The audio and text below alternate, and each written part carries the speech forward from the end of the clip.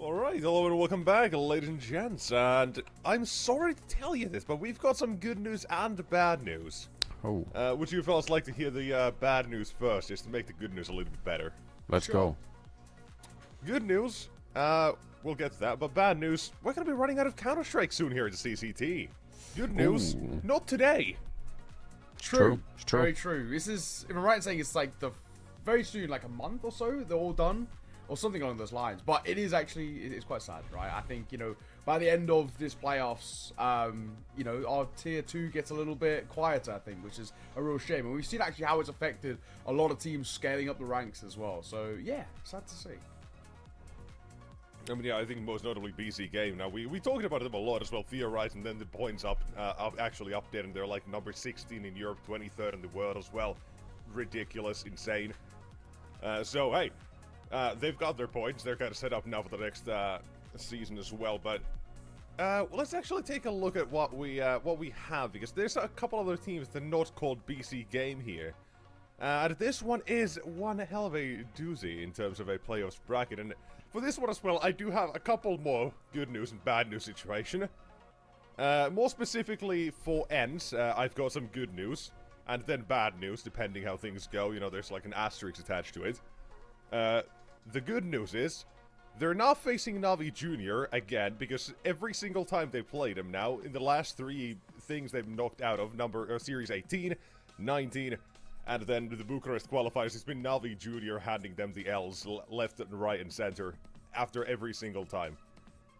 Things got a little bit better, maybe, but here's the bad news part. You look at that bracket, they can still play each other in the semifinal. So, there could be a little bit of that sort of going on here as well, and we're going to be watching both those teams as well here, but this is a interesting bracket nonetheless, and a very, very good one, I think. Yeah, I mean, again, there are a lot of teams showing up here, as noticing that now we've got Rare Atom, obviously Big are playing once again. They didn't really do a good job last time, but maybe they can this time. Like, it's cool to see. I really think it's really funny how CCT has ended up playing such a big role in the current ecosystem for teams to, maybe in the past it would have been like, oh, we can play some online tournament, we can win some, money, and that's all good. But now, obviously, with the VRS stuff, it's absolutely critical, and it's critical for, teams that aren't just, your, Gun 5s or your, Ecstatic of the world, like, Big and Rare Atom, and like more and more teams, and like it really does make a big difference. I think that's super cool. It's like a crazy arena down here where everyone just has to fight to survive, and I actually love it. I think it's sick. Yeah, I mean, also for me, looking at this bracket as well, you see, I kind of, again, feel slightly bad for Big. In that previous CCT, they had BC Game and also went on to win the whole thing. And, of course, this time, I think at Paravision, who we've already seen, Anders, our first CCT that we did this year, they won that one, right? So we know that these guys have the ability to win. They're actually probably one of the best teams in this playoffs, and Big have to start with them rather than getting what would, generally be seen as maybe a little bit of an easier game somewhere along the line. But it has to be said, when you look across the bracket, actually every team you can make decent arguments for as well. There's a very stacked bracket, and this is kind of the beauty of CCT as a whole. Yeah, it's the Thunderdome of the online Counter-Strike what we have here as well. Going through every single team, figuring out where they kind of fit. And I'll actually kind of go on a slight tangent here, because there's a massive surprise that I've had. And that has been OG. Just the results they've had, well, still trialing their new AWPer as well, right? With Nigados, they'd been like 13 out of 16 wins, something crazy. It's a team that I'm looking very much forward to seeing how they're going to perform as well, again, to keep that up. Obviously, yesterday, their result, maybe not what they wanted, it didn't make it to Bucharest, but, close enough. So they've been looking really on the up and up, and that's a team that I'm looking forward to seeing as well.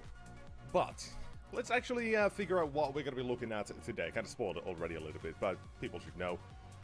First off, we do have Ends versus Ecstatic, a interesting game, because I have my reservations about Ends. I think they do warrant a little bit of criticism just in that lineup alone, but it feels very rough to almost say it like in a dickish way. I don't want to be the guy to point the finger, but I do have a small gripe with the team, and that is the AWPer. That is potty to me, and I don't know if I'm alone here. I think some people do point at Glaive maybe as well, the stats he puts out, but well, I still think you can get away with it. I just think you could ask for a little bit more from the opening department. Yeah, I mean, I would be tempted to agree. I think I've made the same criticism as well, so I definitely do agree with that. The only thing is that last time I said it, he did absolutely step it up and was like the crucial difference. So I'm happy for that. And that like it's good to see that, but it is true that when he goes missing, it does seem like there's a bit of a problem. I think the team as a whole also just has a problem where, you know, again, if I look at even just Kaspersky, Young, and Natu, even if I forget about Potty and Glaive, like that trio should still always be somewhat dangerous, and sometimes it isn't. So there is definitely some broader problem where sometimes they just don't really show up for games for whatever reason. Because I would say even just the three of them there should be hard to play. And yeah, there's something larger at play here for the Ents team. When they play well, they're super sick, and it's really fun. Yeah, I agree. I also think with Ents, like, the big thing is just the inconsistency in the open department. But it obviously comes down to them wanting to have a finished player in some regard as well. And he's probably the best around that isn't already taken up by, well, Na'Vi, I guess, right? Flip side, of course, Ecstatic. Cool team in their own regard as well. There's a lot of players that I like on this team, but my main one that I always shout out is Syrah. I've been kind of following this guy and his career since the very, very beginning, but incredibly talented. He's had a couple of stints playing at sort of some top teams, stand-ins, Heroic, of course, most notably at Thunderpick, and I thought he actually did really, really well. So this for me, Syrah, he doesn't play hero roles. He's just a supporting rifler, but I actually think could genuinely slot himself in towards a top team, and I think the future is sort of very bright for him. TMB as a caller has been around for a long, long time as well, and Nut, obviously the name's quite funny, but as a player he's actually obviously been putting up some decent performances recently, and from what I've seen from the last few days, this exact side are pretty exciting. Yeah, I think you kind of hit the nail the call for it there as well. I do agree with the individual picks as well, and apparently production as well with Syrah, because I think he has that massive X factor where I don't even know where his ceiling actually is. And I've seen him pop off time and time again in the past as well, especially with Mouse and XT. I think he was an insanely ridiculous sort of rifler who kept putting out those numbers insanely well. And I think he can just do that whenever he kind of feels like it, which is kind of insane. So I really do think he is someone you need to look at, or look at as well on this team, and kind of that same vein as well. Potentially look at him in a tier 1 team the future, next year or two. I don't know when or what, but it definitely is a very, very capable player in that regard as well. And then of course Nut, he's just kind of the GOAT, honestly. I think he's just insanely good at this team, just way too solid. But for the Veto here, any surprises in store is the question. I generally don't know. Ecstatic, they have that 7-map pool. It's got to be Ancient in there somewhere. I think both teams love playing it, so, you know, but the only thing is they also both don't like playing Dust 2. I wonder if that's going to be floated somewhere towards the end. None of them probably want to ban it, I assume. Okay, Nuke, that's nice. NH teams on Nuke as well, a bit of a history there, has to be said. That Ancient is actually a big one, like you mentioned, though. Both teams liking it a lot, means that they're going to be pretty comfortable on it. You know, Anubis is also a map that Ecstatic have been playing a decent amount recently, but they're actually going to ban it out at that tail end. I've seen it's a map that they've been at least trying to sort of incorporate a little bit more, but Dust 2 as a decider, I think that's one of those maps, I think, at the very least, that a lot of teams, despite how much they play it, people seem to have a very good understanding of, like, regardless, just from, like, history. Just to say as well, like, Ents with this item last 3 months have a 17% win rate on Dust 2, and Ecstatic have a 25% win rate. It's just like worse versus worse, really. That's why it's so interesting. I thought one of them was gonna, you know, like you said, for Ecstatic, they're just to compare, their win rate on Anubis is 60%. So yeah, I watched them literally yesterday beat Fireflux on it, and actually I thought looked really good. They looked really solid in that series. I thought, you know, Fireflux are a pretty difficult team to kind of break down at times as well, and you know, that surely is like a confidence thing for you. You know, we just won yesterday, we're feeling good, let's do it again. Yeah. We'll kind of figure it out as we get along. But before we do, let's kind of just go over a couple of questions I'm gonna make up here. One is, okay, for Ents, right? You are a fairly storied organization at this point. What kind of time limit do you give the current roster? For me, I mean, I would probably keep trusting this process for a while now. I think you got Glaive in under kind of insane circumstances in many ways. Like, I would say in-game leaders like Glaive are hard to come by, and like you're not going to be finding like another Glaive out there somewhere. And like, there's also like so I would give him more space to work with here, and just kind of slowly try and put it together. And like I think that's the end's way anyway, just to try and do that. I have a lot of respect for the organization. I think they run things in a really cool way and have so for a long time. So hopefully they can keep it together and just sort of slowly improve it. But I mean, like obviously there's always that threat of what happens if you miss important cutoff dates for for the major or for VRS stuff or whatever. If you start to sink below a certain point and you think with a slightly different team you could make it, then if the opportunity is there, if suddenly you say, oh, actually we can get Sunpires instead of Pody, then yeah, obviously we're going to be doing that. So yeah, I feel like this is something that I saw tweeted out by Robio, a Finnish guy, and he actually, I think, put it pretty expertly. He was sort of comparing End to Fnatic, and he said Fnatic is a side with a superstar and then bad role players, and then End is a team with really good role players and no superstar. And actually, I think that's spot on, right? I think this End side really need just something else, whether it is like a rifler who can be, I actually think sort of alleviate pressure from SDY. Like if you have SDY as your second star, I think this side is actually sick, right? But he's not. Like and same thing, like Natu is also a player that like if Natu is your second star, that's sick. Kaspersky, his numbers haven't exactly been like lights out, and he's had these inconsistencies himself as well. But yeah, it really feels like they need a star. Obviously the AWPing department's been weak. They are, I think, if we're talking like the upper echelons of tier 2, tier 1.5, are definitely one of, if not the kind of the weakest in the AWPing department, and that's obviously going to plague you. You're always going to be a few steps behind, and it's interesting that that's sort of the choice they made. I know obviously they want to finish player, he's through the academy, and they have that sort of storyline, but when's the sort of giving point for them, right? Because, he does struggle in big matches. We've seen it look a little rough. Bar like Elisa Masters, where they obviously made that sort of fairy tale run. When we talk about playoffs here at CCTs and stuff, we've seen them bomb out really early. So, if you want to be climbing up the ranks, I mean, they're struggling to get inside of like the top 40. Yeah, there has been some issues, but hey, this might be their one final chance at the CCT at least to kind of show that they can still, they can get there. And to do that, we gotta find out what the actual game look like, yada yada yada. Boys, please do take it away here in Ancient. Yeah, thank you, Nexus. Let's go. Let's get into it. We're starting the match already. It's Ecstatic versus Ents. It's going to be Ecstatic starting on the CT side. Ents on the T side. No more delays. We are into a bit of a mid-fight here with a P250 that's creeping out. SDY, he's waiting for this. Unfortunately, he doesn't get the instant click that he wanted to. Flash comes out for Zira, and he does barely get a kill there, but now more CTs are flooding. Oh my god, SDY. It might be early in the morning here for some Counter-Strike, but that is sickening. He's so sharp. Unfortunately, they forgot about Nut. Yeah, backside, waiting. Patience game for him. SDY and Glaive. So much experience and history between these two, but they've got to do something pretty difficult in this round against the youngsters.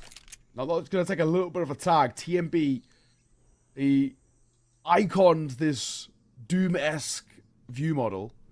He was one of the few, if not like he was definitely the first person I know at the pro level who was using this back in Go. Of course, he's become a little bit more popular in CS2 and will go down. So that in itself is actually a positive in this scenario. They're jumping through though, and that's going to work against them. Glaive gets both. Little lackadaisical it feels there, trying to retake. Yeah, that's a very interesting. What it started around in so many different ways. The fact that Zira took so long, but then he got some backup, and then SDY just destroyed it, and then just kind of an end. Okay, that's going to get us a little bit fired up, though. That gives us a sense of what kind of Counter-Strike we're going to be watching. And, again, I don't think it's going to be boring. I don't think any of these two teams are going to be playing, kind of slow or boring Counter-Strike. So I'm excited for it. So 1-0 lead right now, and we've got some upgraded pistols and some, even an MP9, but... yeah, those 5.7s, you're playing the B ramp or anything like that, towards the donut position, the 5.7 can do so much damage. Yeah, you got to be a little careful of them. Ancient has a lot of cubbies that can be quite awkward to deal with. Kaspersky going to start things off well for him, though. Finds one, stays alive, of course, trying to work a bit of ramp control now with the bomb. And Glaive. Looks like Glaive's going to go in first with the Mac 10s. That's probably the smart way to go about it. Let the rifle do the trading. and Glaive just be sort of the cannon fodder. But at the same time, as we're taking B ramp control, we're also scaling a little bit in towards mid, so we can work in towards red room if we really want to. It seems like they're grouping up for a cave pop with just under a minute to work with. Yeah, and obviously, as we can see, that's going to work absolutely fine if they end up doing that. It was funny to see Ecstatic try to take control of outside of the B bomb site in a round where you have very, very little to no utility. Almost wonder if that's something that they did just because of how unlikely it is. Normally, if you do that, obviously you're going to be throwing smokes from CT spawn. You're going to have utility to throw on over. You're going to flashes from middle. You're going to have all these utilities, like a real utility game, in fact, to take that control on the CT side. It's very effective if you can do it, but I wonder if that was like an attempt to almost say, we're going to be here even if we shouldn't, and maybe just won't expect it. Either way, yeah, this round kind of dead. And Ecstatic, I understand why they're saving what they've got. They might as well, because then at least they could try something in the next round. They are going to be hunted a bit, though. That's kind of funny. Worst case scenario is if hunt goes unsuccessfully, right, and they start dropping over guns, but looks like we'll be okay. B is on plat, and he will go down.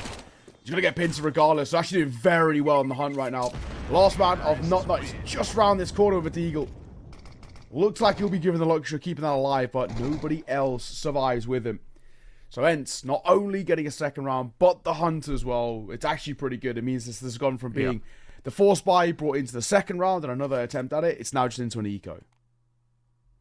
You know what I've realized the problem is with the view model that TMB is using. Sure. It sort of looks like you're a bit scared, It looks like you're the guy in a horror movie. Back. Yeah, it looks like the guy in the horror movie that someone's given a gun and he's never shot one before, so he's sort of holding it with two hands up close to his chest, Like, yeah, he doesn't know what to do. Yeah, I'm so worried, Like, that can't be good for the psychology, That's gonna backfire on you, even subconsciously. You're like, oh no, am I scared in the game? Like, it just looks ridiculous. It's a mental thing, right? And that's not what we want to see. No, I respect it. I respect it. That's my new theory. We'll get somebody from like Yale or something, to Cambridge break down. too. Yeah, exactly. I mean, like a psychologist, Where are the sports psychologists? How is this affecting your counter-strike ability? 10. They're in close, but not effectively enough. So TMB, timidly, as we've said, gets his kill. He was hiding in the corner, I'm just saying. It's Yeah, a lot of boxes are being ticked here. Yeah, it's taught behavior, from the view model. All right, Nate's is going to be getting the bomb planted. Doesn't really matter if they lose the Mac 10s that much. So I think, in fact, I think they had 3 Mac 10s, and you can make a strong argument that it makes a lot of sense for them to actually go and, fight with them. And, so like keeping 1 Mac 10 is probably fine, especially if it's on Glaive, because I think Glaive is one of those IGLs that's finally, had to say, hey, this thing that Carrigan's been doing since forever, and really that Chopper invented, of playing just boomage, just to, throw more names into the hat here. But being an IGL that has the power to play, sort of some really, not, I was going to say random, it's not true, but some just very, very aggressive Counter-Strike and at low risk could be very sick. But actually, he's not going to have the Mac 10. No, I take it all back. He's back on the AK. Yeah, there we go. Well, yeah, I do agree with you, though. I feel like this has become quite a big thing for at least a lot of the top teams, where your IGL also sort of becomes like a pseudo-entry in a way, because yeah, it's sick. They make a call off the back of it. I mean, whenever I think of this, I always think of Apex. At one point was one of the best entry fraggers in the world, and now being an IGL, he's got sort of the best of both in terms of experience. And now one of the best trash talkers in the world. His career is actually unbelievable. He's the best at so many things. He's collecting a lot of accolades here. And a Lele spun down by Glaive. That lineup was excellent, and SDY deletes Zero. What a shot. Well, then, this is a really big problem. Ecstatic, at a point in this round where it's hard to imagine they can fight for it now. Yeah, if Not goes nuclear here and finds a couple of kills, then that's going to be an option. But they're already so deep in here that maybe he gets a kill, but I don't think it's going to be more than that. And walking away makes so much sense. It's playing by the percentages, not going to be working out. So, huge early round for Ents. We know the pistol round is important. That first spy round's important. We're not telling you guys anything you don't know already. So yeah, problems now in the land of Denmark, unfortunately. Yeah, Ecstatic just not enough being offered up right now, unfortunately for them. Really struggling to find their form and actually gonna just get individuals online, right? You know, you've got Christy on no kills, you got not Syrah, Adalele all on one. TMB, your IGL kind of being the guy with the most kills in the server and sort of leading the charge. Probably not the best outlook at the moment. Where on the flip side for Ents, we are seeing all of those individuals step up, and especially SDY. And SDY is the win factor over towards Ents. If he plays well and lights out, I don't know if Ecstatic have the capability to shut him down. He's such an experienced player, so good when he gets going. His talent level is incredible. And obviously, so far, so good. Also interesting to note as well that Ents are on boot camp right now too. As you can see, I saw the coach, the little fist bump come over. Of course, it's true. You know, it's once again kind of proving how important CCTs are. For example, the last CCT, season 19, with BC Game winning it, they went from going into playoffs at 31st in the world and VRS to 21st. 10 ranking spots. It's a pretty sizable jump. Okay. Kaspersky just deciding to roll the dice a little bit, just walking through. Does seem like TMB is kind of aware. Just going to be setting up, be looking for the pixel angle. It feels very, very risky, but I guess it can work out. Just toss the smoke and he will. Molotov coming out. Oh, and he's going to get spammed down. Very nicely played for Kaspersky. So that was like a rock, paper, scissors kind of thing. You know, smoke versus fire. And bullets, I guess. Kind of cheating at rock, paper, scissors at that point, but fair enough. Yeah. Rock, paper, scissors, rifle. Yeah. One win is trumps all. There's always some kid, isn't there, that's been Googling all the things, you know? Yeah. I did actually see, it was, I don't know how true this is, but apparently it's based on some sort of science that you can, like, win rock, paper, scissors, like, you know, more often than not by saying one specific thing to them beforehand, and it puts something in the back of their brain. I can't remember what it was, though, but I was meaning to try it. Yeah, that's like the whole mentalism thing. That probably is true, you know, where if you talk enough about things that are, you know, naturey enough beforehand, and they're gonna say rock or whatever, like that I think that's probably true. Yeah. But also, on the other hand, if you are the kind of person that tries to study how to win rock, paper, scissors, your life's probably going to be fucked anyway, so... Yeah. You're probably a bit of a loser. That could be the case. We're going round number 5. Okay, never mind. We're back to the Counter-Strike. Actually, this is exciting. It's a 4 versus 2 in the afterplant here, but still they might end up losing it. They've got one kid on Syrah, and he's going to be alone versus Poddy. Trying to see if he could tap the bomb, but Poddy, very smart, I think, running all the way back here. Syrah's going to get the kill. And he's going to run straight back. Can he find the bomb in time? The answer is no. And that's why playing for time is just so critical, you know. Sure, you could try and win the fight earlier, but this is devastating news. Ents are going to end up picking it up, and all the rifles are going to be gone from the server in that round. Yeah, exactly. So not only is it sort of expensive on the flip side, but you win it in that sort of fashion. Yeah, it is sort of heartbreaking in a sense, right? Because you've done so well to pull off the retake, but you just run so low on time. Patience is such a virtue in these sort of games, and especially these hectic situations. You're talking about that sort of 2 versus 4 in the post-spawn and waiting the time, and Ensu's such a good job of it. Syrah, of course, unfortunately for him not to be able to save. It feels like he's far enough away, but with a pretty big radius on this map. Thankfully, both sides you can buy back in. TMB, the only one who's taken a bit of a hit with the MP9. Just do warp out for him. Fair off against Poddy on the other side. But he's not been too bad so far.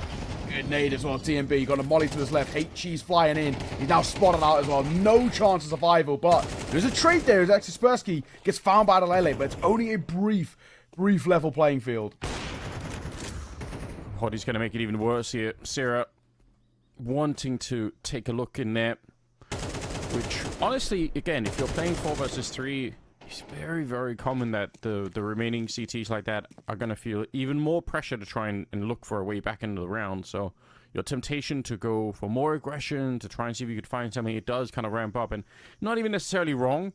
But ends, I think, smartly playing to that and sort of reminding themselves, hey, just everyone freeze for a second. Like, they might try and peek and they get rewarded for it. They'll lose a player here, but the bomb is going to be planted. And I think at this point, unfortunately, there's not a lot you could do. If you wanted to sneak around and look for one more kill to make it a 2-on-2, fair enough. But I think if you don't get one of those kills pretty early on, then this round is not worth going for. But they might actually get that here. Look at this. Yeah, nice find from Nut. Okay. Flash. Over. Just looking to try and see what this post plant's saying. A little bit of Utah going to come through a smoke. That actually might help. I mean, not much should go down here, and he will. Potty, good work. And now we can come support. Just tap on towards the bomb. No commit just yet. One sneaking the way through. And he gets a no-scope as well. Time running a little low, and I think he's actually just getting out of there. But job done to a degree in terms of making it expensive. But it still ends again. You walk away with a round, and it's sort of off the back of patience. Even when Bitter Utah were flying over in towards the site, nobody was facing Christu in that early engagement, right? And they weren't giving him the fight that he wanted. So really, really well done. We come back to patience again and sort of just waiting for the opportunities to arise. That's a quick shot, too, from Potty. But, sure, Glaive goes down at the end, but his job was more than done. 6-0. So far, so good, friends. On this map pick, they are not struggling. They're really not. Pretty much winning all the critical rounds at the start of the game. And it's not even necessarily just one person, it's sort of the team as a whole that's doing very well. Christu trying to see if he can... it's a nice idea. Again, he's got the AWP. I actually do respect the attempt to try and do something like this. Unfortunately, the flashbang that counters him is just expertly landed. They knew that something like that could be coming, so... TMB will steal the AWP back, and that's at least good news.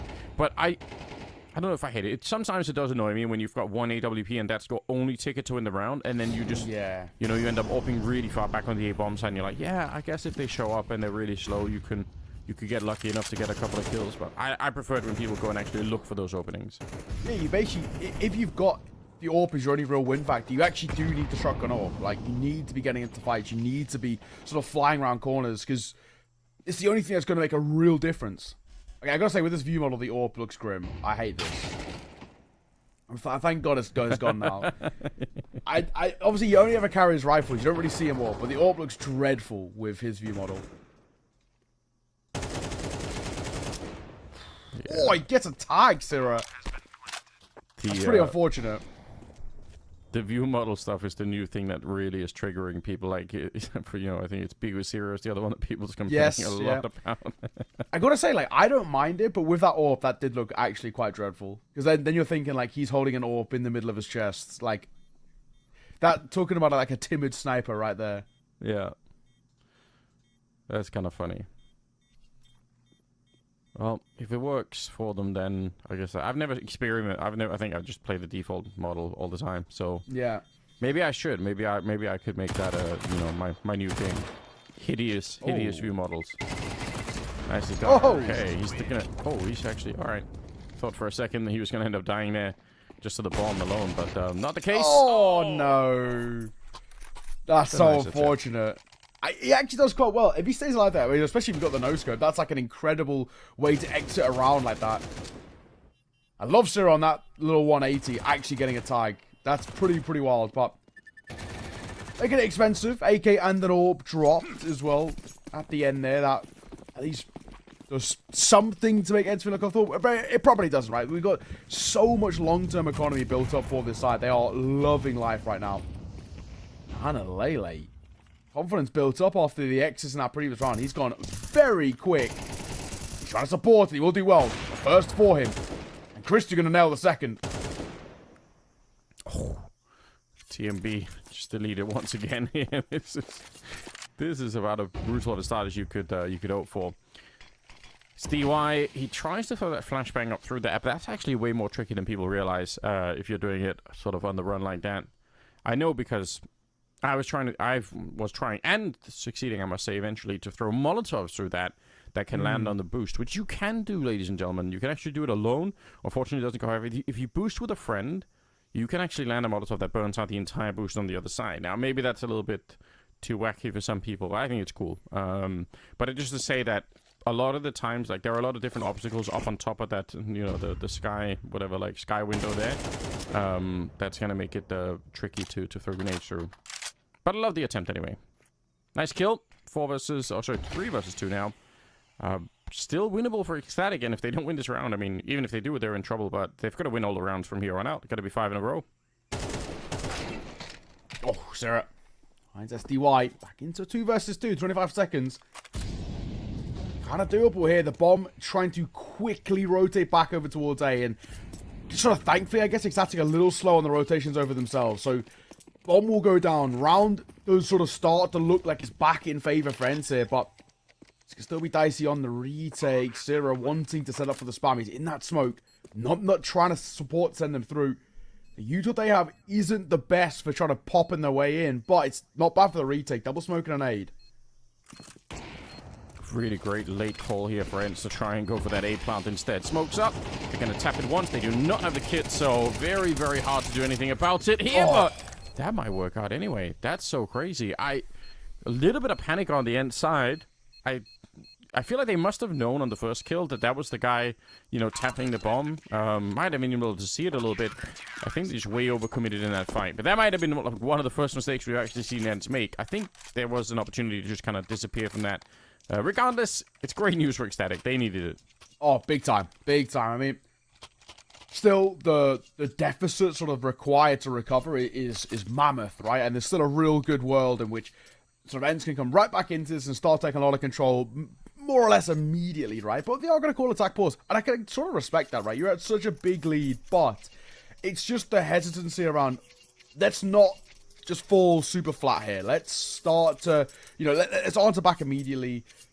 Let's not get our own heads. It's whatever. It's a mistake. It happens. We move on, right? And I think that's probably the way you've got to approach this if you are sort of Ents. And so I can respect them for calling the pause here. So, you know, they've been in plenty of situations where you've been in a really healthy lead, and then out of nowhere, things start to fall really flat. So yeah,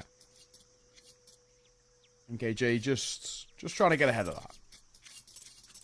Yeah, you might as well, and you know, just not let the other team feel too excited or get any kind of like rhythm themselves. I don't really hate it. Also a bit hollow, maybe. Ecstatic, you know, you win, but it's with one person, so you know, you still don't have all the utility. You have the FAMAS instead. You just know what's ahead of you here. Nice. Flashes over, and SDY with the perfect timing. Sierra was hoping to see if he could help out that B defense by pushing into the middle. And funnily enough, Ents didn't do this by throwing the grenade that you can throw from that T position, you know, for Molotov to stop Zero from making that run. They just did it with the rifle instead. Not dropping very low, but he did get a kill, and Kaspersky with a lot of damage on him as well. Christo waiting, and this is a fight you should be winning, and he will. Nicely done. Body goes down. With Kaspersky so low, this feels like Ecstatic can get back-to-back rounds. All it took was one to open up the floodgates a little bit. Sending in play first. We spoke about this a little bit, but they've got to just try and push Christo off this angle, and he's posted with the AWP, so a pretty hard task. Glaive dry peaks, surely dead, and then probably the round, of course, completely done. There we go, Molly down, so that'll force him off that angle, and it gives Glaive a bit of room to work with. Tick on towards him too. They should know that he's here.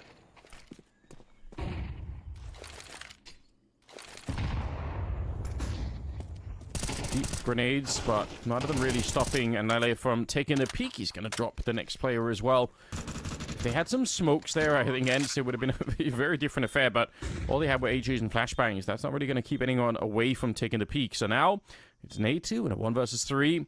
Needs to do something here. I think waiting around behind the pillar is going to be a very awkward choice, and eventually when he re-peaks, it's a couple of rifles waiting for him.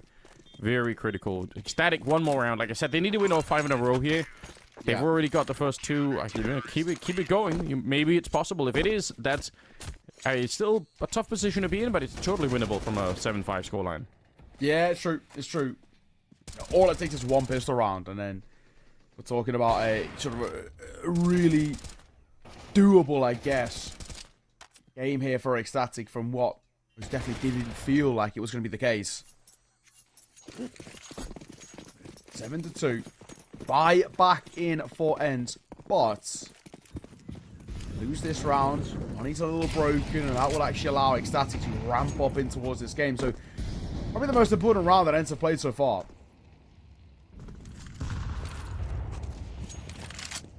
Yeah, I think it is.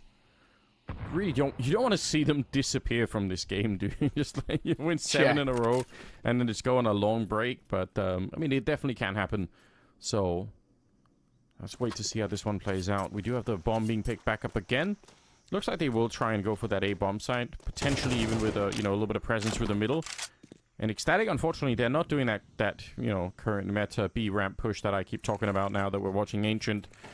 Because a lot of CT sides will do it. It's going to be a fight towards Cheater instead, with Kaspersky going down, and now they might peek, they're going to smoke it off. I was going to say, now they might get a bit of info about what's going on. Glaive here, with the bomb in hand, finds Nut.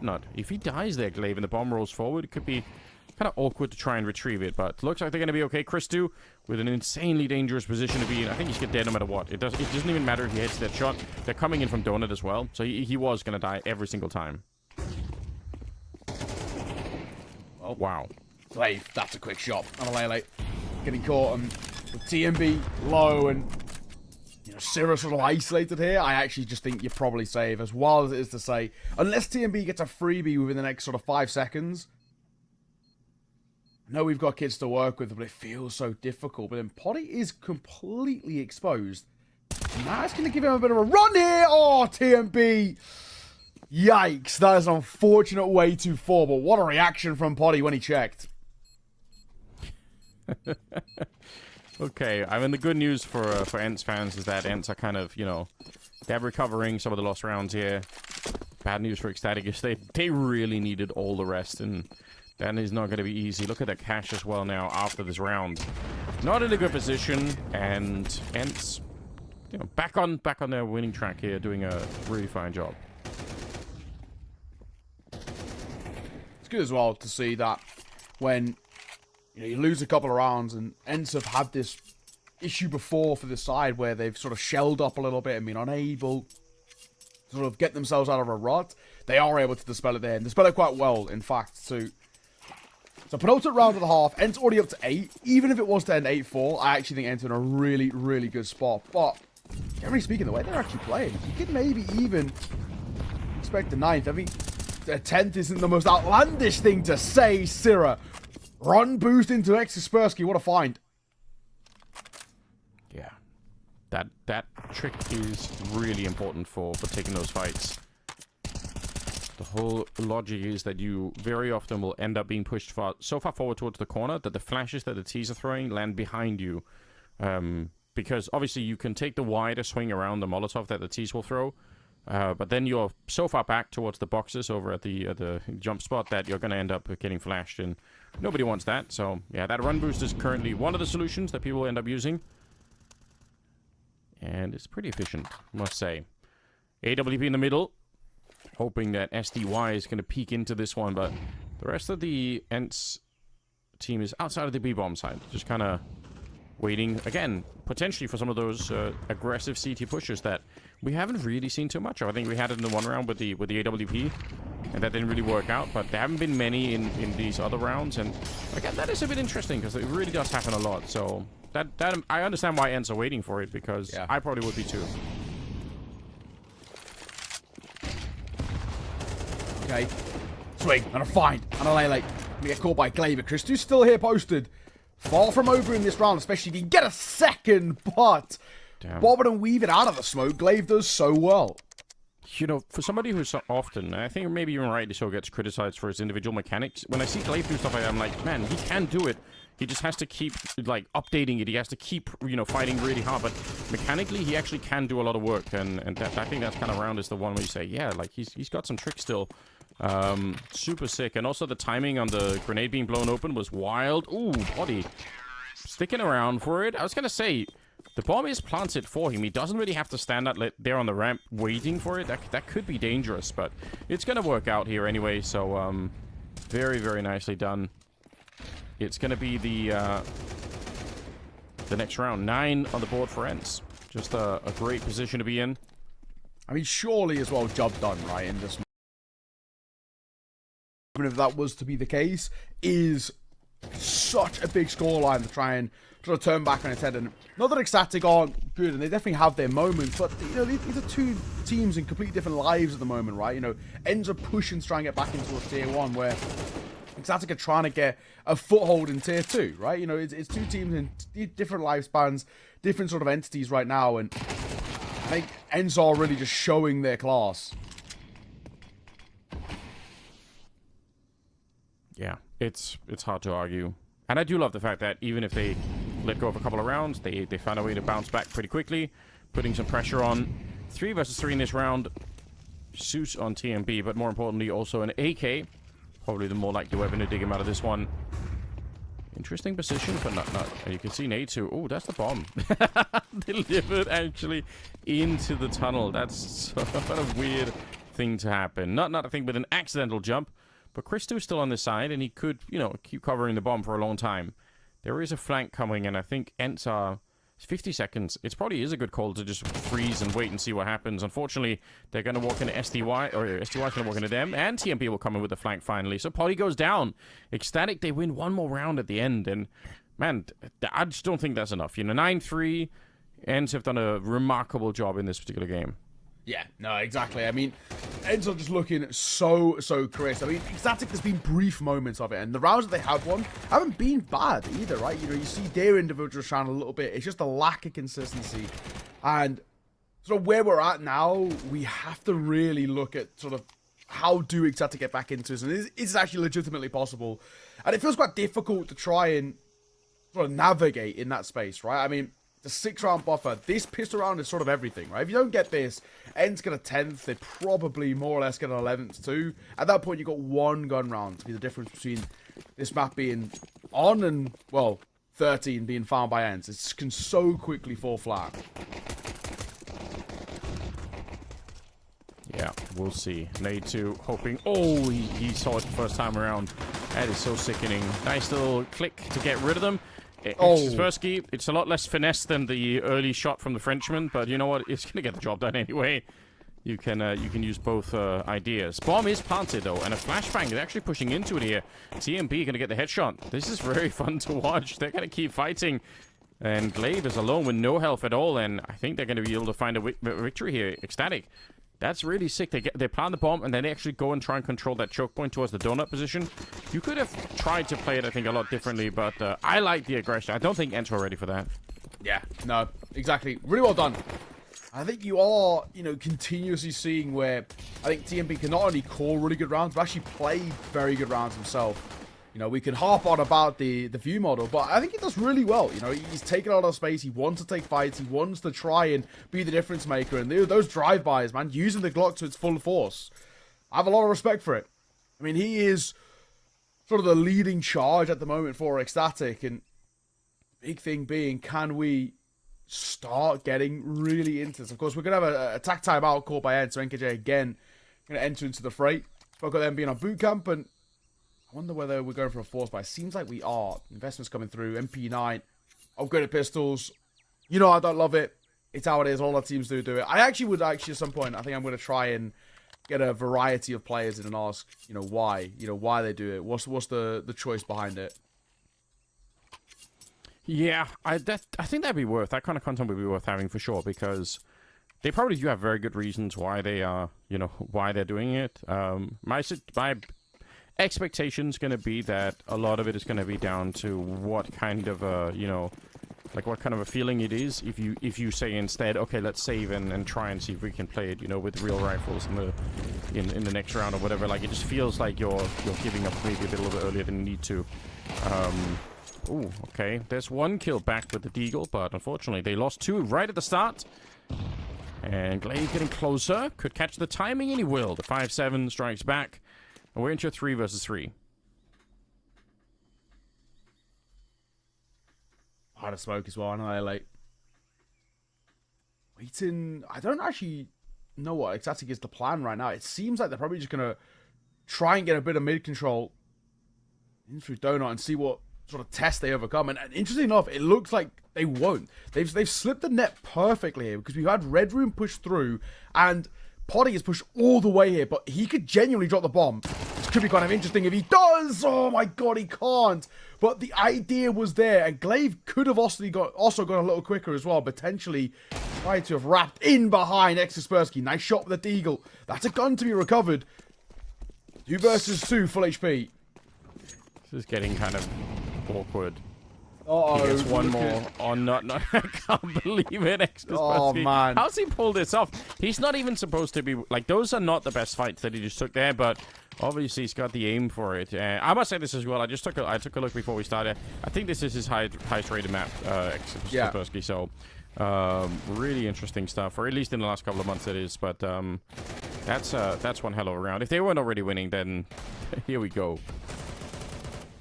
Yeah, my god, I mean, you know, Brent, it really once again shows their sort of level in a way, right? Where if something stick like that, 10-4, that's going to call for their first time out, and well, you look towards TMB in these situations, still the leading man, still putting that kind of front foot forward, but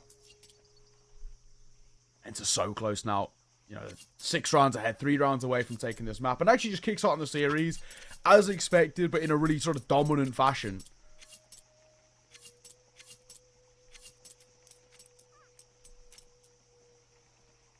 Yeah, everything about this right now is really only pointing one way, which, you know, for the entertainment value, if you're an Ents fan, it's great. Obviously, if you wanted a bit of a closer game, then it's not going to be right now. It's only map number 1, and it was picked by Ents, so, you know, we're gonna caveat it a little bit as well, and saying hopefully Ecstatic on that nuke map are going to be better. Although I think Ents is going to be, you know, they're going to be okay with it too. So I wouldn't say it's the safest pick in the world, but we'll see how it goes. It does feel like this should be almost no chance here for Ecstatic to bring it back. TMB going to be going down, and so will Chris too, and not to follow. And yeah, just get slaughtered in the middle, unfortunately. And Lele, the last one left. That's a stylish kill, I must say. Okay, 1 versus 4. You know what, if he picks this one up, I'm so game for it. That would be sick. They're giving him a lot of chances for it here by, you know, this idea of peeking him one at a time. You couldn't have given him a better opportunity now. 1 versus 1 against Glaive, who's waiting on the other side. Health might not matter that much, and I think Glaive looking to see if he can just disengage even a little bit, but they still know that he's back there, or at least have a chance to be walking up. The bomb is there. Still 50 seconds left. He's going to pick it up and keeps moving forward. Can he do the 1 versus 4? No, he had he had the crosshair for it. He definitely knew that he was going to be there. You could see, at least he's laughing his way through it. That's what you want to be able to do.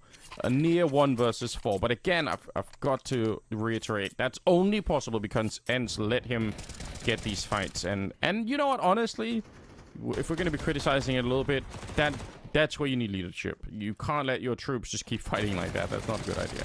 Yeah, it's true. That's the second round now as well, where Analele has been so close yet so far. I mean, we saw him when we talked about the exit frags earlier in that first half, where, you know, he killed Potty in towards mid, then swung in towards Donut, killed him, picked up the orb, missed the no-scope, and it's, you know, died with half a second left on the round, being resetting towards the next. So, you know, he had a little laugh then, and again, you know, he kind of chuckles his way through what was nearly a pretty incredible 1v4 if he was able to turn that around.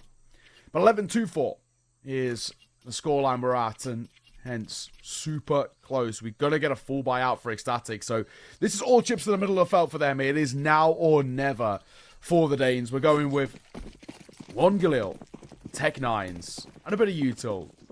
If I come in towards this round with this sort of a buy and don't see something quick, I'm going to be so disappointed. There we go. Quick.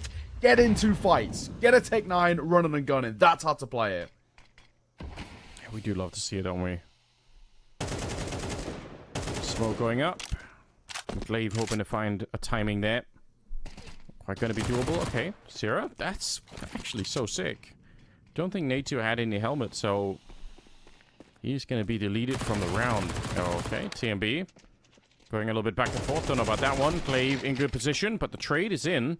Still somehow end up at a 2 versus 2 here. And Kaspersky swinging wide for it, and he just keeps holding mouse 1. He's going to be able to get the kill, and very nearly takes down Nut as well. And SDY, he's got all the advantage. He knows the bomb's being planted on the other side. He's got more health for it.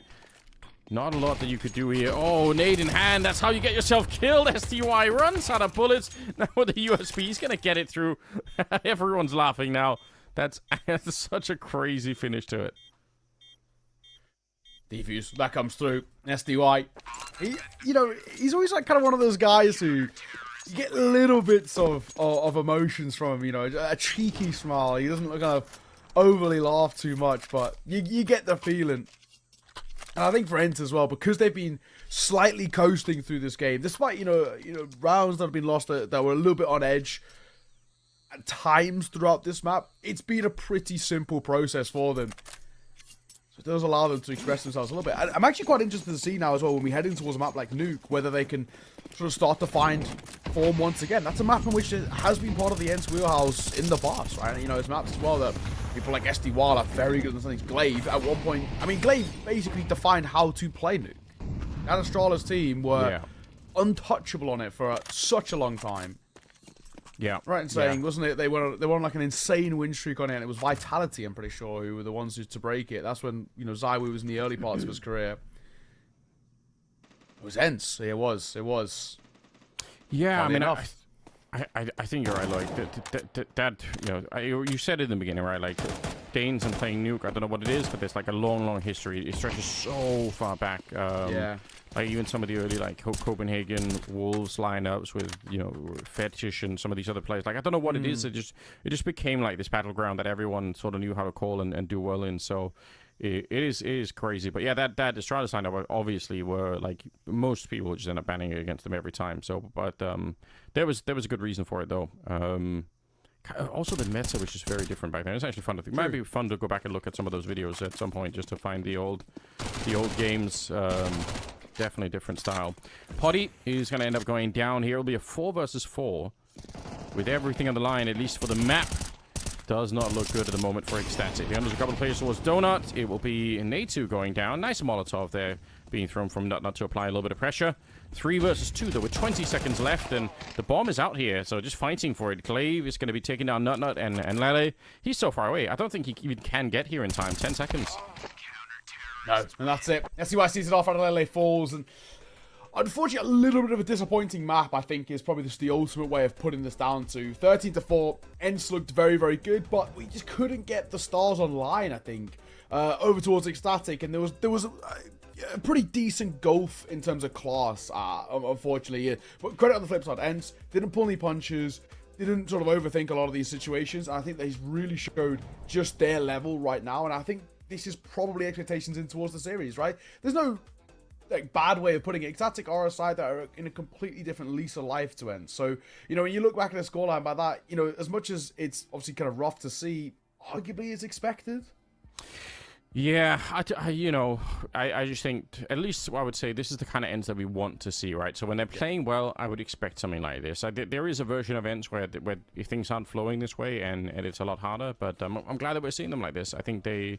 again, they're a fun team, so I'm excited for it. We'll have more of a breakdown from Nexus, and then we'll have map number 2 coming up right after this.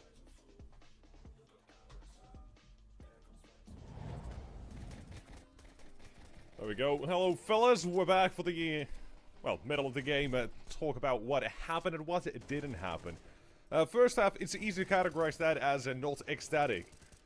Because I actually got really intrigued at some point here.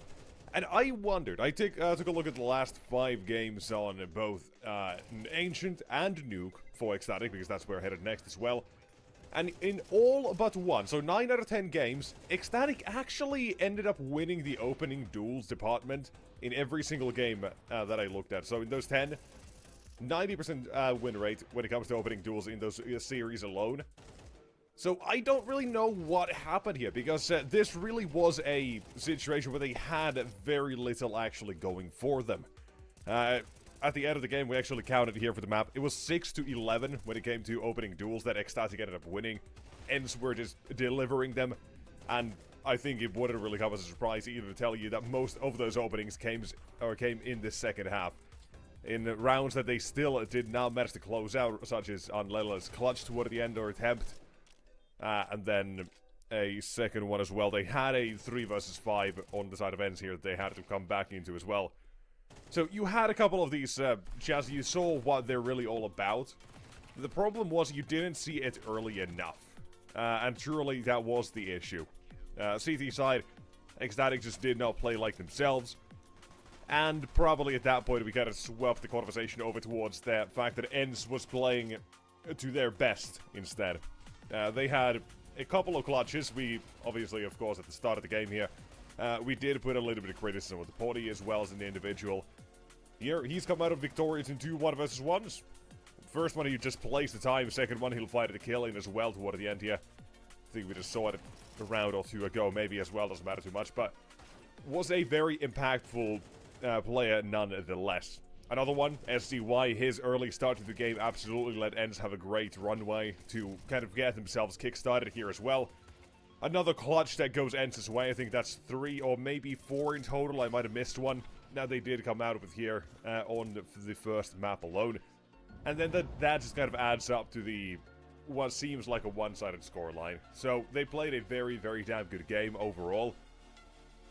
And then you just want to ask, what about Ecstatic? What if they did have the individuals in line? What if you do close out a couple of these rounds, right? Christo, on that first half, I think it was round 7, he had a 1 versus 2 win. Guess that first Glaive walked out of the smoke, right? There's the opportunity there, but then time is ticking. He doesn't have a kid. He's off the save instead. You have a few of these situations where it looks like they might have something to cook in.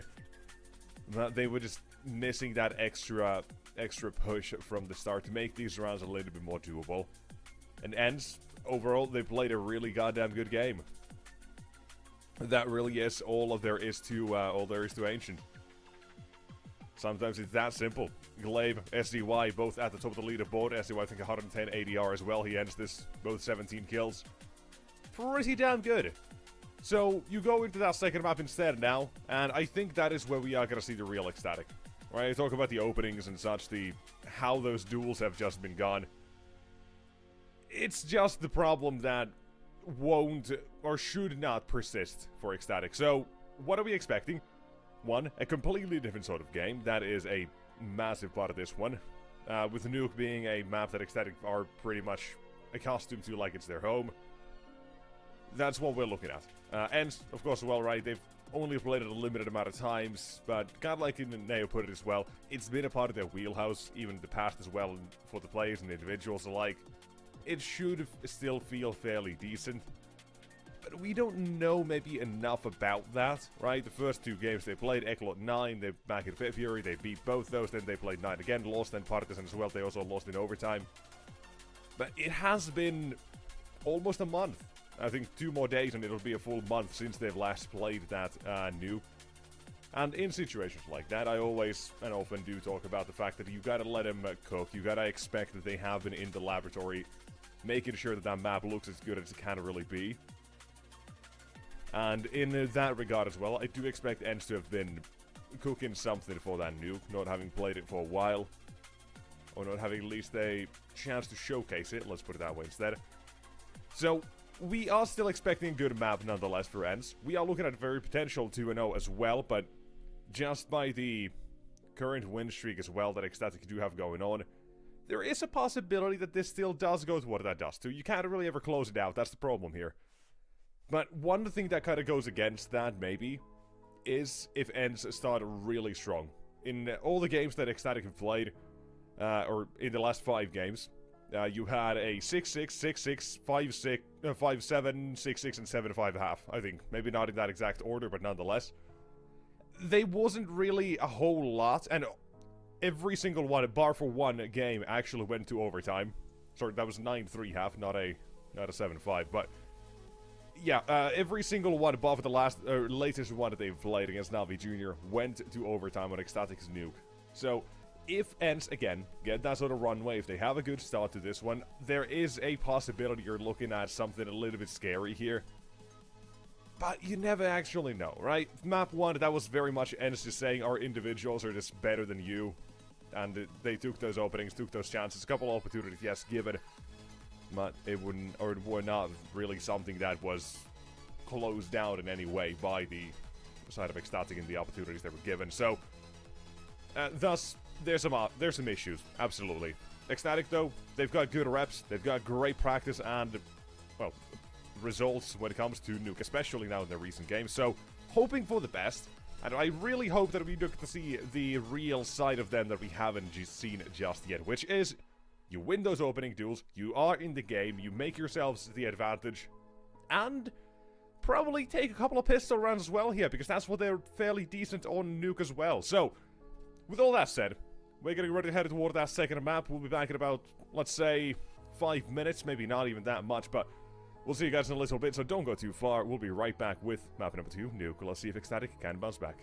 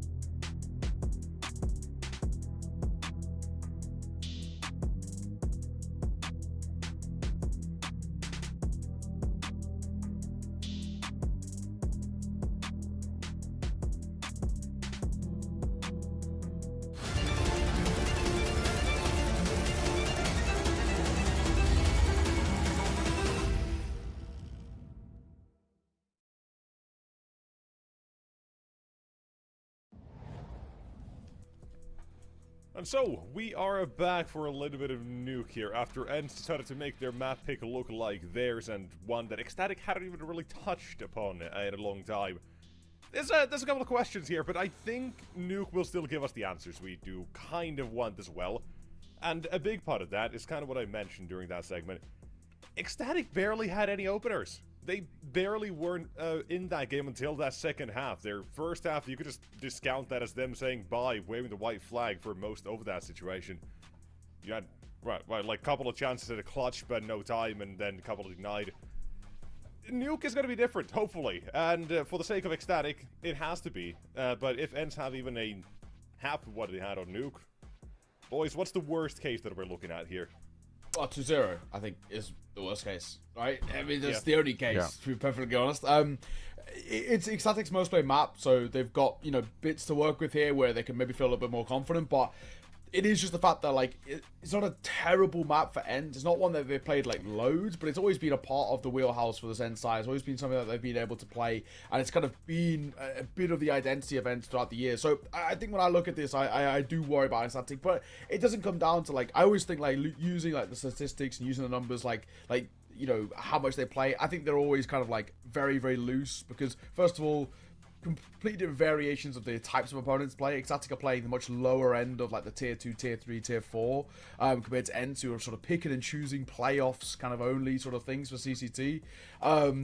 And also, you know, it comes down to individuals. And there wasn't any individuals, unfortunately, for Ecstatic. They just couldn't get going. We couldn't see anybody really come online. Maybe kind of bar TMB a little bit from Adalele, but a lot of those kills were like exit kills, right? So there's like, you know, in terms of impact, it wasn't exactly right there. I think TMB was the only one who really kind of shone a little bit, but even then, it's loose. So I think it comes down to individuals. And unfortunately, you know, there's not really a slight on Ecstatic. I just don't think they can compare against guys who have, you know, won 4 majors, and SDY, who's had everything under the sun with tier 1 experience. So it's a completely different sort of kettle of fish. Yeah, it is. But hey, boys, let's see what sort of kettle of fish are we gonna have today, because I hear in my ears a little production fairy telling me that map 2 is ready to go. So do take it away. Let's see if we avoid that worst case and how it looks if we do so. Yes, Thingy Nexus. I mean, I agree with everything you said there. Like, unfortunately, I think the individuals, it's going to be so hard to overcome. Hopefully, Ecstatic will show up here and kind of be somehow more warmed up, or, you know, they'll feel a bit more confident in their own map pick, because I do want to see at least a closer game, if nothing else. And, you know, if we're surprised and Ecstatic walk away with it, that would be very cool, too. We get to see a third map on Dust 2 if that happens. Nice little waterfall smoke thrown from a, you know, closer position. Normally you see that thrown all the way back from T-spawn, and they're going to be jumping right into it. It's a very nice trade. I actually love that idea. Kaspersky comes sneaking just out of the edge, and Glaive will find a headshot on Enlele. So in spite of the, I think, quite creative start by throwing that grenade so close, and that means you delay the timing by which the CTs even can know what's happening, because it just lands very quickly. It still doesn't really work out for them. 2 versus 3 here. And Ents, as long as they can, you know, stay put and don't do anything crazy, don't go pushing and fighting alone, they're going to be okay. Yeah. Not. Joining up here with Syrah. Bomb on his back. Julie swinging a miss, though, from Kaspersky. 2 versus 2 now opens up. Nutnut's on a bit of a heater right now as well. 3rd kill in the round for him. Double doors open up. Syrah's moving over towards single, but not holding for the vent drop. Bomb should be able to go down it, especially if you plant back sight, and they will. Glaive can't deny. This now becomes very spicy indeed. If Glaive wins the fight, then Nut has to move away from this, but if not, then there is a chance here, right? You could see, stepping up, the timing couldn't have been better. Nut finding his 4th kill. You're right, on a bit of a heater, right? Oh, it's going to be Syrah to get the last one, so nice 2 versus 3 conversion here coming in from Ecstatic, and honestly, I'm not even sure Ents made really massive mistakes in this one. Just good basic counter coming out from the T side. Yeah, really nicely done. Outside control taken. Even despite the fights that were looking a little janky, and then down towards B. Good work. And I think as well now for Ecstatic, this is about reclaiming a bit of confidence in yourself. Right? I think this is a side, of course, who never got going. This the simple way of putting it on towards Ancient. It's a tough map at times, and we know it's a really strong one for Ents. And they just couldn't do anything to break them down. And for Ecstatic, you know, you come in towards your own map pick. You're on that T side as well, which is pretty difficult at times. Side note, Poddy, great shot and a tag through the smoke. That is kind of wild. Poddy softening up Nut might give them a bit of a chance here on this force buy. How on earth did he hit the, like, okay, the first one obviously is super sick, like mid-air scout headshot. You love to see that, but the fact that he got the follow-up one with some sort of wicked quick shot, it didn't look like he was anywhere near him, but it did connect. And actually, you're right, it can actually make a bit of a difference here. You never really know. 3 versus 4. Ecstatic, I think, calling for a bit of a very, very slow approach, almost a freeze, just waiting to see what's going to be coming next. And Lele is stuck on the other side, and so 3 people making their way forward down towards the B bomb side. They have time to wait. Yeah, that's what they're doing. They're hoping that Ents is going to be a little bit too greedy here. Sir, still sticking around as well. Oh, that's a wild decision by SDY. Just flying down. That felt a little unnecessary. They kind of know where Natu is as well. They've got a sneaky suspicion there's somebody here, but Natu actually gets away with it. Honestly, if he jumps up, he could have scooped up that Galileo, but not. Nice double there at the end. He's looked very crisp out the gates here for Ecstatic. Yeah, it's really good. I'm assuming that for SDY, what he's hoping is that he's going to drop down and catch someone who's like looking to throw a Molotov to ramp or something like that. Like, he's in his mind, he's probably expecting that, ooh, this is going to be the perfect timing where I just, you know, I jump them when they're not ready. But they absolutely were, and then it just looks a little bit funny. So it happens. Ent's going to be, you know, put on a bit of a cooldown early on here. SDY, he actually did invest into 5.7 and armor. That seems like a... Look at him, 1400. I feel like that's weird. He's going to push forward into this. He wasn't expecting it, but he's still not going to die. I don't like that from SDY. Yeah, agreed. It maybe feels sort of like maybe slightly habitual in some senses. Like, I feel like it's also one of those things, like, if you're going to force, just force. You know what I mean? If you're going to hero, I guess, quote-unquote rifle, right? You know, go in towards like an MP9 or like a FAMAS and actually commit to it rather than sort of half dipping in, because he's still going to have to take a bit of a hit in terms of the buy in the next round. Veto is left not for much longer. Adelaide sees him off. Great start by Ecstatic. As we said, Danish teams on Nuke, match made in heaven. Coming towards your T side and setting the tone this early, and actually this dominantly too, is a really fun watch. I actually think Ecstatic are playing some really good Counter-Strike. Finally, because we know they've got it in the locker. Yeah, this looks a lot more confident. It's more fun to watch when you can tell that they're feeling good on the map. You could see the decision for SDY. He's down to a smoke and an M4. Could work, but utility on Nuke's pretty important, so still not sure I'm a big fan of it. That is so close to being SDY, just even with limited funds, it's just absolutely wrecking Sierra outside. It's so crazy how he's almost done it again right at the corner of that red container. Kaspersky doing a lot of damage, but he runs out of bullets, finds himself fiddling around with the USP, trying to get into Mini, not going for the rush. The flashbang is insane, and yeah, you could see SDY, he would have got the kill every single time, but Christo is throwing flashes through the ceiling, and wow, they keep going for it. Very nicely done. Although the Ecstatic are a bit low in health, there is a way to win this round potentially, but the bomb should at least be planted here. Generally, it felt like as well, just one person playing anti, and this round falls apart. Not has so much time when it comes towards his entries on towards the A site. Going back in, double in through heaven here. He's holding towards box. Nobody peeking for him. He's touching it though. The HP is obviously a little drastic, but it seems like we're angling for a save. I think the one thing that you're looking for there, Ent, is somebody over fighting or over facing. Give yourself a kill, and then you scale in towards the side. But with nobody showing Ecstatic, we spoke about this on the flip side for Ent, and this won them so many rounds in the early part of Ancients on their post-bonds, which was a patience, right? Don't peek. You don't need to fight. Wait for them to react. Wait for them to move, and then you make your decision after the fact. So, well done by Ecstatic. That's a very experienced way of approaching that post-bond. Oh, no. Yes, you lose a couple of players at the end, but yeah, it is what it is. Yeah, it's not the end of the world. Just you know, a bit unusual, perhaps. So, trying to think about. So SDY starts the round spamming through the smoke out there. They never really blow open the smoke because they just couldn't. He didn't have the HGs for it. And, you know, there's one player in Mini, and that player has no backup from the yard because SDY at that point would have fallen really far away. I don't know. I mean, yeah, I don't have to be too critical of events here. Just a really good timing for Ecstatic to hit that. It couldn't really have been better.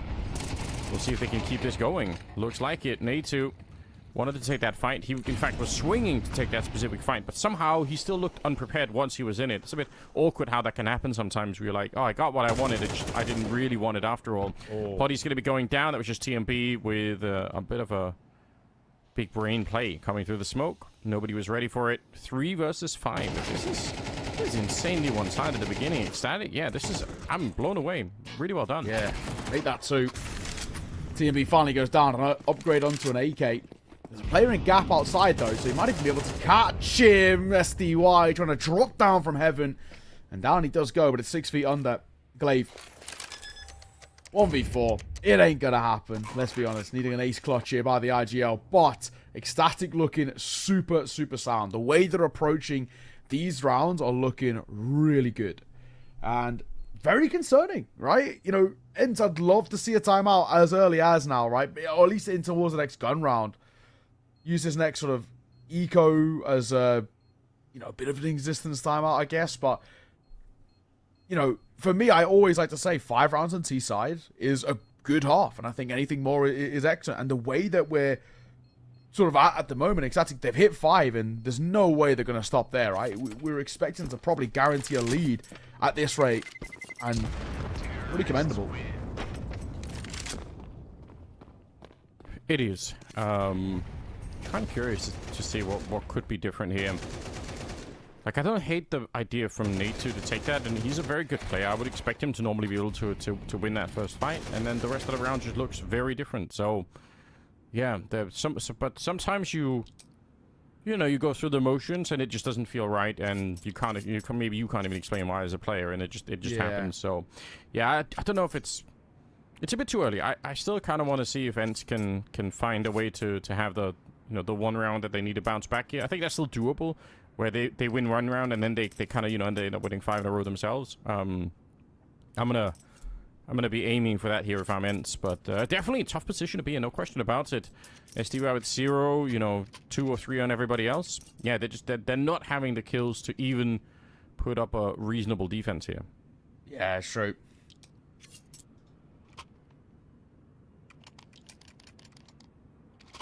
So 5-0. The position that we're in as well is pretty dicey for Ents. We have some level of buy to work with at the very least. It's not an over-investment, I guess, bar SDY in this sense. Everybody else got money left in the back pockets, so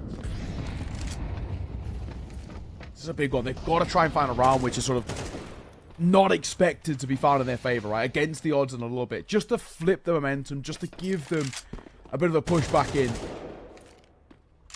AK double M4.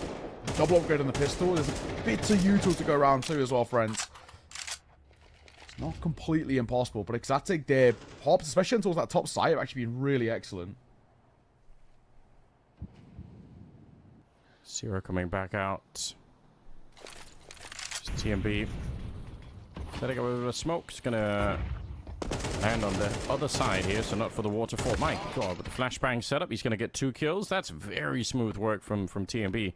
I don't actually think you're ever expecting to find 2 CTs in Mini like that. It feels like a very rare occurrence to me, but the fact that he found them and just kept on shooting anyway is pretty commendable.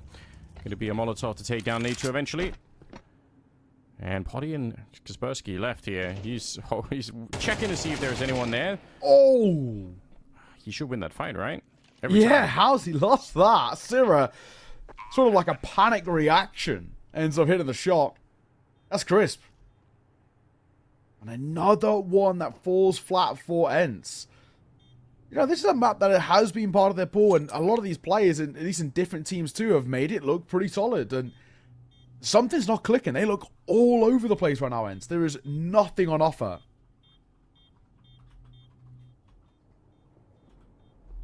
No, she can't really do anything, can he? Gonna have to wait it out. Hope to save the M4. And when you're about to be down 6-0, then there's only so much you can even celebrate having an M4 towards the coming rounds. Better than nothing, but he's not gonna feel that great. Lost bonus obviously is there, but even then, have a weird position for Ents to be in at the moment. This is so well played. The flash setup for the first one. Obviously, smoke around the side so that he can't easily get peeked if there was anyone out there.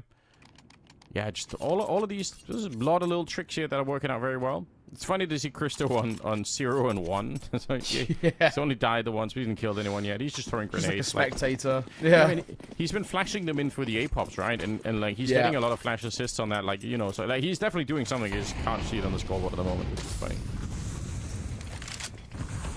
Yeah, he's doing a lot of work without really like the stats showing the work he's doing. Zero. He knows. He absolutely knows. Yeah. There's really sick pathing right now. One, he beat the incendiary early on. Like, he ran through the incendiary to try and get the timing here. And then he decides to go in front like that. It's a lot of very small movements, but comes together to make a really cool picture of someone who knows how to play that yard. This is, again, where Ents are falling really flat there. Outside control as a whole has been a little lackluster. We've seen Poddy get sort of exposed a bit in towards Garage, hence why he's probably changed position. Oh, nice shot. Adelaide gets caught. Looks for a second as well. Poddy does well. Goes down to the flames, but SDY in the rotate. Also going to fall. Okay, 1 versus 1 here. Nate 2. I don't think we've had to shout his name too much in the series so far, but I think you and I both agree that he is a really, really strong player. I think you've been calling him the second best French player, which I like that because it's kind of like a little bit of a hot take. I'm sure a lot of people are going to disagree with that, but I think it's funny. And We'll see if he can actually live up to the hype a little bit here. He's got the kit. The fact that the bomb is planted is not necessarily the biggest problem, but Christu, he's going to find his kill right there. All right, there we go. He hadn't done anything up until that point, but at least in terms of the kill department. But now he's 1 for 1, so that's not bad at all. And again, ecstatic. Just there are so many small things here that are just really cool to watch. And yeah, maybe it's a bit of a quiet start for them on this map, and that's bad. But I must say, ecstatic are short. Like on the individual level and as a team as a whole. They're definitely not just winning because Ents are, not warmed up on Nuke. They're playing really good Counter-Strike, so more power to them. Yeah. Ooh, one was spotted there. Analele quick switches are kind of the worst time. If he had the AK out, he probably would have got the kill. We've gone for a lobby crunch, and unfortunately, one of the few times where there's nothing on offer for Excited. They have been playing slow lobby controls for a lot of these rounds, while they've also been, starting to work outside. This time they go quick outside, no lobby control, and unfortunately it leaves Ents in a brutal spot. I mean, it just keeps going from bad to worse. They're down already, right? And sure, we get a kill out from SDY, but triple MP9, may I say, no kits in play, no util. Surely impossible. Especially with the way that Ecstatic have been playing, I would be surprised if they're not just going to keep, like you can see it already on the minimap. They've slowed it down, letting Ents sweat a little bit. Natu is coming up with a bit of a flank, but I think it's been spotted already. That's a nice attempt, but it's also what you call the freeze for, right? The whole point of freezing every Ecstatic is to see if anything like that is in the play. They have more time left. Wouldn't be surprised if they end up going mini here, just from the flank. But we'll see. 30 seconds. And that, yeah, okay. So they are going to do that. They can't know for sure, but it is a really good call right now. And even if he gets a kill, it just doesn't matter for the round. It's not important. Fine trade coming in, and I don't think they can't do anything here. And it's just, they're locked out of the bomb site. Yeah. And to make matters worse, I just don't have the firepower, right? And that's the brutal thing behind it. Next to Spursky. Try and creep his way forward here. He's just waiting for this. He's ready. Been pretty crisp in this round too. And that won't change. Next to Spursky deleted. And the last man. SDY, he does have an AK scooped up. I just don't think it's even worth going near. Keep hold of what you've got. Christu with the orb. There was a timing there that could have worked against SDY. But he does sort of get out. And Lele's still here. Hits a shot, but can't kill. SDY just alive. And Exotic have exited out the other way. 8-0 start, though. Off the map number 1, we were not expecting this. No, we really weren't. But, yeah, it's a welcome surprise. The Ecstatic is one of these teams, a little bit like a Sashi or some of these other Danish teams that are out there where I just never really know what to expect. Like, it's just... I've seen them play plenty. I've seen Ecstatic play before. It's not the first time you and I have cast them either. But still, it's just such a bit of an amorphous team for me. And getting a chance to see what they're about, and the fact that they've worked on this, and you can see that it's working, and they actually look confident on it and everything. Like that's just very nice to see. That people aren't wasting their times and kind of going nowhere. So I'm quite happy for them. Ents, on the other hand, again, this is one of those things that we ended up trying. I will say this, though. They haven't really played a lot of Nuke in the last month. I think they've played it maybe not at all. In the last 3 months, it's been a little bit more. But still, 4 maps in the last 3 months. And if we go back and we say, even the last, month, I think it's going to be down to almost 0. So, 1 map in the last month, So it's not the most well-drilled map for them, but I don't know if that's an excuse I'm going to be really accepting. I feel like they should still be able to do more than this. Nice kill on NLA, but Zero's outside, catching SDY. So it's quick down towards our side as well, right? So now we can start getting a lot of space. And at the same time, they're taking the top ramp control. So this is... a pretty brutal setup for a mid-split, and it's very difficult in a way now for Ents to react, because so many players towards top side, they've got to get down. Nature's actually got to do a big task of trying to hold them at bay, and he does get a kill. Looks for a second, and he gets it. Nature's done so well here. They needed him to buy time, to slow things down, and finally, a round starting to look decent for Ents, and actually replicable as well. they needed it, and that they need all the rest and the pistol round in the second half, and maybe even more than that. It's a really long road back into this one, but this is good news. Veto coming up with a lot, and I guess the other piece of good news is that Ecstatic don't have infinite funds, right? There were some rounds that were close enough that they can run out of money, so, you know, a couple of rounds here for Ents, maybe they get, you know, the last for free. We'll see how that plays out. Nice spam coming through, but not quite peeking into it, and a very strong grenade lands right on top of Chris 2 on the other side. On to 42. Friends, if you get an 8-4, as wild as it is from being 8-0 down, you genuinely can make something out of this map. You know, very lackluster CT side, but I've watched a couple recently. I watched the South American CCT game the other day, where 10-2 up, I think it was Red Canids, and ended up falling flat in that one against Shinden, I think it was. Kaspersky, that's a really bold move. Feels pretty unnecessary too, but there is a bit of a crunch happening as well. SDY going to get one a lot of damage on towards the second. More grenades keep landing. He's already dead, guys. It's too much. 3 versus 3. And the bomb being planted now. How do you get back into this bomb site here if you're Ents? You almost have to give it a try, but with Potty going down outside, it already felt like that was going to be very hard. Now it's basically impossible. Man, that was such a... They were so far away from the bomb site on every level. I understand why they wanted to go for it, because, again, they're so far behind. You have to. 3 versus 3, you have to try and take that risk, but unfortunately, they do get blown up on this one. So it's Ecstatic back to winning map. We could be seeing a third map very, very quickly at this stage. Let's see. I mean, Glaive going to try and keep hold of this orb. The orb itself might actually kill him. Oh, no way. It just didn't show. Not to the right. It was actually blocking him walking past.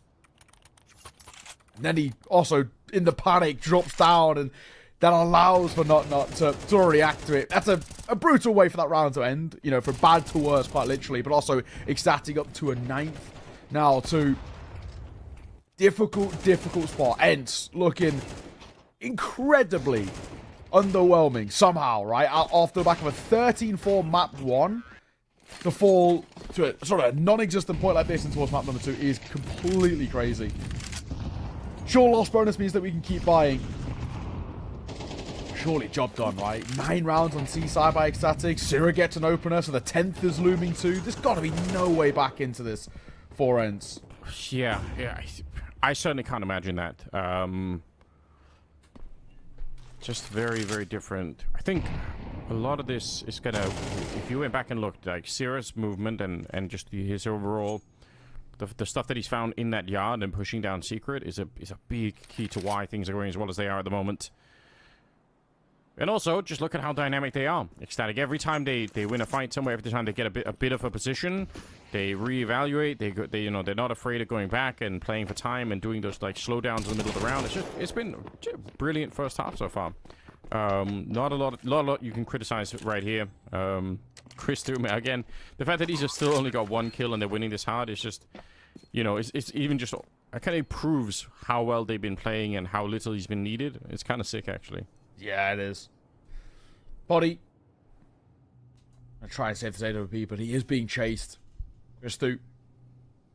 And the angle's got the right idea here, though. Body has your reactions. Good enough. Nice shot. Now they know where he is, and surely you just hunt, right? You know, if you are Ecstatic here, you go and try and make his life feel a little uncomfortable. I can say you have a Molotov, dump it down if you want. Maybe go through it. He's opting for the AK to try and survive the fight, but he can't. TMB bounding around the corner. If he might go down here, he will. But it really does not matter at all towards Ecstatic. Job done for them. 10 rounds on this T side. They look incredible. And how the mighty have fallen. Where are Ents? Yeah. Nope, nobody knows. Nobody has the answer to that, unfortunately. But it's the question that's on everyone's minds. Round number 12, and yeah, we have to send out search parties at this point. See if we can find last known location. That was all the way over on Ancient, so... Nice grenade.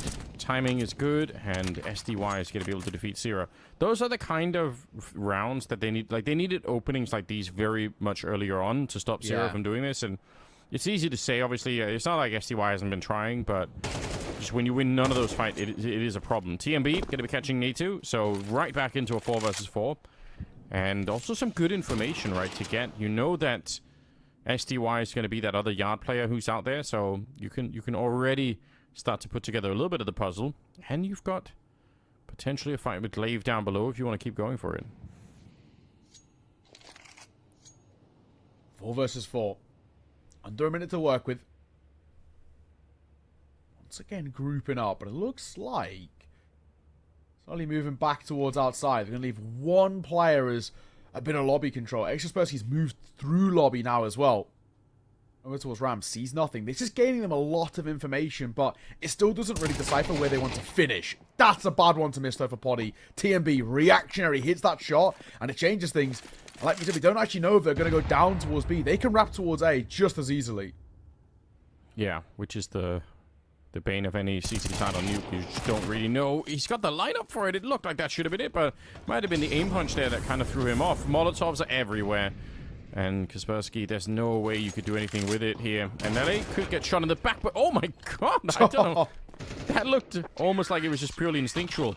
Christian's going to get another kill. That's third for the half for him as Ecstatic just decimate Ents. There's nothing they could have done here.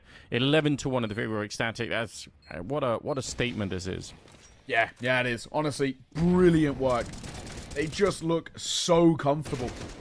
Everything that should be going right is going right. And, you know, for Ents, I can't believe how flat things have fallen on this map. I mean, maybe it's one of those things where they've been focusing on other maps in the pool and, you know, they just haven't had the reps under their belt on it or whatever. But, you know, you touched that they haven't played it in about a month. But when they did play it, sure, there was a couple of losses dotted in there, but it wasn't exactly, none of them were one-sided. We're talking, you know, overtime against Partizan, right? We're talking about, you know, 13-9 loss to 9. Before that, 13-10 win just 2 days earlier. So, you know, these games are at least going the distance. At least there's some level of a fight. But, my God, none of that is showing here. Something quite miraculous needed on this T side, and Not's got other ideas. That's a really bizarre start. Just instantly headshots. Wow. More coming through. He's going to find a third kill as well.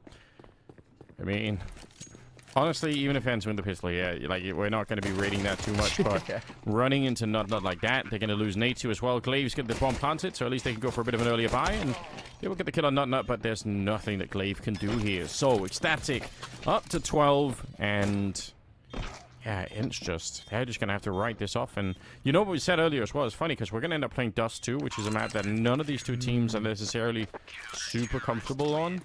So that could be a very, very sort of wacky finish to the whole series. It probably will be quite chaotic.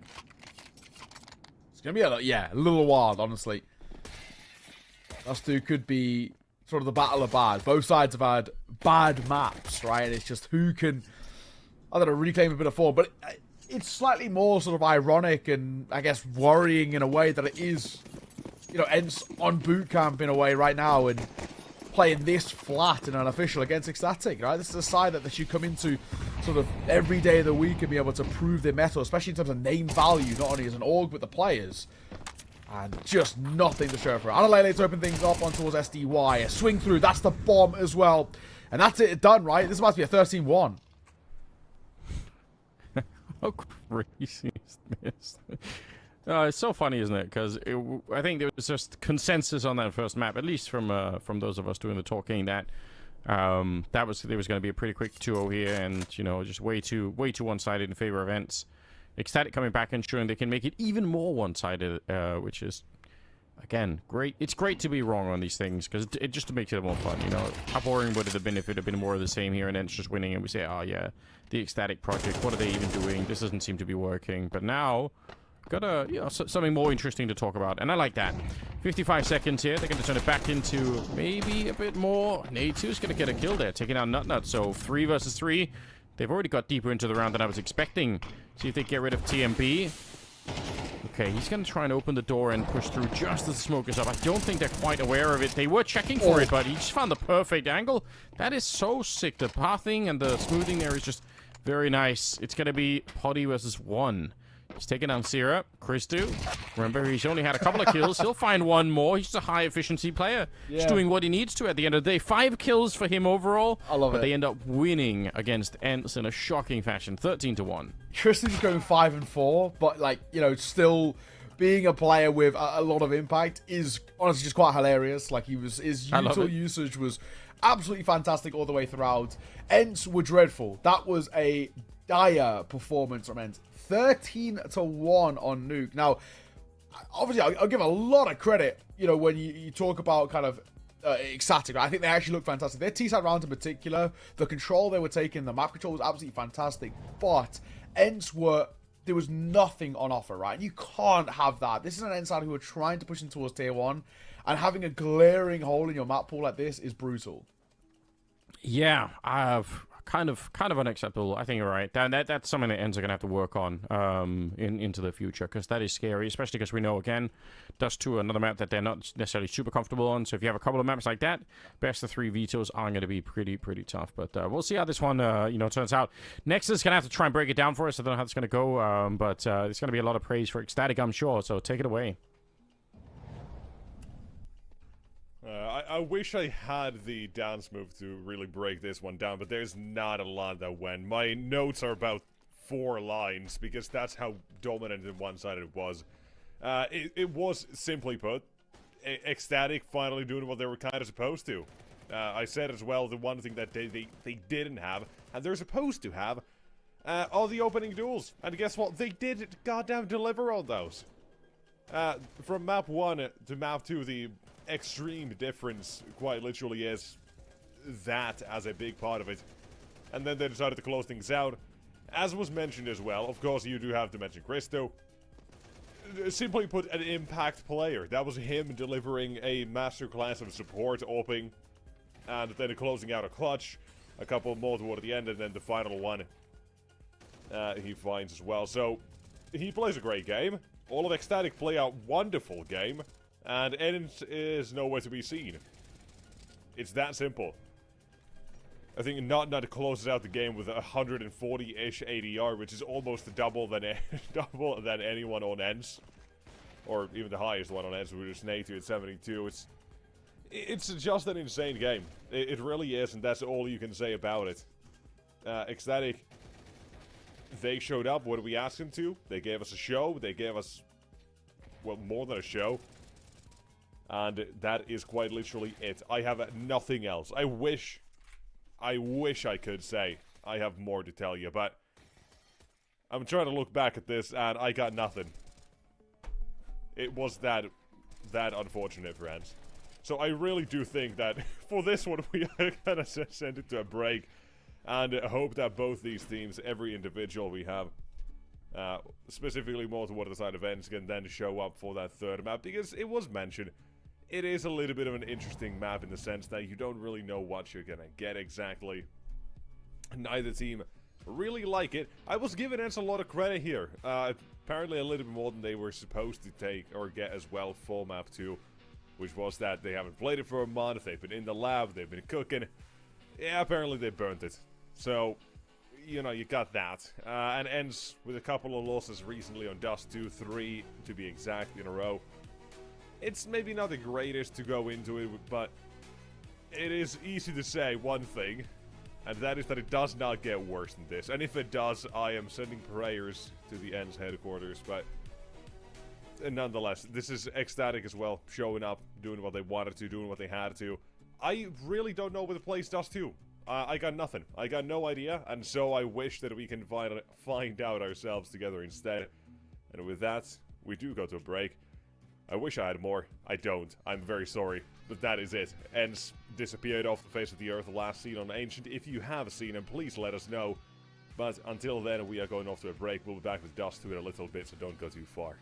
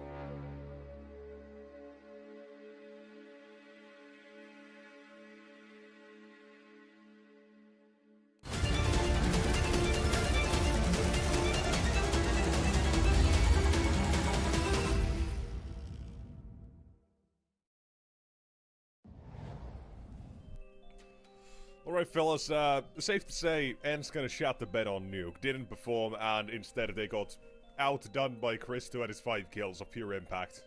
That's literally the story of the game. Now to Dust 2, Scrappy. Is there anything else? I think it's just gonna be fun to see which team comes into this one. I mean, I expect Ents is gonna come back and do more, but who knows? I'm excited for this. I think it's gonna be fun. I'm expecting it to be quite ugly, if I'm being completely frank. I'm gonna have to leave you there next as well. We're straight in towards the game. 13-4 map number 1, a response of 13-1 on the flip side. Who knows what we get? I mean, if anything, it would be the full story if we just get like an overtime here on Dust 2 to decide it. Just to give us all the randomness in this series. But the big thing that has been not only in terms of the maps themselves, but actually in terms of how the series has played out is that both teams actually really do lack consistency because, you know, they can be at these super high moments and then incredibly low and they struggle to get out of ruts of forms. And, you know, both sides have had it now where they've, you know, they take a good few round losses and they just cannot do anything to get back into it. Yeah, we need to see both teams really coming strong here. And Lele's going to be dead at the start of it. TMB also drops pretty low, and they actually decide to fall back from this long position. They don't want to be playing it. Nade 2 is going to call it out, saying, okay, there's somebody at top mid. They do actually look like they want to try and fight it. Yeah, they're going to be calling in backup here. He's got a second player. Potty getting the headshot back around the corner, pretending to jump down. He's, you know, making a bit of a noise there, hoping that they're going to fall for it, but they don't care. They keep on fighting, battling it out. The finished player is going to be landing another couple of headshots. Make it a triple for him. That's really nice. Ecstatic, I actually think the call at the end here... Oh, wow. One more headshot. 4 in the round for Potty. I do think that the call for Ecstatic to just go catwalk is absolutely fine. They can't keep running around the map, you know? So gotta do something. Yeah, exactly. Well. Good work, right? I think for Ents, they needed that for their own internal confidence. I think big time Potty does really well at the tail end, but I think, you know, for them, off the back of 13-1, where you're a complete no-show, you just have to be able to prove to yourself that we've got, you know, ideas and we've got ways of making this sort of stick for us. And, I mean, thankfully, they are able to do exactly that. So now it's about, can we get their level of consistency out from map number 1? Can we get another Ancient display? For Ecstatic, they're hoping to sort of break the... It won't be in this round, just a low buy for them. A bomb plant would be nice, but anything else, but, you know, not really expecting of being completely frank. Opener. Expersky, Potty, combining well. MP9 of SDY comes in for a little piece of the pie too. Money in the bank, simple round, 1 casualty. You're not too upset. Well, this is it's a start. Now, we'd love to see Ecstatic come back here and show us that they've got some stuff prepped for it. Again, I think it was them in the video at the end that had the choice between this or Anubis, and they sort of, you know, to some of our surprises, ended up, you know, banning out Anubis. I think maybe Ents might have been surprised too. Both teams are decent on Anubis, about the same sort of win rate, so it always hard to know, but it does feel like they've, you know, decided to say, okay, we're going to play a map that we're not so confident on. Maybe Ents aren't either, and we can all, you know, we can all share in the lack of confidence and see what happens. TMB, oh, he had the sort of the right idea, but SDY was just way quicker.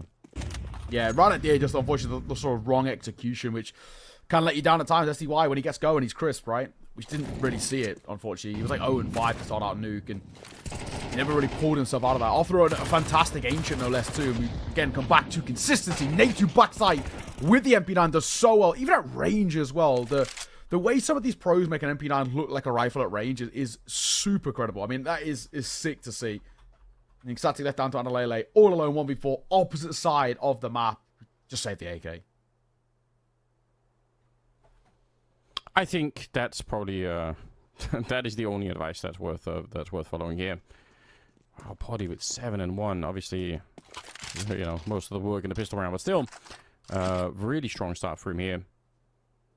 And saving the AK for a long time, kind of a boring task, isn't it? You can't even really do much of anything, but it is unfortunately the right move. So, Ents quite happy at the start here to claim 3 in a row, and it's just gonna keep on going, isn't it?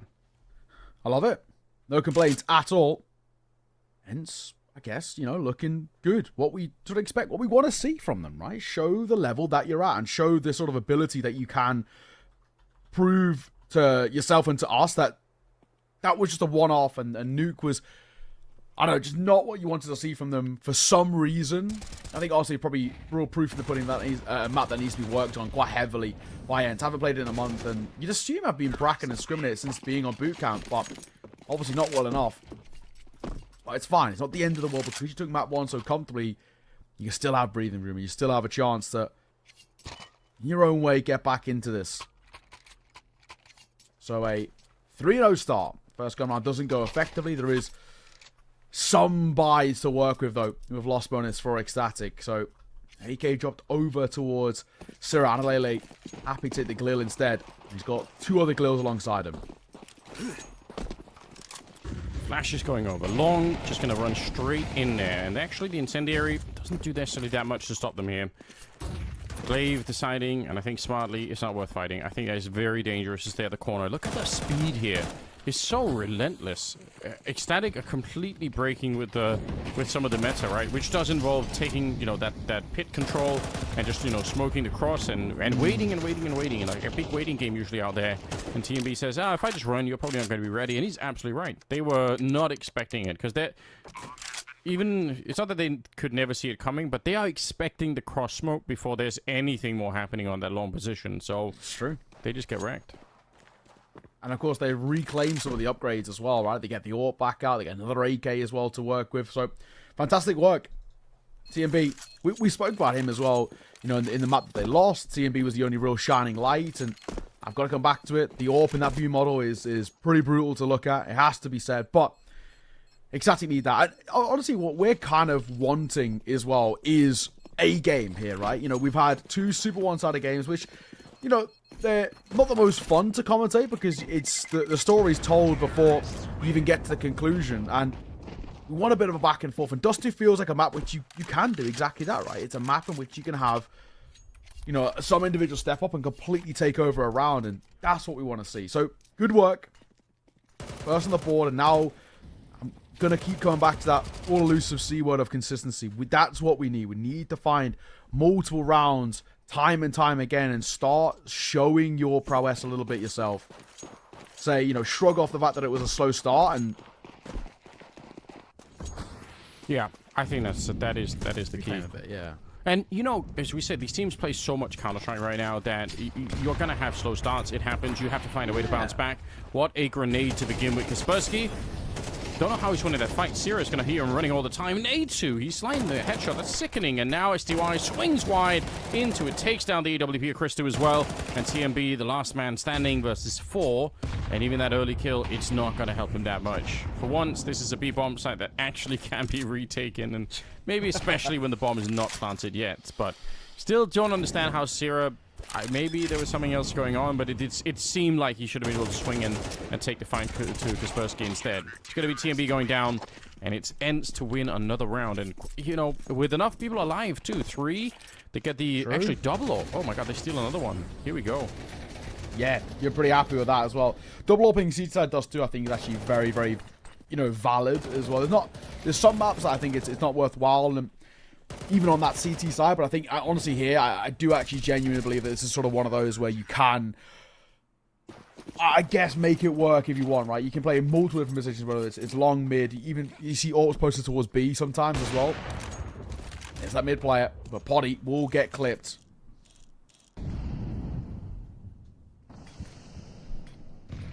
Double AWP, and the first one's fallen.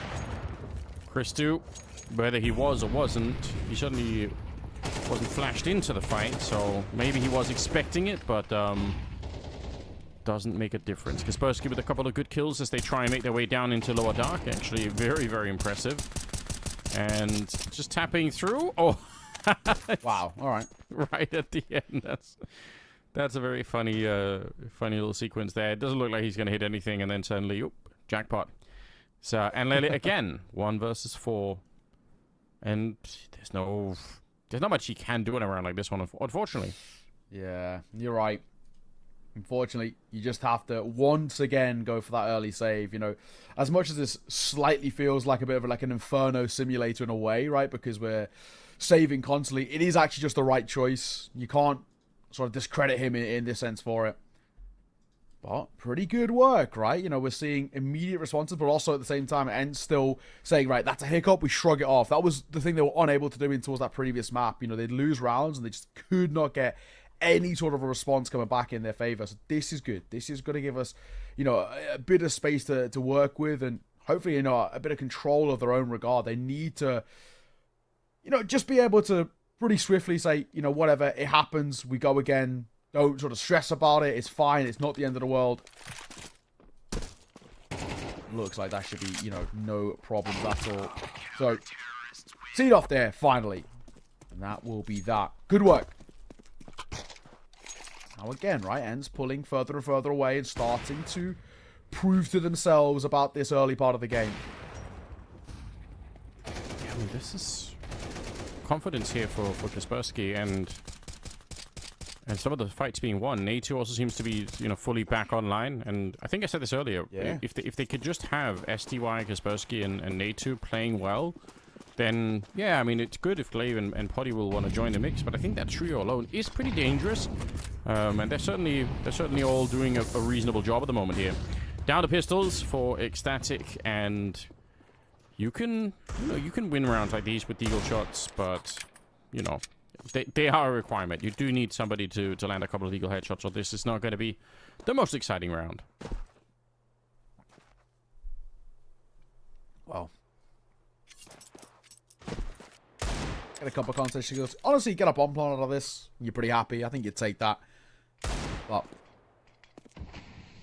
anything else feels highly unlikely. Taking a round in this scenario, sure, Ends have definitely had hiccups throughout this game, but this would be an egregious one to lose. Snake 2 doing well. Trying to avoid the Deagle pop shots. He'll bank an 8 round and some Molotov down behind it.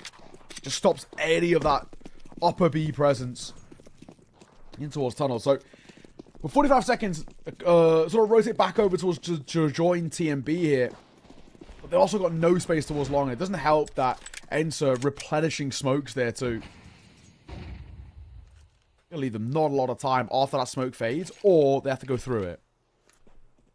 Yeah, and either way, with the time being what it is, almost a little bit surprising to see Glaive wanting to even get close to this, because, yeah, there's just no time. Nice with the flashbang. It's different when you get some utility thrown. I like that. Glaive back flexing here, and he's going to get one last kill. Make it a quad. Nice to the team to set up the captain, you know? He needs the help. Unk's out here, you know, lacking kills. Pretty good. He's still got it. There's still something in the locker as well. Yeah, nice work. The opening 2, a little fortunate, but the following 2, I think, or again, he still shows he got a bit of that mechanical prowess. Attack pause me called it by Ecstatic, understandably so. 6-1 down, and it's very quickly starting to feel like Ancient once again, which you don't want to see. As we come back into the buy, Ecstatic can't find this one, especially off the back of the attack pause too. They're in a lot of trouble, especially, you know, ends 7-1. They break the economy, can get up to like 8-1 as well. That's already a pretty dire start to Dust 2, which does feel like it has a lot of leniency towards how T-Sides like to play. You know, we talk about how good a C-Side can be judged on their aggression, but the expectations are it's still that T-Side who should, for the most part, be in control on Dust 2. Yeah. I think just on, right? They just look a little bit all over the place. Yeah, it's a big sign of worry. I would agree with that. 6-1 and not having some of the basic protocols down. And this is very nice though. A2 just getting completely caught. Sierra obviously just gonna put some pressure on this, you know, pretending like it's a really quick split coming out. And if nothing else, it's going to force out some utility early on, right? There's only one player actually at the B bomb site for the defense, so the rest of the team have to rotate on over. And Sierra's just waiting in there. This could be really sick for him. Nice shot from Potty. He's going to be taking down Nut, but Sierra all the while was waiting here, and look at how he cleans it up in the middle. Potty trying to be the one-man army, and he actually did a fine job. It was always going to be very, very hard to win the round. Yeah. That's just too much for him to do, really. Yeah, there is, like, I mean, I was surprised he even got the 2 kills there. That's a cool round, but I would say probably not a round you can easily repeat, just the way that that Sierra started the round. The normal thing to do here is just to try and take Catwalk and mid control and try and make up your mind from there, and I feel like Ecstatic fair play. They've run into a lot of opposition in trying to do that with Kaspersky, you know, playing down in lower dark and all the rest of it. So it has been a bit of a problem for them. But if you can't do that, Dust 2 is going to be hard, you know? Absolutely, right? I mean, that is kind of fundamentally the issues that some teams who do have slower Dust 2s face a lot. So for Ecstatic, this is going to help a little bit, right? And it's still a more than recoverable half, without a shadow of a doubt. I mean, even we like to say, regardless of what map we're on or what side we're on, just getting up to 4, it's doable, it's workable.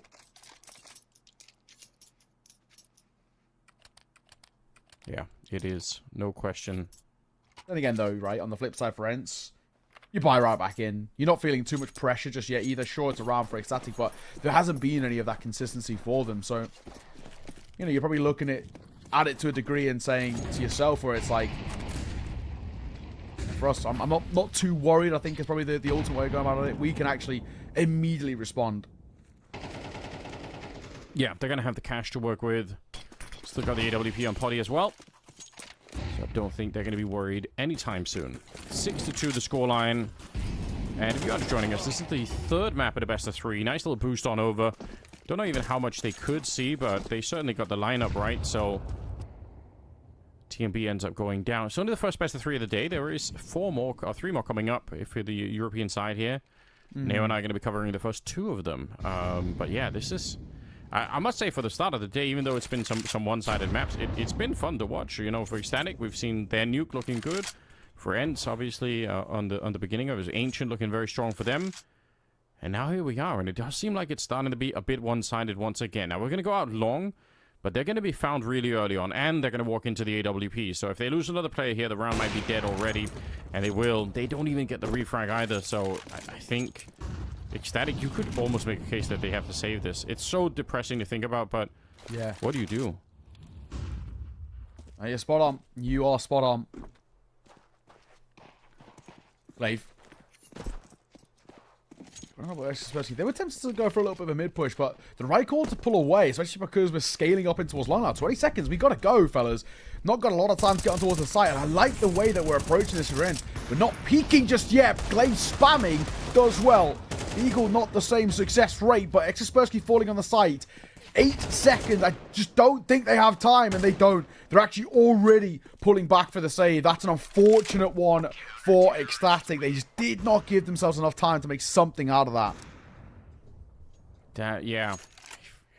It's hard, it's really hard for me to imagine what it would have taken to make that round work. Tough, unfortunately, for them. And we'll see. 7-2 scoreline here with no bomb plants. This is from the earlier round where Ecstatic did manage to put something together here with Zero in the middle, but like we said, even then, hard to replicate that kind of form here. And in this round, it wasn't even that much, right? Okay, so they're just blowing open the top of the smoke. That's really sickening. That's how they were able to see it. So cool stuff. Yeah. I'll say this though. It can't be the case that if you lose one player at top mid for Ecstatic, then you don't have much of a plan, and it kind of just all falls apart. Like, it sort of looked like it, and that's a sign to worry about. Let's see. All right, can we get anything out of the Ecstatic in terms of... I mean, just a little bit of foundations on this T side. I do worry about them. I mean, we already spoke about this. This map is statistically bad for both of these teams, but it's proving bad for Ecstatic right now, and feels like those odds aren't going to get any better for them. Kaspersky. Flash down, second behind it as well. They just don't clear the corner that they're flashing for, so he gets one before falling. That's not even a bad job. Oh, it's definitely not. A little bit of a boost over to try and check out the catwalk. I like the idea of it. Okay, Glaive taking maybe a bit of a risk there, but he's going to live through it. At least for this time. They are getting that catwalk control. Like I said, it's just a fundamental part of playing the map. You want to be able to do this, and then you want to be able to keep the CT side guessing. But look at Ents. They're responding by losing catwalk control to going into this upper dark position. I think that's really fun to see. And they win the fight against Nut. So now Ecstatic are going to feel like, what do we do? Almost everything we do right now is going to feel very, very telegraphed. Yeah, this is tactically hard to play. If you're IGLing for Ecstatic, finding a way out of this is not going to be easy. Yeah, well, let's see. Smoke down. A little bit of movement. It does trickle a little low. Nade breaking open. They're all behind one of the CT smokes. Wow. Adelaide nails Poddy. What a shot. Again, though, look at the time and look at the Goose player. Yeah, very little time. Flash around the corner. Oh. And Lele, with both those kills, just out of this world. They did have a player on long as well that was, trying to creep in. Christu wants to maybe take the peek here. I doubt it's necessary. 2 versus 3. The round is not really locked in yet, but we're getting very, very close to it. And this is one of the few rounds that are actually looking good to win, so you don't want to give it away. Flash on over. Looks like Ents still want to try and see if they can test out this retake, but that's not going to happen anymore. 3 kills for Enlele. An A2 and a 1 versus 3, as he does do a little bit of damage. He's got the kit as well, but there's already so much time off the clock. I think you can hear this is not going to be a winnable round. He can make it very expensive, and that's what he's opted to do. He said, all right, fine. We're going to lose it, but I'm going to make sure that we get everything. Still trying to defuse. No, he surely couldn't have done that. If he got the kill with the rifle, he might have, honestly. That might have actually got him over the line. Just maybe, yeah. Yeah, I mean, it's worth trying. Again, and it's just making it annoying for Ecstatic. They win a round, and they lose everything. Could have been funky, but not to be. So, Ecstatic, good round. Adelele's entries here are actually fantastic too. The 2 kills, Poddy and then the Goose player. If you don't have him hitting either of those shots, right, if he misses on any sort of them, I think that is that round done. It gets shut down by somebody. Yeah, all done. Nice work. EMB catches Kaspersky pushing forward. It's an easy one to give over. Felt a little bit unnecessary. Okay. They've got to keep this going, though. Ecstatic, I think, actually ends no matter what. 7 rounds is a great first half. I don't think they're that worried. Nut. Kind of do like the attempt to try and see if he could push through like that, but it doesn't work out for him. Not in an A2 sort of, the hair cousins, sort of. Yeah. Very similar thing going on there. Oh, nicely done though. Yeah, nice shot. Needed that. 9 up close with that flash. Only gets 1. On the flash that came over that made Glaves life a little awkward. And speaking of SDY, laboured spray. Needed him to get a shot and actually get away, to be perfectly honest. A2 alone against the world, and you could already see by the movement that he is taking a long way around to save this M4. Why not? And they actually don't have a lot of cash to work with, so this final round that's coming up could be a bit difficult. So 7-5? I still am not convinced it's going to be enough for Ecstatic, but it is at least so much better in terms of if you're dreaming about making a comeback, then they're in a slightly better position. I guess we also don't know how good Ents' T side is going to be. Like we said, both teams are struggling a bit on the map in general, so it's possible that that 5 rounds is going to land them what they need. So, I mean, at least there's a recovery, right? And sure, it might not have been the back and forth that we're hoping for and a real sort of competition in that sense, but at least it's still, competitive in... It's not a dominant display out the gate, and we are actually seeing where Ecstatic, because they're building stuff on this T side, especially if they start well in towards the second half. Who knows? We do have a bite for Ents. Scout MP9 FAMAS. Double M4. Oh my god, they've seen a boost. Yeah, they have, and they've tagged up one of them. Christu. Get a little careful. These pop shots can be slightly dicey. Native swing. If he swings, he finds a kill there, but he doesn't commit to it. Bit of damage. Gets away. I say gets away. There's a flash that comes round. Pistol pulled out. He wants to try and get the second, but he's out of ammo. A smart decision for him. Drop the nade, get out. Oh, yeah. Oh my god, the timing here for Zira. He's so aggressive. He was on the yard of Nuke as well, and once he sees an opportunity like that, it feels like he's not going to go away. I like that quality about him. I like the feeling that when he sort of feels like he's got the advantage and he's just a little bit more forward than you're thinking. It's pretty sick. Unfortunately, TMP not aware that Glaive was wrapping around the back there, and they're going to have to go for the bomb plant, and they should be able to at least secure that. And Lele's got the AWP for long, so yeah, they're going to be planting for that position. It makes a lot of sense, but the problem is, with 3 smokes in play, if they actually lose the bomb site, the long position, if they have an AK down there, fair play. You should be able to stop the bomb plant, but with just an AWP, we've seen that many times where you end up missing AWP shot after AWP shot, and then it just all falls apart. So we'll see how this one actually will play out in reality. They do not have a kit currently picked up either on the inside, so any retake's going to have to be very quick here, because they have to at least go for that 10-second defuse. What a turnaround. No, that's just crazy. 3 kills, the second out of this world, and Ecstatic is going to be able to pick up the round here and make it 5 at the end. It's you know, it's actually a respectable comeback here. This could have been so much worse. Yeah. Not laughing as well at the end there. He knows sort of how wild that end of the round was. Great work. Like you said, yeah, 7-5. Honestly, the recovery that we've just seen from Ecstatic, if they can follow that up with a pistol round at this half, ends actually look like they could be in a bit of trouble. This is where I start to get a little nervy for them. We've seen it in that previous map, that when they fall flat, they struggle to come back alive in a way, and that could even be the case right here. A little tough predicament. On towards their T side. Bomb. Looking towards long as the supporter too, but there is going to be an upper tons play happening at the exact same time. Yeah, I do like this, but it seems like Ents are expecting it. Could see they are really far back. One of them even, I think, sort of playing the anti-flash position. We'll see if they eventually go and investigate. I think they have... Ooh, did they bump into each other up there? I'm not so sure. Not hiding right here in plain sight almost. It's going to be a good trade for Glaive. Very important that they get that one. Otherwise, it would have been trouble. He's going to use that smoke very early on. And, you know, probably not what you're intending, but he's going to decide to try and run away. They're going to be well aware there could be someone down here. Flash around the corner.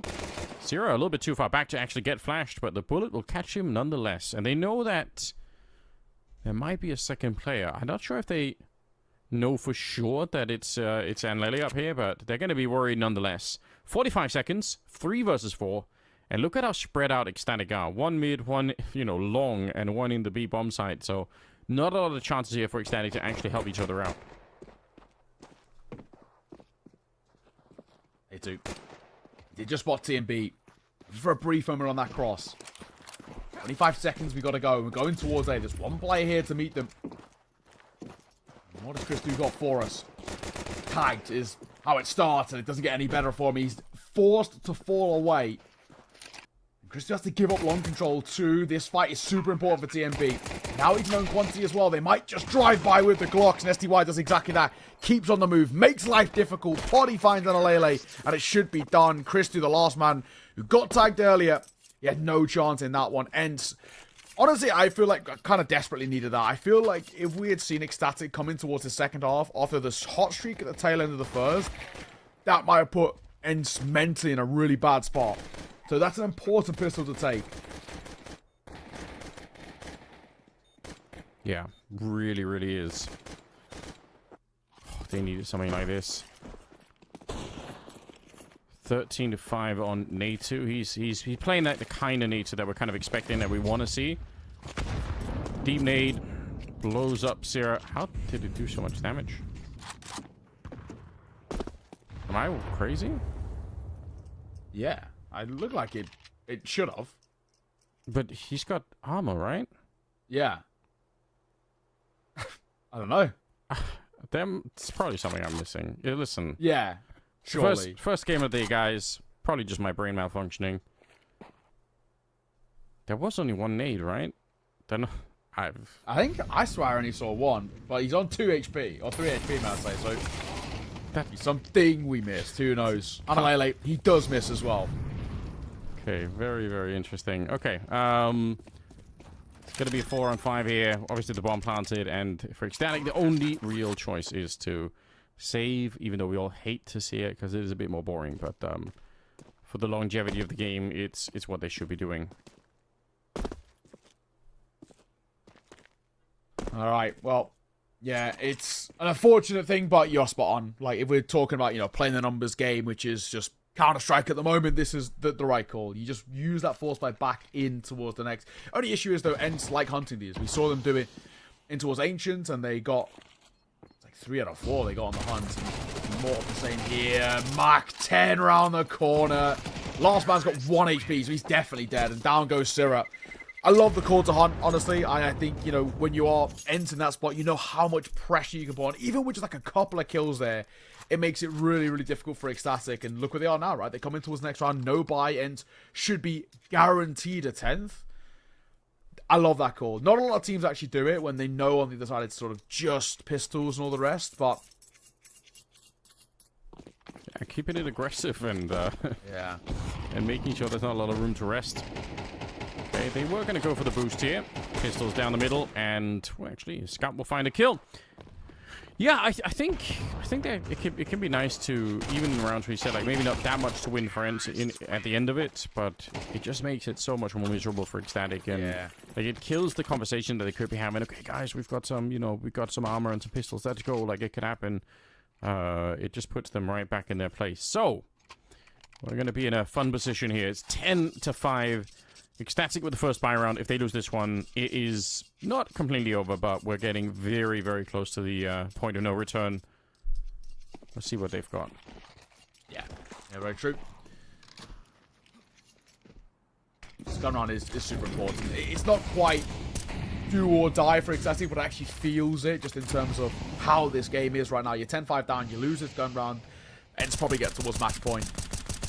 It's elimination point, of course, for Ecstatic on the flip side. So, as much as it isn't quite literally getting Ents over the line, it feels like sort of in the feeling it would. Opener, though, is good. Syrah, a lot of damage, but walks away with a kill on towards Kaspersky. He's been trying to a lot in terms of the entries. It's just not always been as successful as he would hope.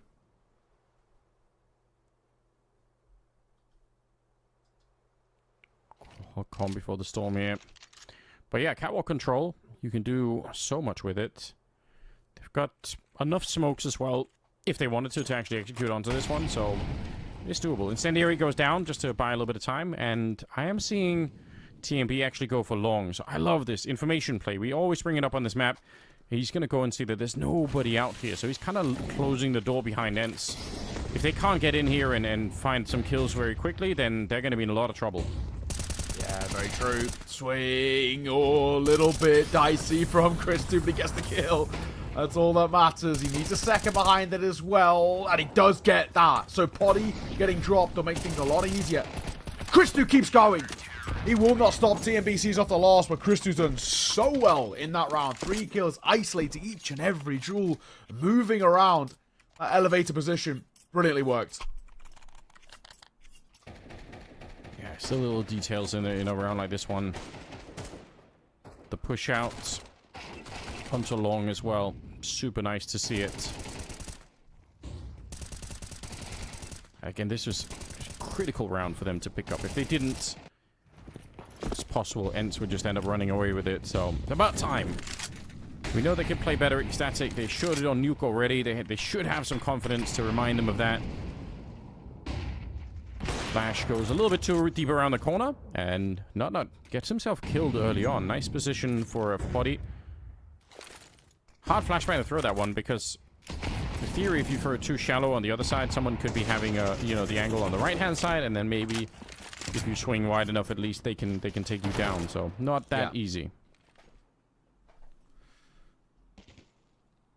Poddy moving his way forward.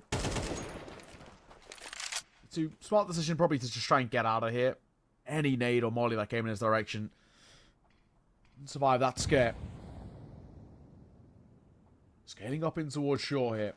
Looking for an A finish. It is actually just TMB though. He's not being as good in terms of the numbers in this map as well. So they're going to require some heroics from the IGL. Smoke down of his own and a flash over. TMB should be in trouble, but he spams well and catches Kaspersky. And Ents looks a little flustered. They'll actually fall away.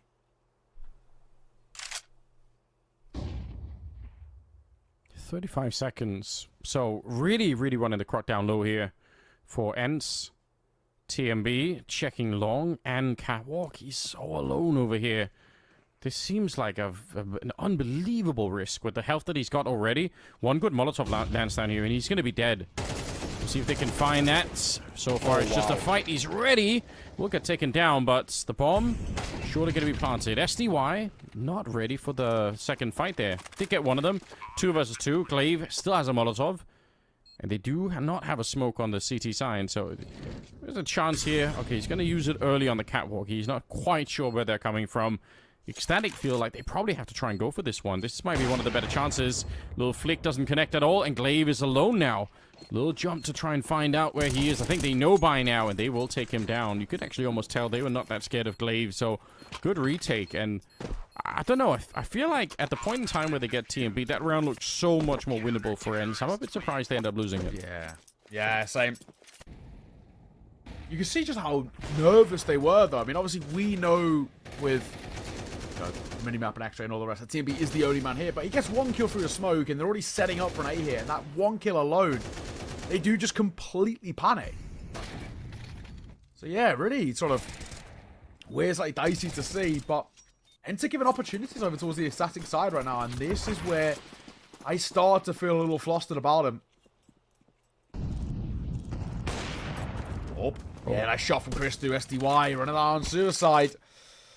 That's why it's got the name for that reason. It is a risky peak and one that doesn't pay off for him.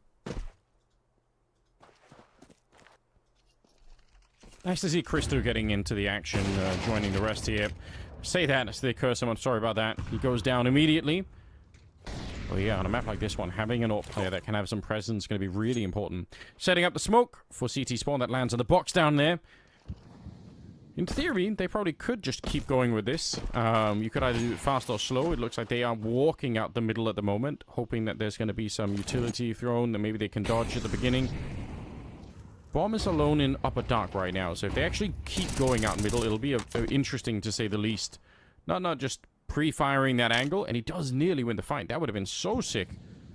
Okay, I feel like Ecstatic, they've stabilized after losing that mid-fight, which it looks like it's pretty good news here. We'll see what ENCE end up doing. They don't have that much utility to do much of anything with, so it could be a bit of a tricky round for them. Yeah. Body, 12 points of HP as well. 30 seconds. Once again, looking towards their hit. This one has 2 players here. One towards Goose with the God Flash, and the other on a Lele out towards Long. Both had their moments. Got to try and clear Goose pretty seamlessly. They do. Exaspersky, great entry pathing. That makes it a lot easier. The nade coming over too. Only slightly softens up, but Poddy's holding 4 rotating. That he delivers on. There was a brief moment this could have fallen very, very flat, but other ideas. And the 2 remaining. Zero will take a tag to the AWP. Poddy doesn't need to worry too much about it. He can go and group up with the rest because Ecstatic are going for their save. And so final 11. There was a moment that could have fallen very flat, but thankfully it doesn't. Yeah, nice hold from Poddy in the middle with, you know, even just the 1 kill. I think he also get the, you know, the leg or the wall bang on Zero.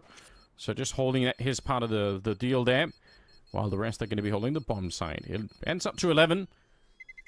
Look at the money for ENCE if they would have lost this round. It would have been each team not completely devastated yet, but obviously we are entering into a, you know, last part of the game here for final map. So at this stage, there aren't that many mistakes left for Ecstatic. They need to really fire up now if they want a chance to shock. And it would be, what a shock it would be if Ecstatic managed to take down ENCE. I mean, that'd be a sick upset to start the day with.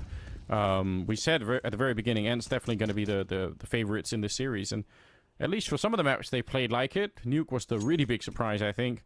But Dust 2 is within the margin of error. There is a way for Ecstatic to win this still, so let's see if they can. Not just the jump peak for him. A waiting game in backside.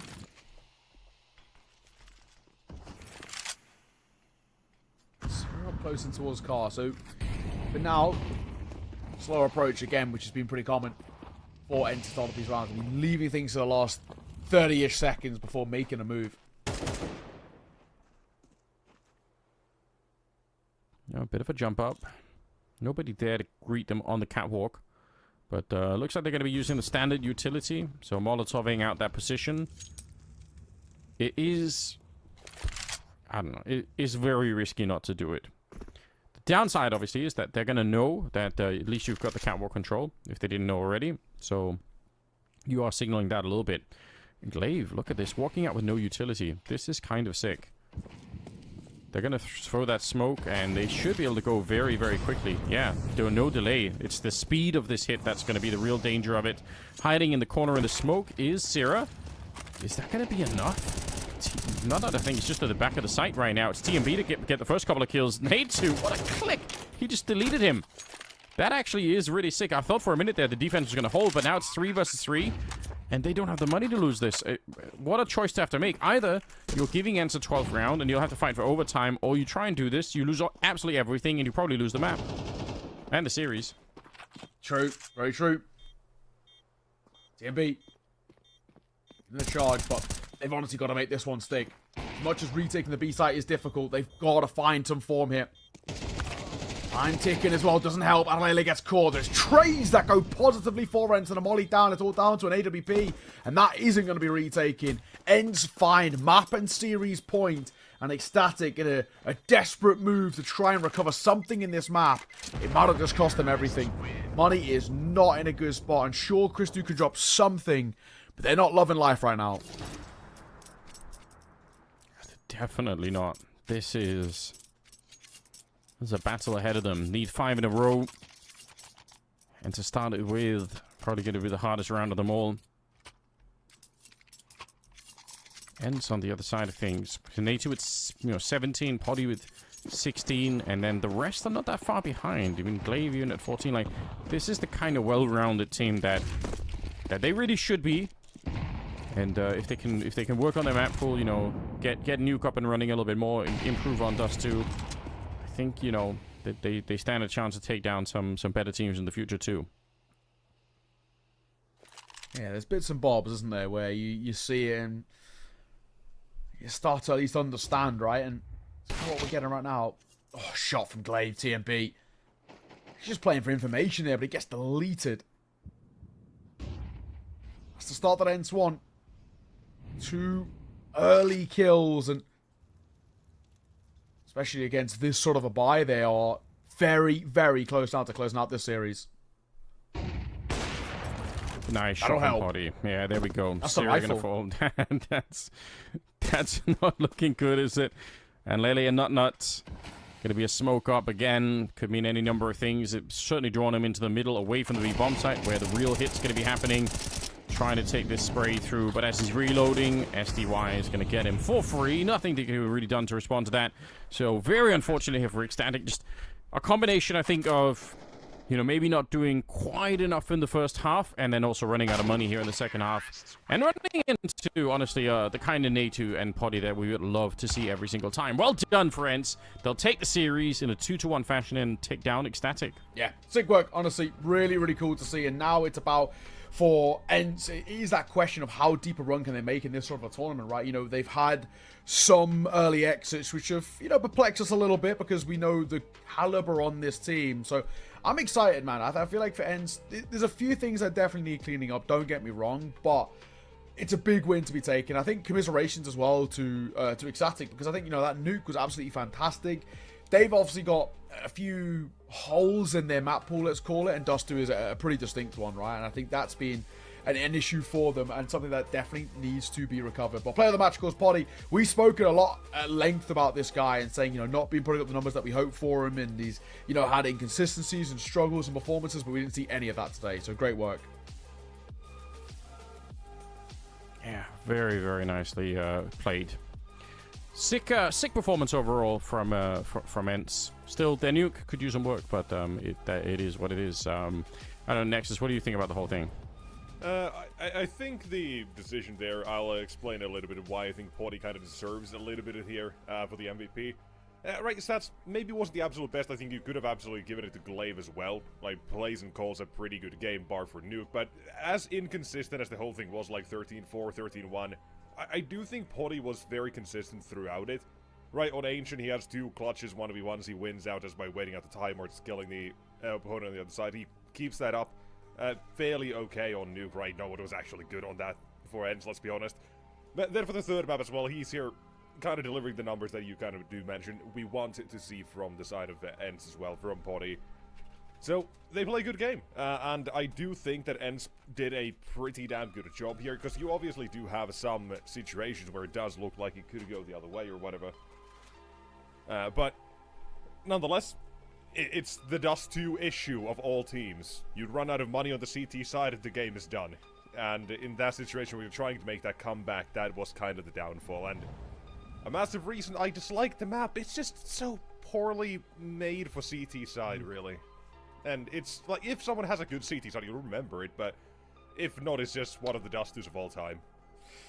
Yeah, I gotta agree. I'm not a Dust 2 like lover. Especially, I think, you know, the only thing I always come back to with Dust 2 is I don't like mind it that much, right? I don't mind playing it too much, but the one thing that always really hurts me is that it was added in replacement of Overpass. I loved Overpass. I really thought that map was super fun. So I was sad to see that one leave. I think that makes me like dislike Dust 2 more. If it was just Dust 2 on its own, it's just a comparative, like, we could have Overpass in this map pool, and I think having Overpass in the map pool would actually make it really sick, right? But it's what it is. I think overall, like, this series, I think for ENCE, we got to see those flashes of brilliance from them. I still feel like, you know, coming back to my earlier conversation that Roper was bringing up as well, that I still feel this side needs a star. Like, it just needs, like, it can't be SDY being the star. He's a secondary star. It's not like his roles. Natu, same thing.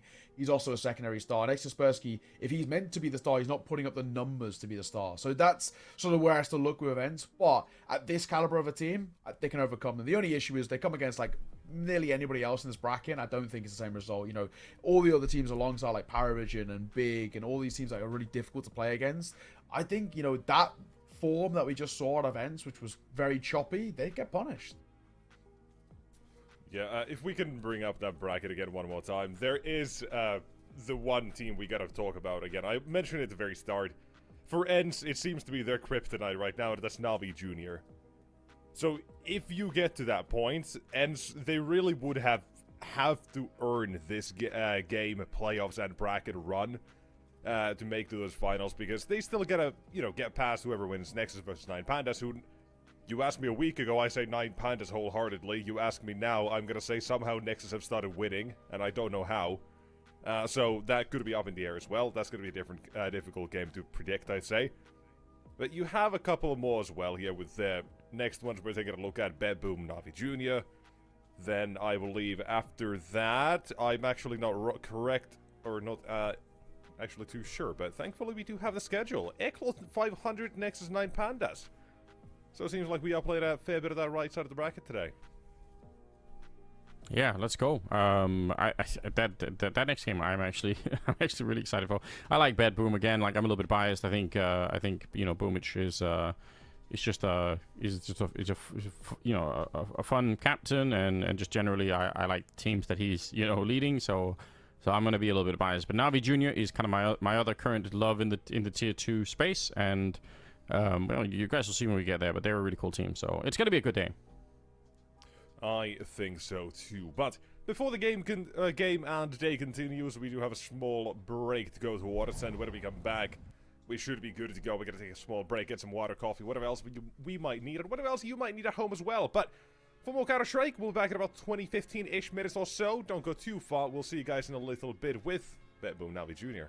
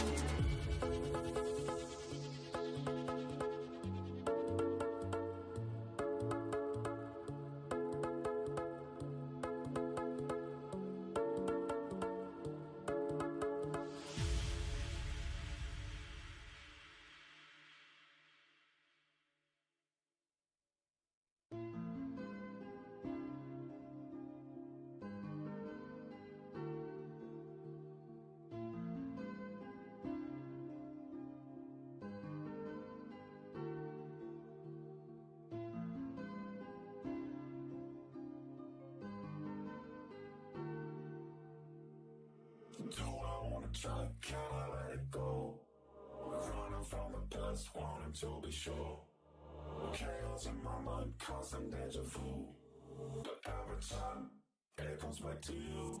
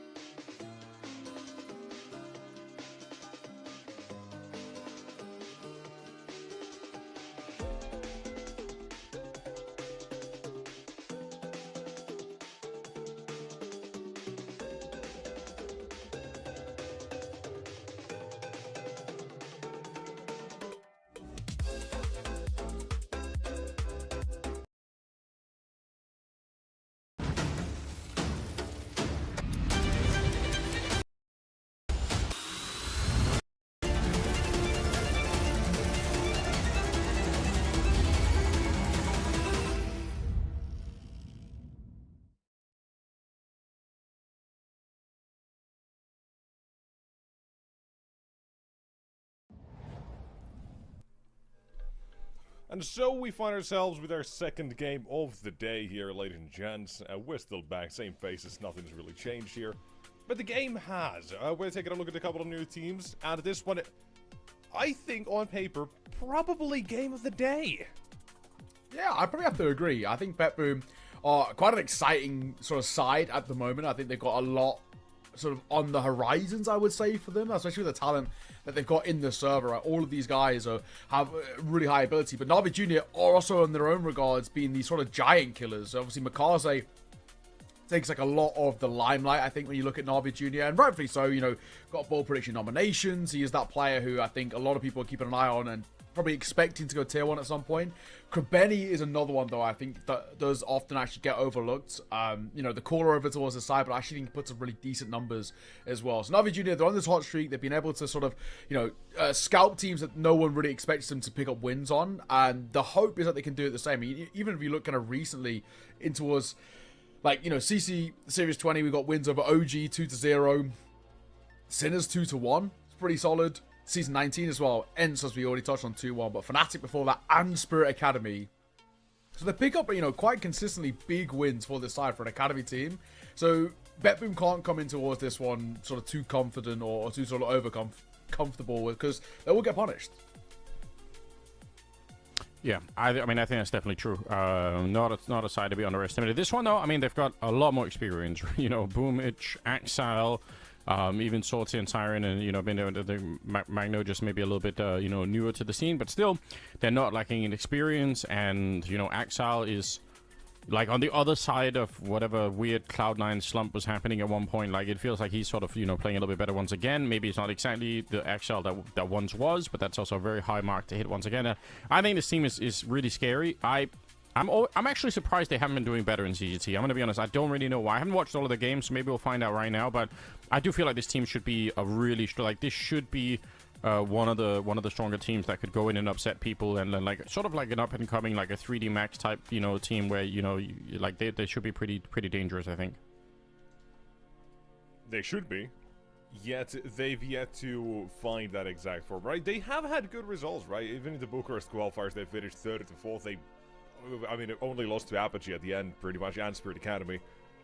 But in the last one we saw in Series 19, right, a loss against 9 Pandas, definitely not the most inspiring one. I think we saw that game and did not really look like that was all, like it was all there for Bad Boom. They looked a little bit off toward the end of that one, but I think there's one thing that I often like to bring about Navi, right? Or Navi Academy Junior. There we go. It's a comparison kind of to make against Spirit Academy themselves, which both teams, right, currently now a very hot topic. The Spirit Academy, they already have this sort of name to themselves already attached, right? They've already won a CCT, actual one too, I think, end of the last year with those wins. So they already have that, right? They've already established themselves as really good individuals. People already hyping up some, you know, Kioske next Donk. Yeah, give the kid a break, you know. Maybe don't put that much pressure on him. But then you have Navi Junior on the other side, who they're instead coming into this season, to me, a massive surprise, and I'm sure to a fair few as well. They're kind of trying to prove themselves, to cement themselves, right? In my mind, I've made up this sort of imaginary number of, you know, that next major, that's when, you know, roster shuffles start to happen again. So until then, both, you know, Navi Junior and Spirit Academy kind of have their time and chance to prove themselves as very respectable and very solid individuals, to just build up to that sort of level and get that consistency, right? For Spirit, it's maybe rely less on individuals, become more solid, and get other areas of expertise. For Navi Junior, it's about proving themselves as those individuals at the moment. And I think it's a really fun kind of storyline to follow at the moment as well, because they have come out of nowhere and just started knocking heads over. Yeah, and I mean, like, it is interesting when you talk about roster changes, because that's obviously the real danger of being any kind of an academy team, is that, you know, if anyone starts to prove themselves too much, then there's always a chance that they could get, you know, pushed into Tier 1 Counter-Strike pretty quickly, and some of these guys might be able to, which is also why doing well in things like CCT is important, because then you have more of a chance to carry over the VRS points. The truth is, if you don't qualify for anything, you could be a really good player, but it might be a huge danger for a team to pick you up in the future. That's just how the system works right now, for better or worse. So yeah, I think Navi Junior, they're a great team, and I could see some of these guys definitely making it into high-level teams in the future. Yeah, I think Makaz is one that has a lot of eyes on him, but he's not alone, right? For Benny, pretty damn good, and so is Jugs. But let's hold the conversation about the individuals for a moment. Let's hop over towards that Veto instead, of find out what we're going to be playing and what we're not going to be playing, which should be, for Navi, Train, and Boom, they don't like Inferno. So I think we should know that at least. So the question comes, with Boom yet to win a game of Dust 2, is there going to be a punish pick from Navi on that one? Because it to me does make a fair bit of sense. I think they go Ancient here. It's just been a map in which Navi Junior, I think, recently have actually looked incredible on. They play it so much. It's just their pick, right? It's their thing. It's just how they are. If we're talking about map picks that I've played a lot as well, Mirage is one, but Nuke is the other for Boom. Probably Decider, honestly. I think the Handshake is really Anubis here. It's like a map pick in which both of these sides at least feel relatively comfortable on. Both of them have been playing it a decent amount in terms of their series recently. Understandable that Navi Junior go for the Mirage second wave ban. This is the potential that could have been the pick as well, but I always think picking in towards Puggy maps is inherently a little risky as well, because one individual popping off can find form, and there you go. You expect Anubis coming in as at the side. That makes, for me at least, a lot of sense as a whole, right? You get rid of those, you know, second wave bans, the two maps that feel like punish picks, but the opening Veto I think is really interesting. I think Ancient's been a map which Boom have been playing, but slightly struggling on a little bit.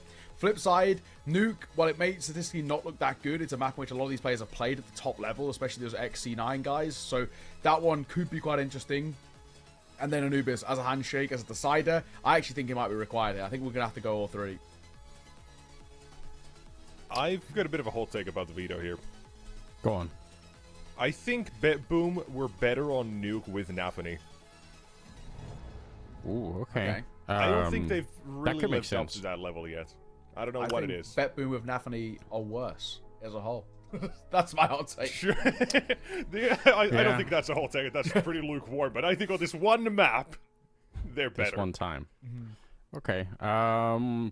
3 maps again. It could be, yeah. I could see that totally happening. Again, I wouldn't actually hate that. Like, I like seeing Navi Junior, and I need a stronger opinion of myself about why Bad Boom aren't doing as well as I feel like they should. So I hope we can. And from my point of view, good maps. Anubis, interesting map to end on. I think of Nuke and Anubis as the two sort of I want to call them random maps, but the two maps where you can end up losing even if you are pretty good on the map. So so that's going to be fun to see. I look forward to it. Yeah, now we have heard a word or two of that. We might have to actually delay a little bit here. I think there's some issues for player or two from Navi's side. They might have to travel to a PC club. This happened once or twice before. I actually had a game where I saw a total of 10, 11 rounds out of a best of 3, then called for a tech break and couldn't make it with, power outages happening and such. So there were some issues that Navi Junior have had it before, so it's not too uncommon. They've unfortunately grown accustomed to it, but they have the solutions nonetheless. But either way, it kind of is what it is. You have to live with it. But for this one, I'm really interested here. I think Navi actually do win this Veto just by the fact that Dust 2 does get floated by them, so they already had that expectation of the Veto itself. Picking into Ancient, they knew they had a 2 out of 3 in the pocket at least. And so it's just a question of what Bedboom want to go for. Maybe it was that Mirage, and that was pretty much it. That was the only other option. It was Mirage or Nuke. That was the only options that they have, because Drain is not a map Navi play. That's one out of the window immediately. Inferno as well, you close out another one. Dust 2, they're never going to pick into. So, this is a Veto that Navi have probably been able to prepare for very, very well. So, I am kind of looking forward to seeing what they've potentially come up with here in terms of anti-stratting for Boom, because they do have a fair bit of games already under their belt as well on that Russian side. So, it's not like there isn't a lack of statistics or anything to look at. I think this should be a really good game in that regard. I think Krabeni has been calling a really good game. He's been fragging it really well as well. So, it's just to kind of highlight that now as we head into this series shortly, I believe. It should be a minute or two, perhaps, but I'm watching them join. Any final thoughts? They're slowly joining the server. I'm watching it on the HTV bar. Demons just jumped in. So bit by bit they're getting there. We're actually waiting on Makaze and Krabeni to get in the server, and then I think we're sort of all okay to go. The one thing I will say though, as much as sort of you can talk about kind of Navi Junior winning the Veto in terms of like the stats, I actually think if we get Betboom playing at the level that they should be playing at, like what are our expectations of them, they've got a considerably higher skill ceiling, so they should just win it off the back of firepower alone, right? And that's sort of the way I look at it, right? Numbers say one thing, but actually sort of it is a big indicator where Betboom should be a better side on paper. Yes, Makaze is obviously sort of incredible and has been catching a lot of eyes, and Krabeni's been doing really well, but it actually dips off quite quickly off the back of that. Jugis has his moment, sure, but I think, for me, for Cemetery and Demon, I think both of them really do struggle to kind of get going. They've really not looked as clean. Obviously, they don't play the nicest of roles, sure, but it is holes in their game plan, and if you look at it head to head as well, you look at these kind of secondary riflers or the supporting cast over towards Betboom. You look at Magnagez, he was like one of the OG Wonder Kids. He was the first ever is this kid the Donk regen, right? As much as people have spoken about it with Kayasuke or spoken about it with Makaze, right? Magnagez was the first person who got that shout as being, is this kid actually the Donk regen? Siren on the other side, a guy who got so much experience despite his age, and Sorter as well as an AWP player. So that's where I look at this. I just think head-to-head, Betboom have the people, if they play to the level that they should play at, they actually should 2-0 this quite comfortably. Damn. Okay. I think that's exciting to think about. I don't want to say I hope so, because again, I've been following this Navi Junior story a little bit, but I think it could definitely happen like that. A lot of questions to be answered. And again, Boomich as an IGL, I think it's just exciting. He himself plays like a very distinct brand of Counter-Strike. You can almost always tell if it's somebody like Boomich playing. There aren't that many of them in the world, so you'd be able to guess. I think if you strip the HUD and the name, you should probably be able to guess if it's him, regardless, which is kind of cool. But I am curious to see if Axel and the rest are going to be living up to their old sort of reputations. That'll be interesting to find out. Hopefully, we will be able to get into the game pretty soon. Ancient to begin with, we do all love it. I feel like I wonder how long we have to play Ancient before people start complaining about it. I feel like nobody, like players, casters, viewers, everybody just loves this map. So nice place to start, really. Yeah, don't worry. I'm kind of getting tired of it. It's just a okay, there we go. Of Dust 2 to me, but it's slightly more interesting because it's really hard to go worse than Dust in my eyes. But it's just the same. I'm kind of over the whole Dust Cache Ancient layout of the map. It's just not it for me. And then it's like Neo as well mentioned, right? Dust and Overpass out. It's like, why? It's made it worse. The map pool, yeah, I got issues with it, and people want cash in as well. For like, if Cache Ancient and Dust are in the pool, I'm out. That's what it is. I am not happy about that at the same time, but we never know what's going to happen. We never know what they're cooking up at the Valve headquarters, but, you know, you got things. Nonetheless, I think we are, however, almost ready. Everyone is on the server from what we've been told, so we should be ready to go in a moment or two. So, final call, ladies and gents, at home. Get your snacks ready. Water, whatever you might need. You boys as well, maybe enjoy your caffeine, tea. I don't know what you guys want. What is the preferred drink, actually?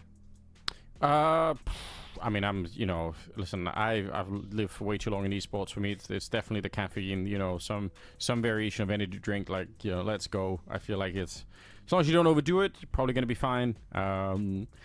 Short recommendation, you guys, no more than 400 milligrams of caffeine a day. Just try and keep it under that. You're probably going to be okay.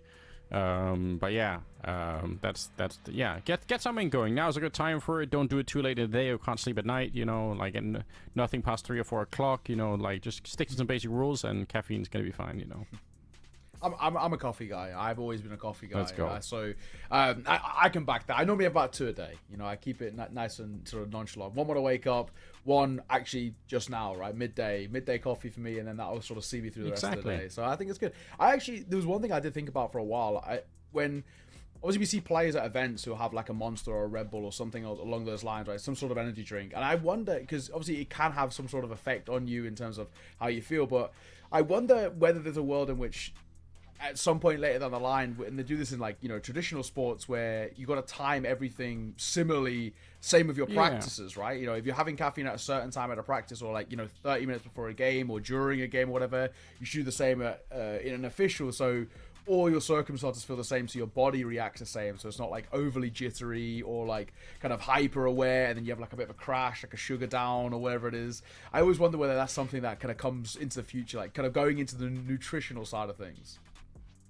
Yeah, I think that's going to happen. Like, and it's also just because in general, like the supplement nootropics industry is like still kind of growing, and so I bet that is going to be something that people will look at, a lot more. Something I'm for one reason or another always been very interested in. So, if anybody.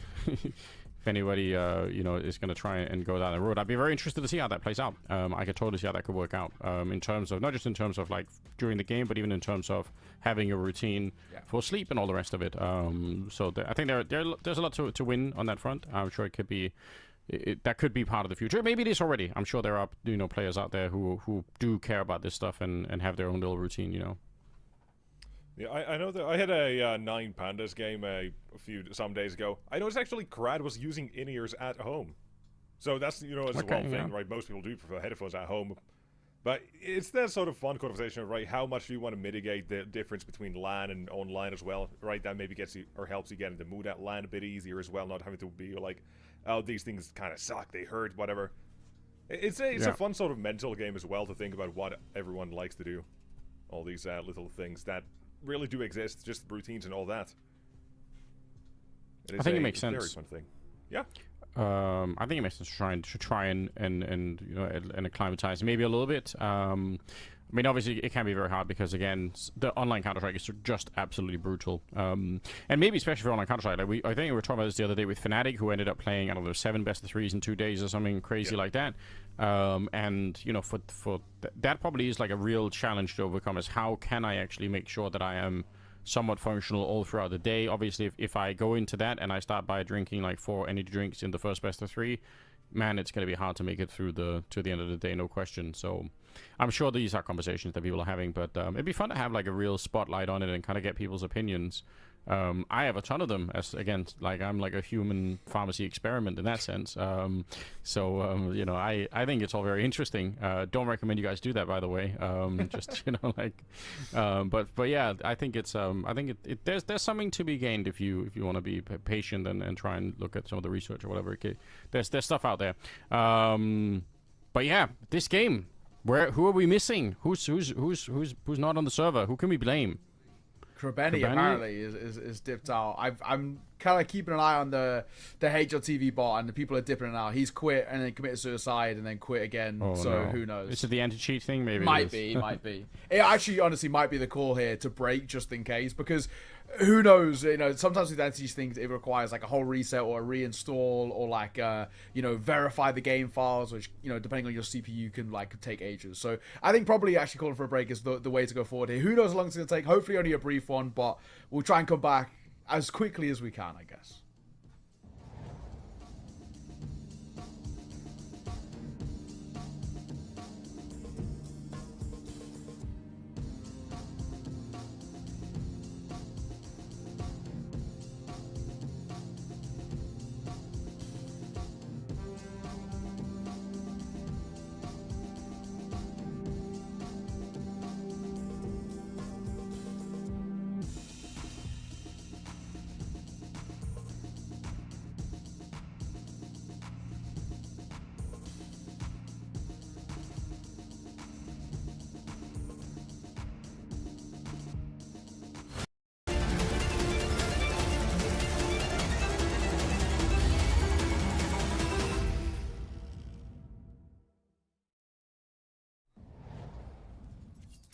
Here we go. Let's get into it. It was a very, very short break. Now we're into the action. Welcome back, ladies and gentlemen. We've got BetBoom versus Na'Vi Jr. here for CCT. We the 3 of the day. We're on Ancient to begin with. Na'Vi Jr. going to be on the T side, BetBoom on the CT side, and is going to be a fairly explosive hit, I think, towards the B bomb side. Already setting up the grenade turret, the Molotov being thrown in there as well. And there, flashes coming next. They're running right into Boomich, unfortunately, and he has just completely wrecked them. They barely even made their way through the smoke. I was like, I'll be on the flank here. Axel gonna get caught. This could be a little awkward if you give him the fight, but he just see off Magnet. Cheers, he's running out of ammo. The Cemetery will trade, but there's just too many bodies here shortly. Uh-oh, hang on. Siren left all alone in the 1 versus 1. Cemetery said something about this round. He's sold the fake that he's pulling away, and he goes back in for a second swing and a miss. Close, but no cigar. Damn. But my God, that was dicey. That's way too crazy. Obviously, potential misplay there for BetBoom in allowing some of these fights to happen, but they managed to get rid of it at the end, and they find the pistol round to begin with. So, bit of a shock, bit of a scare. And maybe, honestly, I always feel like if you're going to have these kind of rounds, it's nice to have them early on where you don't actually lose it, but you're close enough that it does remind the whole team to, to focus, to lock in, as they say. Yeah, exactly. Bit of a tech pause, though, once again. My assumptions just have to be over on the Na'Vi side, right? Rennie, whatever, yeah, he's dropped out, but it hasn't, shown, because he's obviously got 2 deaths there. Good sort of attempt from Cemetery. He sort of made something of that, but where we're at, 1-0 start for BetBoom on your opponent's map pick. Get out the gates early, nice and strong. You're pretty happy with that. Yeah, I think so. Some typing is going on. Usually we think of that as a decent sign. That things are about to move forward a little bit. We'll see if Na'Vi Jr. want to try anything super spectacular, but again, with no bomb plant, it's could be hard to do too much. Cemetery obviously has a little bit more money, so I guess there is a world. Okay, he's actually going to be buying an AK and throwing it over to Makase. So there we go. We've got our answer.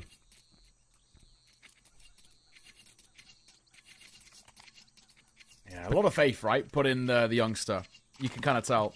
Even though Cemetery was the one who sort of started so crispy, they know Makase is the win factor. He is the difference maker. All the buzzwords that you want to use. If you say to someone, right, we need you to step up in this round and you to make a difference, you're giving it towards Makase. And I can respect that. You have to be a kind of a special kind of player in a good way, for to be sort of like a Cemetery, for example, who can say, you're better than me, it's fine. Even though I've had a good round, I trust you to do a lot of heavy lifting here and, take this, you'll give us more impact.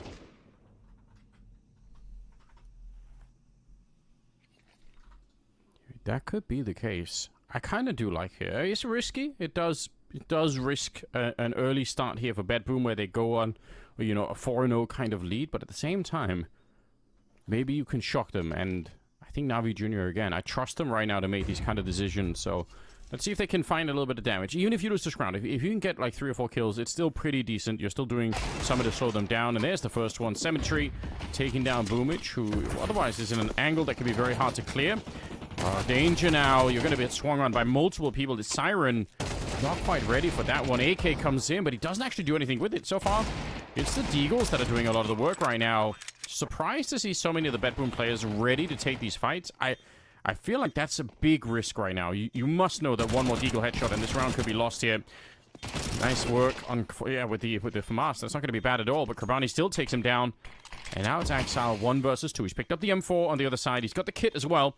So there's definitely a chance to do this, but where does he find them? He probably knows actually that where they both are. Just has to try and see if he do anything at all. Hyuga is going to be taken down instead, and they win the round, Na'Vi Jr. And honestly, it's great work. It's especially the opening kill there on Boomich is huge. I think BetBoom were fighting way too much, though.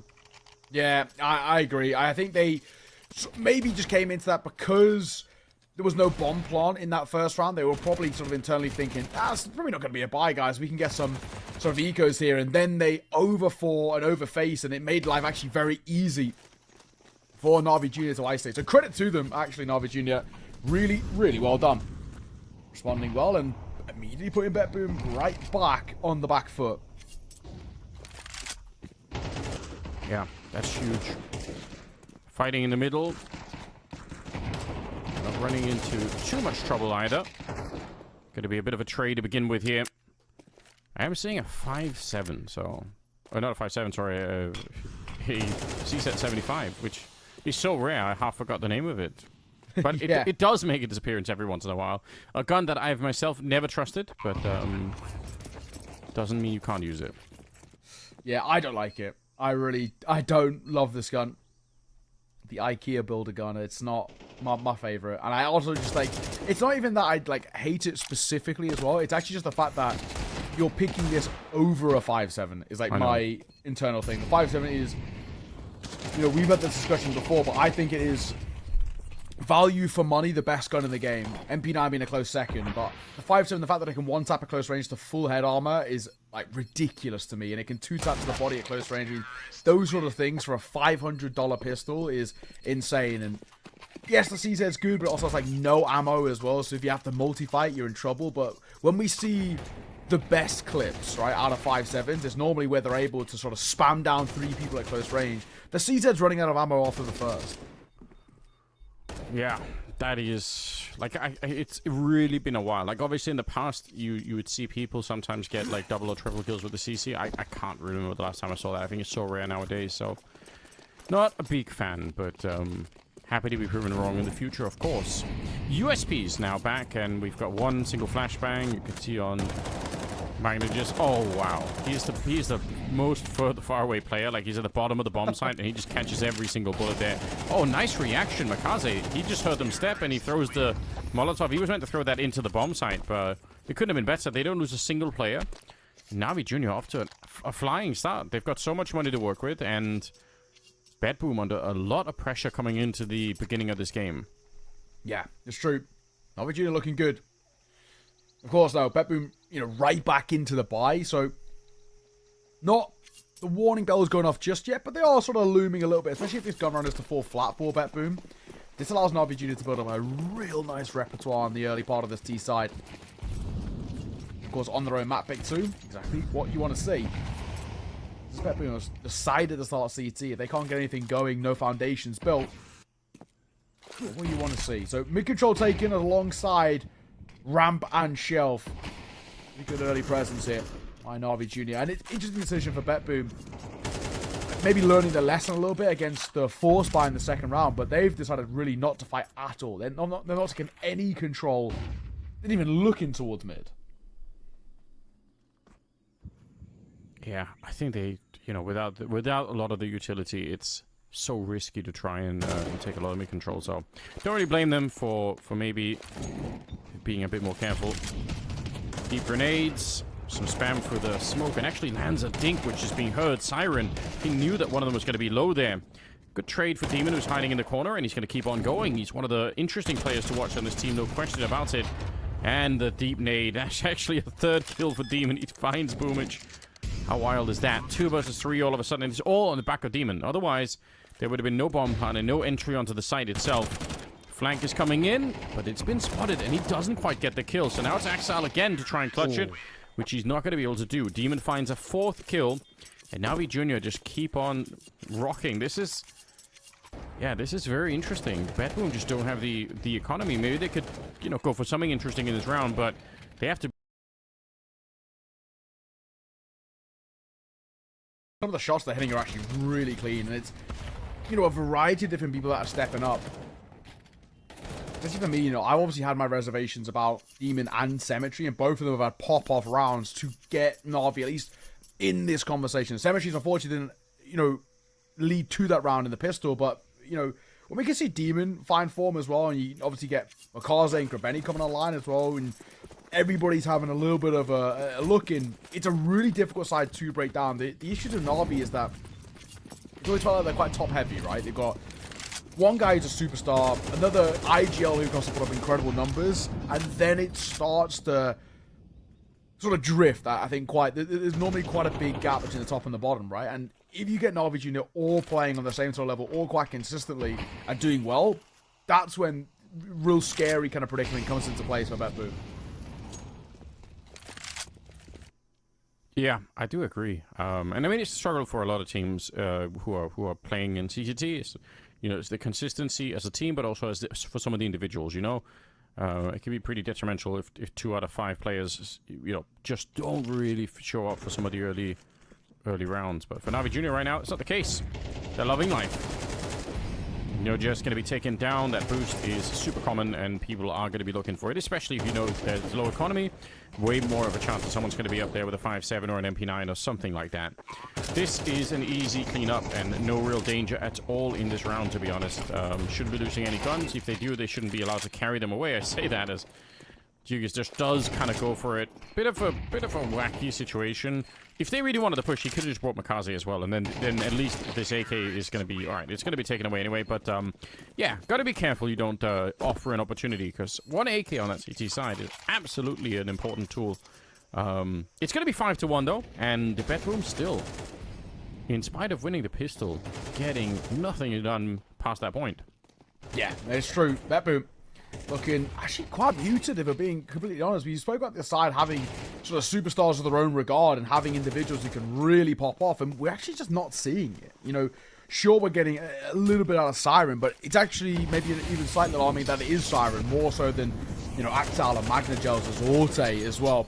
Speaking of, Magnagels will go down early. Makaze in that head-to-head through the smoke wins it out well. Elbow control taken and then given up, but he's done his job. Swing and a trade from Demon. I love the pace that Navi Jr. are putting in towards these rounds. They are relentless. Yeah, it's so sick, and especially if you can feel just a little bit of weakness on Bedboom, and you know that they're coming into this game, you know, even if they want the pistol, feeling maybe not quite fresh, having some of these, especially in rounds where you know Bedboom finally have money to buy, and then you absolutely knock them out without a chance to even respond. That's really hard to deal with. It's going to take away a lot of the morale on the Bedboom side, and to be honest as well, it's just I don't know if it's necessarily overlooked, but it remains a fact that those really fast B plays are so lethal. Like, even if you have people there, even if you have weapons and everything else, it's one mistake, one wrong step, you lose the opening fight and the round is over. Yeah. Yeah, exactly. Oh. It's close. It's very close, isn't it? Survives, though, with 46 points of HP. Alive, though, like I said, the pace at which Na'Vi are approaching these rounds, super fun to watch. They are really backing themselves in a lot of these engagements. They look very, very strong, and I think you can see that they're playing with such a, it's not even like brazenness, it's just pure confidence, right? They trust the game plan, they trust themselves, and they trust each other to be able to trade if things do go wrong. It's a really cool way of this being approached, and the issue is that for Betboom, really struggling to respond. Unfortunately, I think this is a tech pause here. It feels like we might have lost Cemetery, judging by the fact that he has not moved. So, just a little round reset. Hopefully it doesn't take too long to fix, but you never know.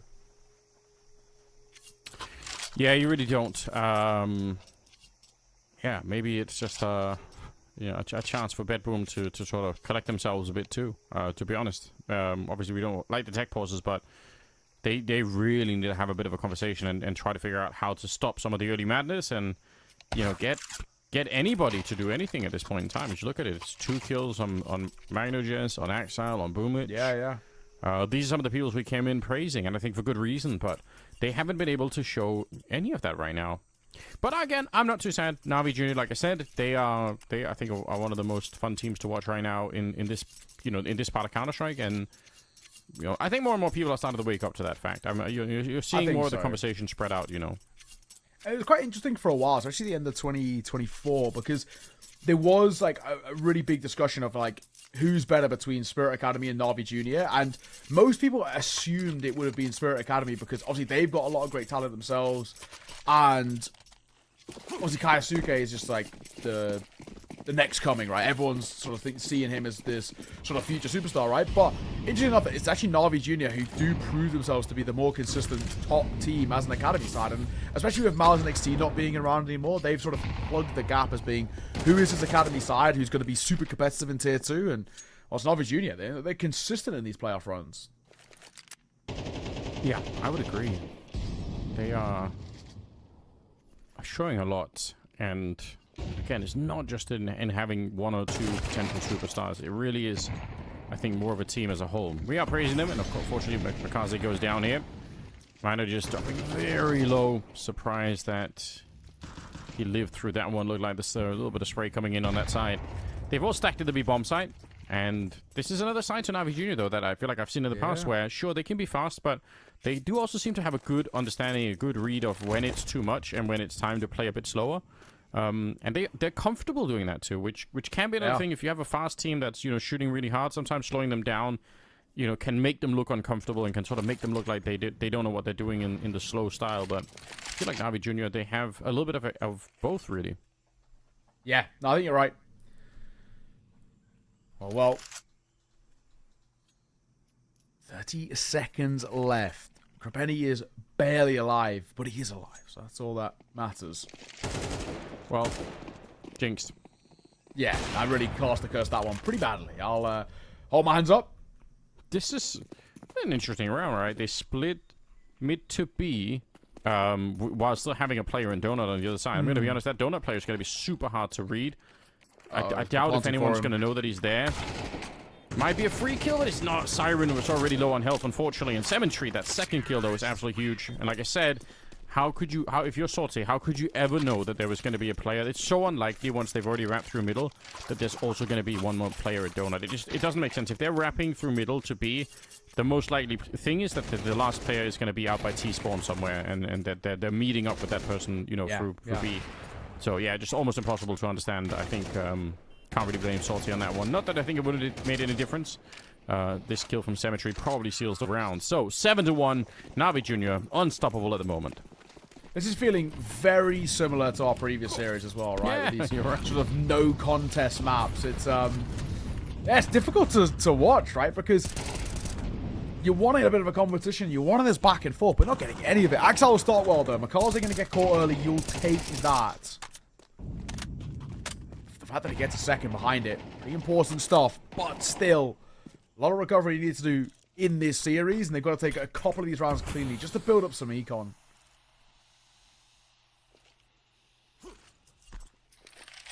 Okay, we've got the cover for the AWP here. Flash goes over, but he does have a rifle in front. Big opportunity to get the kill there. It's going to be the opening anyway. Jugas gets one. Sortie here. He had to hit that shot. Even if he dies now, just getting that one makes a huge difference.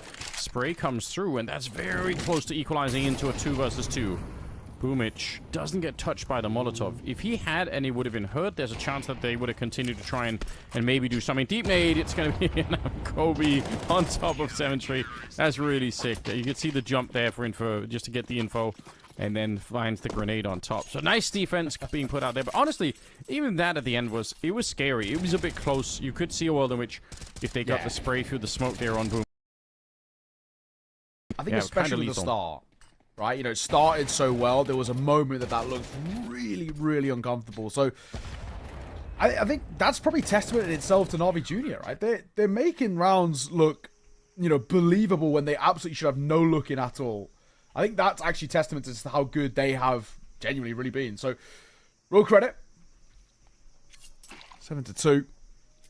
I probably want to see at least 4, though, out for BetBoom. And actually, so far from what we've seen, there's not been a lot to really go on, has there? So, yeah, maybe concerning a tad. Na'Vi Jr., they're not going to really be dispelled. The game plan that they've been utilizing so far has been working, 9 times out of 10. And the hope is that we can kind of get this throughout the series, I think, as well, right? If Na'Vi Jr. can come in towards map number 2, Nuke, and show this level of form, we could get a really, really sort of spicy playoff run from them. Zug quick again. Zorta just wasn't ready for the pace, even though it's all that Na'Vi Jr. have been doing for half of their rounds, if not more.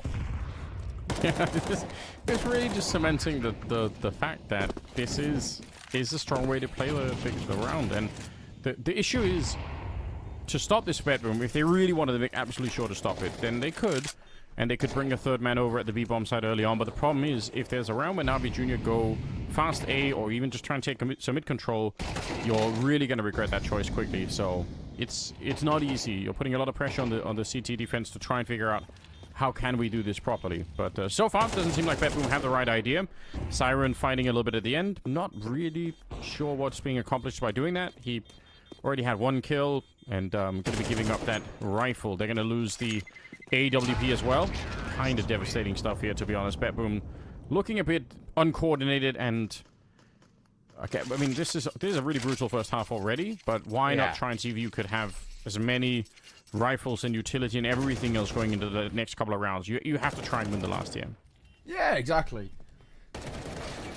I do love what you see, though, from Na'Vi Jr. If these individuals can keep this up throughout a series, it really actually probably would be some level of like an alarm bell to a lot of other teams in the playoffs, especially, scalping BetBoom. But we've already spoken about this with sort of Na'Vi Jr. They really feel like giant killers at the moment. They've got great wins, and Makaze going to start off well again. Double for him, a trade. Looks for the third, they don't get it. Makaze, this kid is so crisp. Oh, and they're pushing out. They're going to get shot at the back as well. You could see that's maybe a little bit late. Like, reinforcing middle from Cheetah is a very fine idea, especially when you got the smoke up, which they did there on the left side. What just happened? I'm gonna need to see the replay of that. Oh no, that's very interesting. But you gotta feel for BetBoom, don't you? Like, everything that can go wrong is going wrong in a way, and even I feels like they don't have luck on their side either. I'm curious to see if they can find a way out of this. It shouldn't be possible almost at this stage. Nice line up for it. Oh, Boomich, he knows he has to keep doing that to actually get the kill, but unfortunately he's very low on health himself.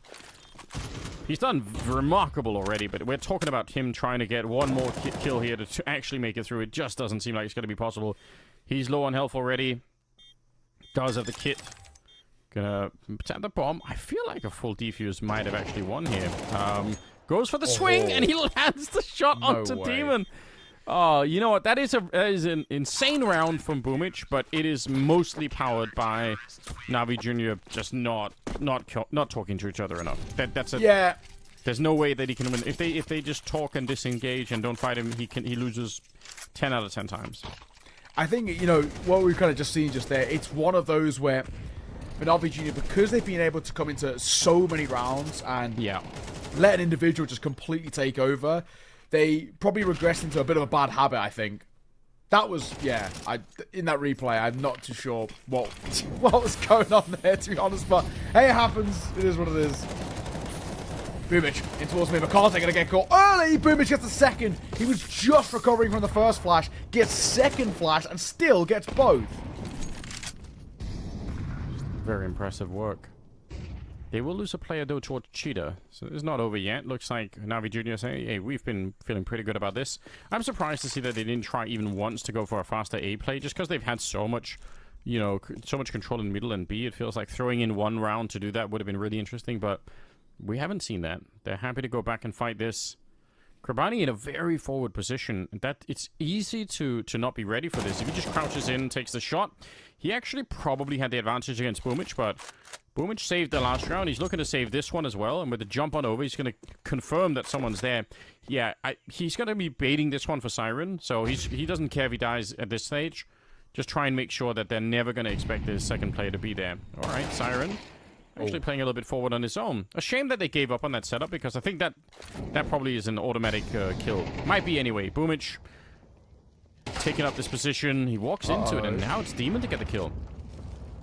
Symmetry's just sticking around to fight, by the way, and it doesn't work out, and that's the bomb. And down goes Demon at the end there. For Bet Boom, you know, rounds at the tail end of the half are good, and I feel like there's still some level of foundations here, but Na'Vi Jr. do just look quite relentless, and, you know, maybe it's worked against them. They live and die by the sword a little bit, right? But for Bet Boom, there's still so much more they need to do for us to be convinced, I think. Yeah, man. I mean, the scary thing for me here is it can't be the case that for Bet Boom to win, you know, a couple of rounds here on the CTs out of Ancient, you need Boomich to basically step. Like, they won the pistol, and then 2 of the other 4 rounds that they won were just Boomich, you know, getting triple kills, basically, and trying to clutch it up. That can't be the case. But let's see if they have something more exciting here. Second half is coming up, and we're rushing straight into it. Boomich, the flashbangs, they're trying to do the exact same thing. I do like this attitude where it's like, hey, you guys keep hitting to the B bomb site, and we can do the same. Unfortunately, they run into the cemetery, and he's decimated. One more bullet for the headshot, quad kill on him, and he's just stopped them in their track. No bomb plant either. It was a great idea, but that was a savage round coming up from Cemetery. These are 2 insane pistol rounds. Of course, didn't win the previous one, but this one he does. And my god, these shots are so quick as well. They just keep facing him. Like, it's your own demise in a way for Bet Boom. I know they want to trade, and I understand the idea around trading, but they get deleted. So crisp. So well done. Na'Vi Jr. on track to taking this map and taking it easily too.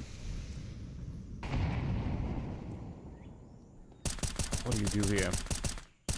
Bet Boom, no investment. Bomb plant be sick. They do have a couple of smokes, so yeah, I guess you try to set up something that would allow for a bomb plant here. And honestly, the M4A1 in this position is, you know, an MP9 would have been a lot more fun just to, you know, to get the extra kills or something like that. He does have an extra FAMAS with him, but smoke is going up there, and you can already tell they're getting picked apart. I sort of wonder if that smoke was meant to bounce further back. I doubt it would have made a difference, but yeah, bit of a shame, No bomb plant being allowed for. Put some pressure onto Bet Boom here, as they are really drifting far behind. 10-4 the scoreline. And it's Na'Vi Jr.'s map pick. I guess that's the good news for Bet Boom, is hopefully they can do some more on the second map. This one feels like it's close to too late. Yeah, I think you're right. It is just one of those where the recovery required. It's, if we do go down to kind of the statistics, which I don't always like relying on, but the chances of getting back into this for Bet Boom are actually so slim. Doesn't help with the feeling being so good for Na'Vi Jr. Makaze gets gifted one over. There's potentially an AK, I think, there in that smoke. Yeah. Don't want to give an AK over towards Makaze. No, especially not on the CT side as well. He'll want to take head-to-head duels with you. Yeah. Why wouldn't he? I mean, he's playing fantastic Counter-Strike at the moment. I'm sure they're feeling very confident. Boomich, even if he got the kill, he would have been traded out. There was a second player there. Classic crossfire setup to defend that cheater position. What did he do? Oh, through the smoke. He didn't have his gun out. Axile. If he had the AK out, that's it. He wins that fight every single time. And it actually could have done something to get them back into the game here. But instead, it's still a 2 versus 4. And they're in so much trouble. Siren, he's on his own. We've got Sorty over at CT spawn. How did they get the bomb planted in this round? Siren. Moving forward to clear out Donut. Cemetery is here. Making a bit of noise as well. They've got to know about his position. He does also have a Molotov too. Oh, Cemetery. That's such a risky swing. And he gets away with it. And you can't blame Na'Vi Jr. for some of the fights they're taking, because they just continue to work. And now 1v4 for Zorted. Sure, 2 of them are low, but time ticking. Bomb now recovered, but it's got to be no chance in hell. Swinging a fire by Cemetery. Super confident from this youngster. I'll hold my hands up right now. I've said, you know, I've had my doubts, and some of the games I've watched, he's really struggled, but it's not this one. He's looked absolutely lights out in this game. Both with the pistols and the rifles, and just full of confidence. How he gets away with that fight, I have no idea, but Bet Boom, they are a shadow of their normal selves. Yeah, I started this whole thing by saying I don't understand, because when I look at the lineup, I feel like they should be crushing some of these CCT tournaments, but they haven't been, and I wanted to know why, and there are definitely some answers here, right? Magnus and Axel playing not that great at the moment. Boomich trying to do, honestly, most of the work right now, and their CT side was just miserable. It's only one map, but still, there's a lot going wrong. Nobody saw that, don't worry. It's alright. No one saw it. Oh, look how crisp it is. Wow. Krubeni, as fragging IGLs go, he is genuinely very, very impressive. He will go down at the end, and Axile, given the chance at 2, which he delivers upon. 3 versus 3. Now not as doable. They might fly through this smoke. Demon's on the other side as well. And Demon has the support of Makaze, but Makaze can't double it down, so 1 versus 1 now ensues. Siren versus Yugis. Bomb will go down. Yeah, he does have an incendiary. I don't think that's what's going to make the difference here. It'll be down to the peak that's coming up. Oh, he just missed him. That's kind of wild. That incendiary might be relevant again now. Oh, and it doesn't even matter. I thought Siren was going to keep walking down the ramp, in which case the incendiary could have maybe blocked him off. Potentially, at least, or it would have made a better fight. So, it's interesting that ends up in a 1 versus 1, just because it felt like Na'Vi Jr. won so many fights at the start of the round. But the fact that they win the round at all is all they really needed here. Kribani, you see these like 2 great kills. Maybe pushing forward is just not necessary, and you could ask.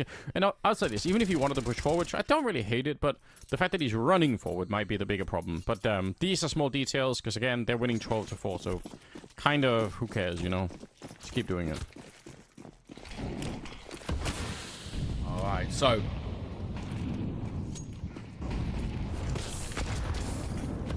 All for Na'Vi Jr. 1 away. Nice start as well, Krubeni. Just the spam. Magnajez getting caught. He's been seriously struggling, Magnajez, hasn't he? 4-16. But a lot of credit for, not giving up. But, man, he just cannot seem to find his way into these rounds. Yeah, they're struggling in every way. Look at the push out as well. So, it's Krubani on a bit of a wild mission, pushing into T-spawn. And the timing, Sorte was just looking. He just was looking there. Okay, he's going to spin around anyway, and we'll find a way to win it. He almost got timed there. What a way that would have been to lose the map, if that's how it all goes down. It still is looking pretty funky, because 2 of them are very low on health here. And the next fight could make a huge difference. There's another push coming in. This time it's Makaze out for blood. 50 seconds. He might find a good timing, or he might be intercepted by Boomich. It's kind of hard to tell right now who's going to have the better. It's almost a bit of a dice roll here. Boomich going to be caught, but at least they're going to have the bomb plant on A. Oh, bomb goes down. Resorta being low. Probably a lot of reliance comes towards Axel and Siren here. And probably more so if Zorta falls early, which he will. He goes back turned. Speaking of back turn, McCarthy going to get caught in the side by Siren, who's still alive. There's a bit of a crossfire here, but he doesn't expect the second player. Siren goes down to Demon, 1v2. Axel got to roll back the years a little bit. We haven't seen that Axel form in a while, but he does get one. Molotov misses as well. Has been spotted. Time ticking. It's all dicey. He gets around the Molotov. He's trying to close down the gap, and he does. Demon, well done. Does he have time? I think he does. That will be Na'Vi Jr. dominantly taking map 1. The fact that he failed the incendiary grenade, that maybe could have been the end of the clutch right there. But it doesn't matter at the end. Na'Vi Jr. just schooling Bad Boom on this opening. 13-4. Outrageous. Now, we did just see this happen on the other series, and in there, there was a bit of a comeback for Ecstatic, and it was on Nuke as well. So hopefully we'll see something similar for Bad Boom. Otherwise, it'd be a little bit depressing, because this just was... They just didn't do anything, unfortunately. There's no other way to put it. Quick game. It happens, right? It happens. Brutal display, but all the credit has to be given towards Na'Vi Jr. That was excellent. I love what I saw, right? This is a side that are the best Academy side in the world. Not even a team close. Much people want to talk about Spirit Academy at the moment. It doesn't show in the results. Na'Vi Jr. show how dominant they can be. Constantly making deep runs. They're making every playoff, and Spirit Academy aren't, right? I think that's all the testament you need. And not only are they making playoffs, they're doing this to very solid teams and very experienced individuals. So, sick to see. We're going to throw over towards Nexus to break down everything from map number 1, but I'm super excited for map number 2.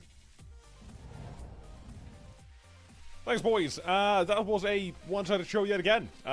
Feels like we're getting used to them already when it comes to just the games we have for the day, and that's fine. It is what it is.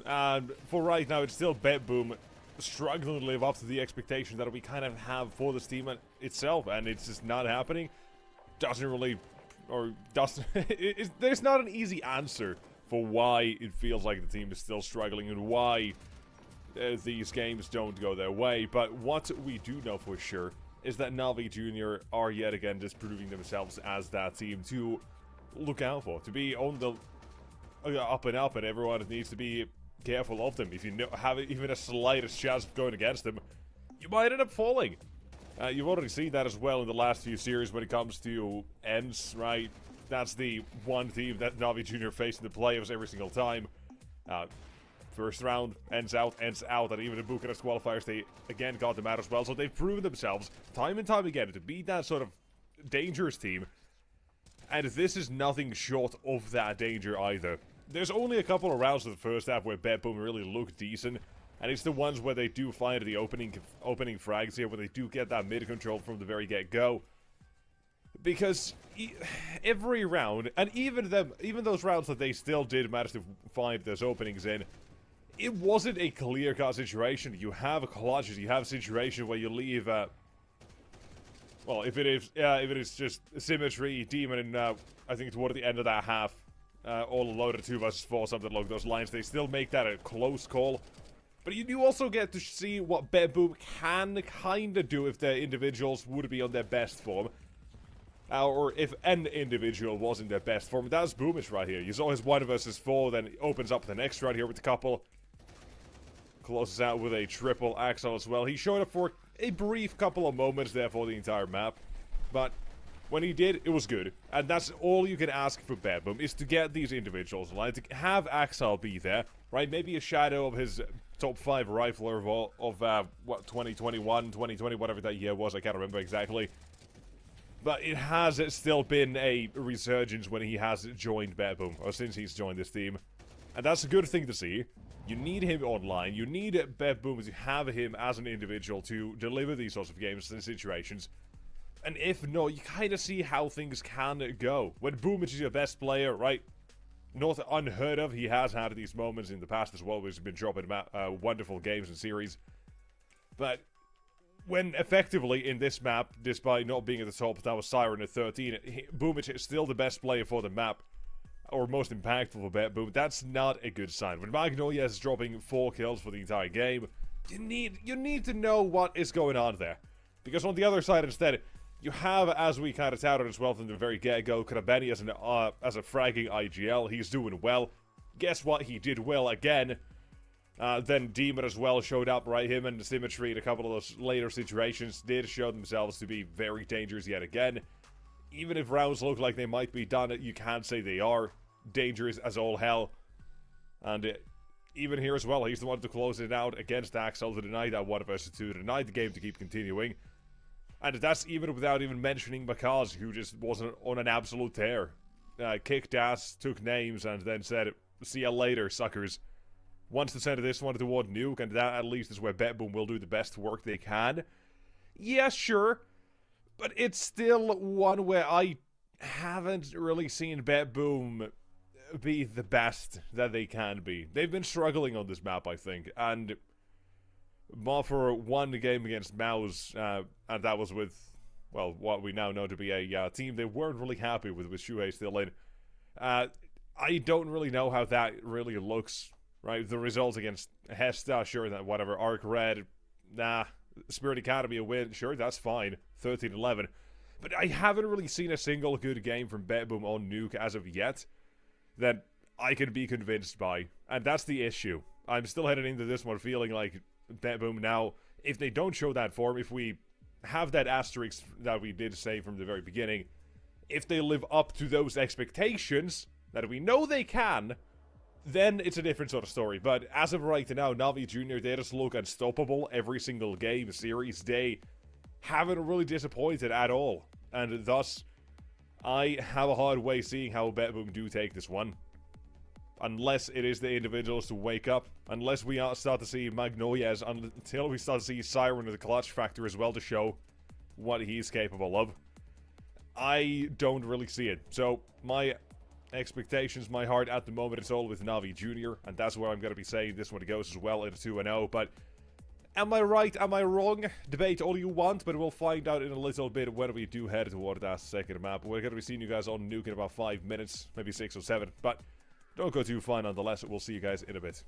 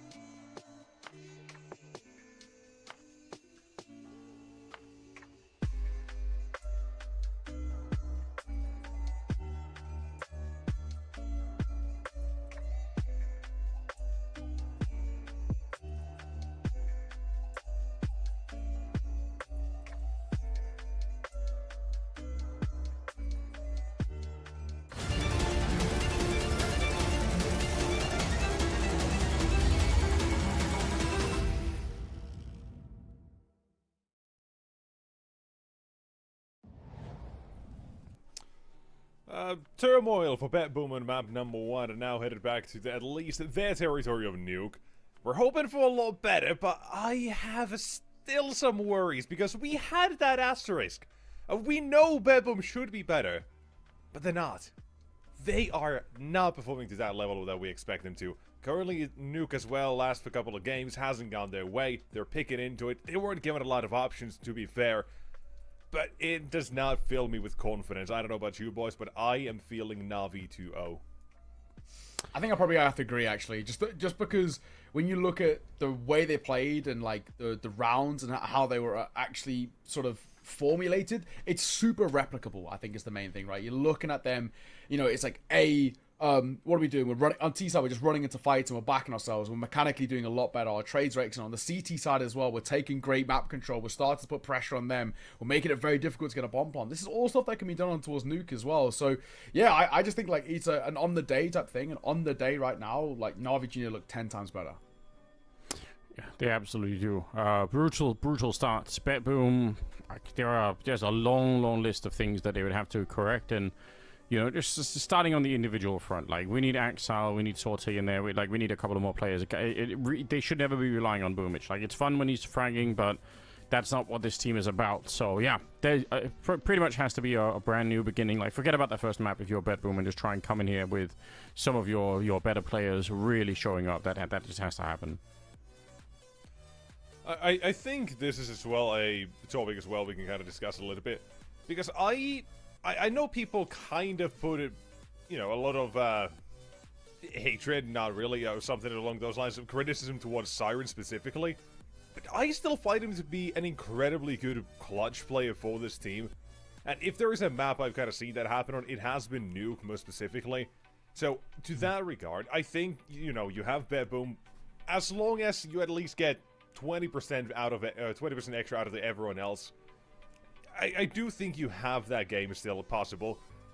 But one thing is for sure, and it's that Boomich should not be the best player on the team. So, prayers for a better Bet Boom.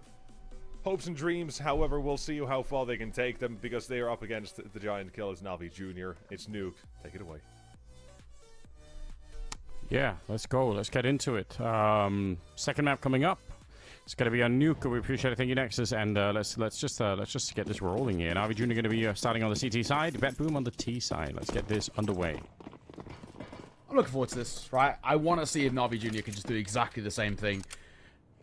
If they can play that level that they just did, we're not going to get a series here, right? It's going to be a very, very abrupt sort of 2-0. But, man, they were so clean. There was no real gaps. There's nothing that I think Bet Boom can take from map number 1 and be like, okay, if we do this differently, that might work for us. The only thing they can take is, in the previous series, 13-4 start, then, you know, an immediate 13-1 in response. They may be hoping for a bit of same themselves. Yeah, you have to try that. Siren is going to get one. Demon looks like you can see a theme, but someone still landed a shot. This is Makazi trying to clean it up as well, and one player left. It's Boomich. Don't really have to fight him. The bomb, maybe he can pick it up, but it's not going to be possible there. Demon will take him down.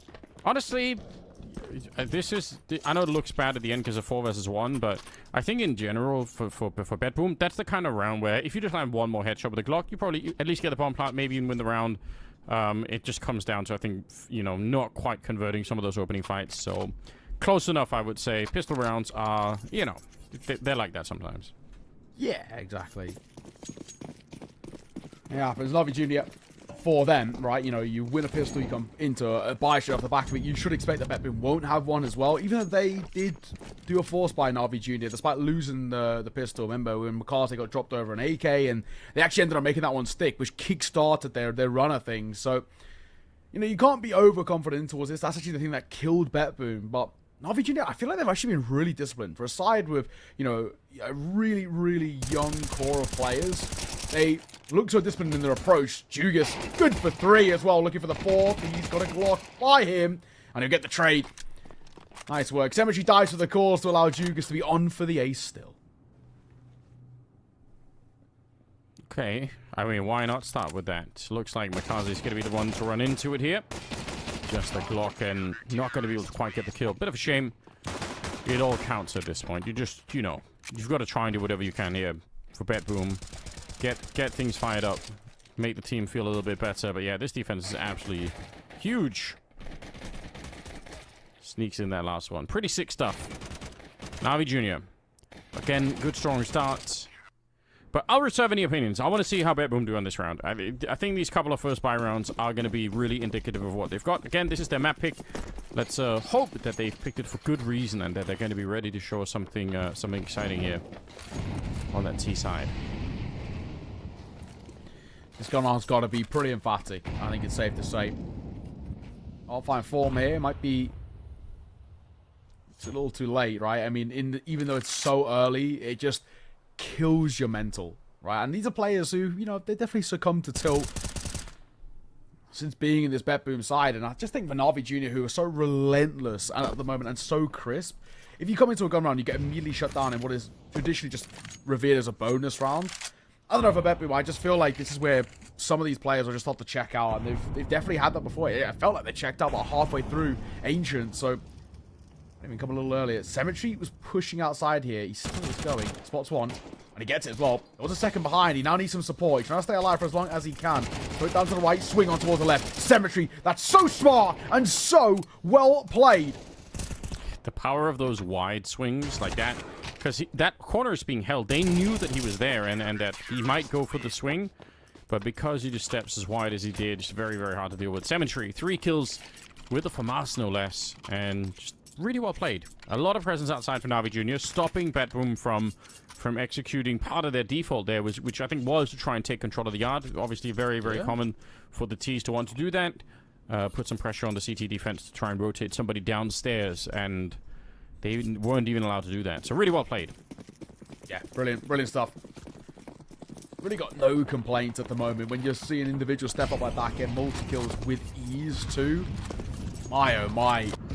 What's you know, sort of that thought in your head again, this is going to be just a repeat of what we saw. 3-0.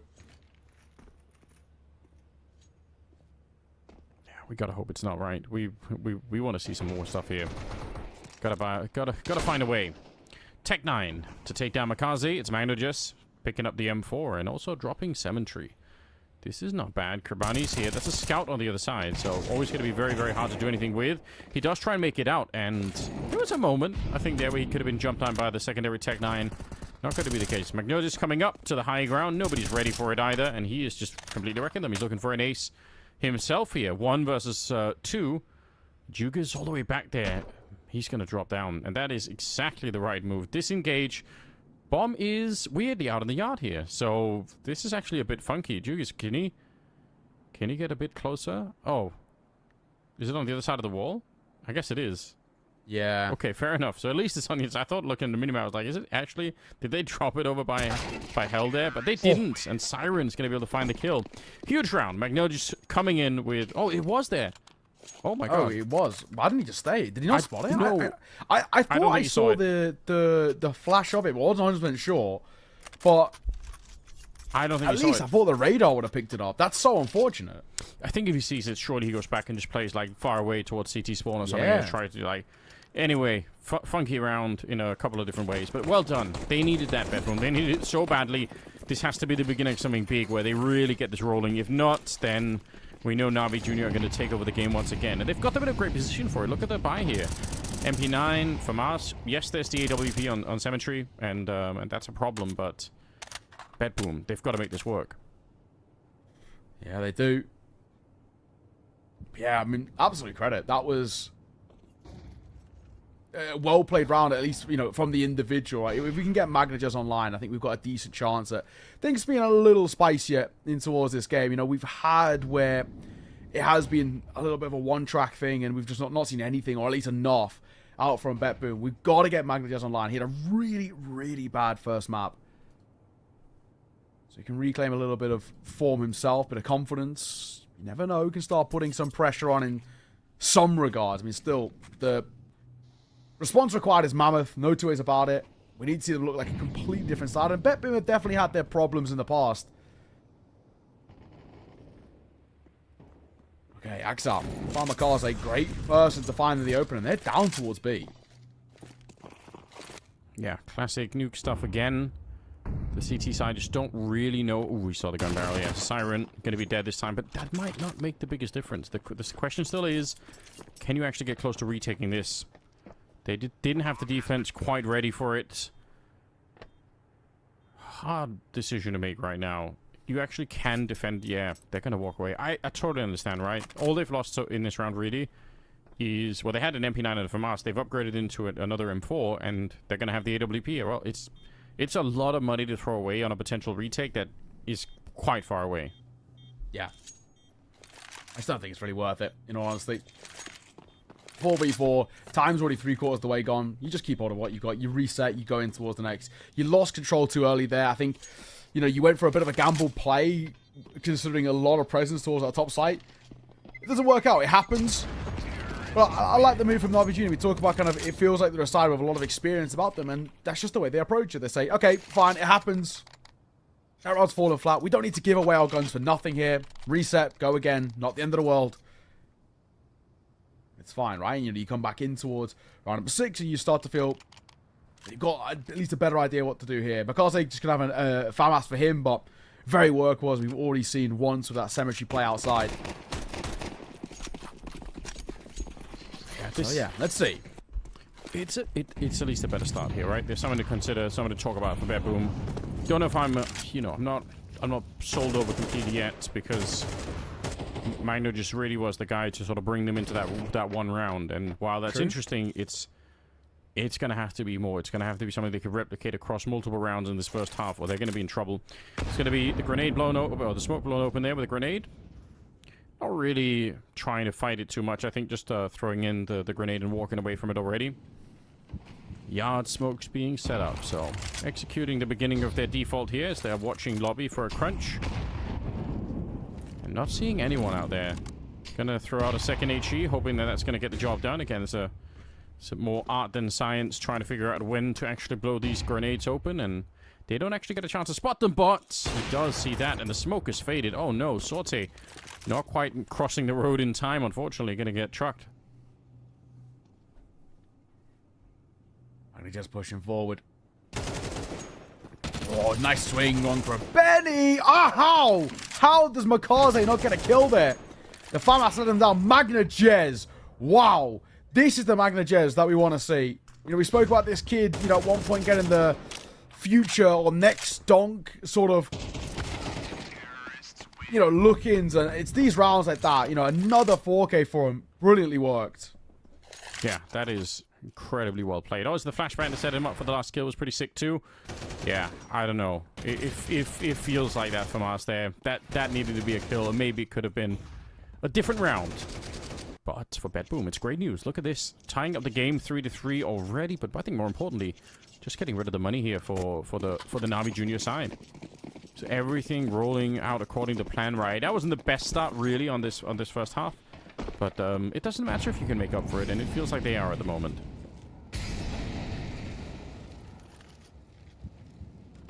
Okay, so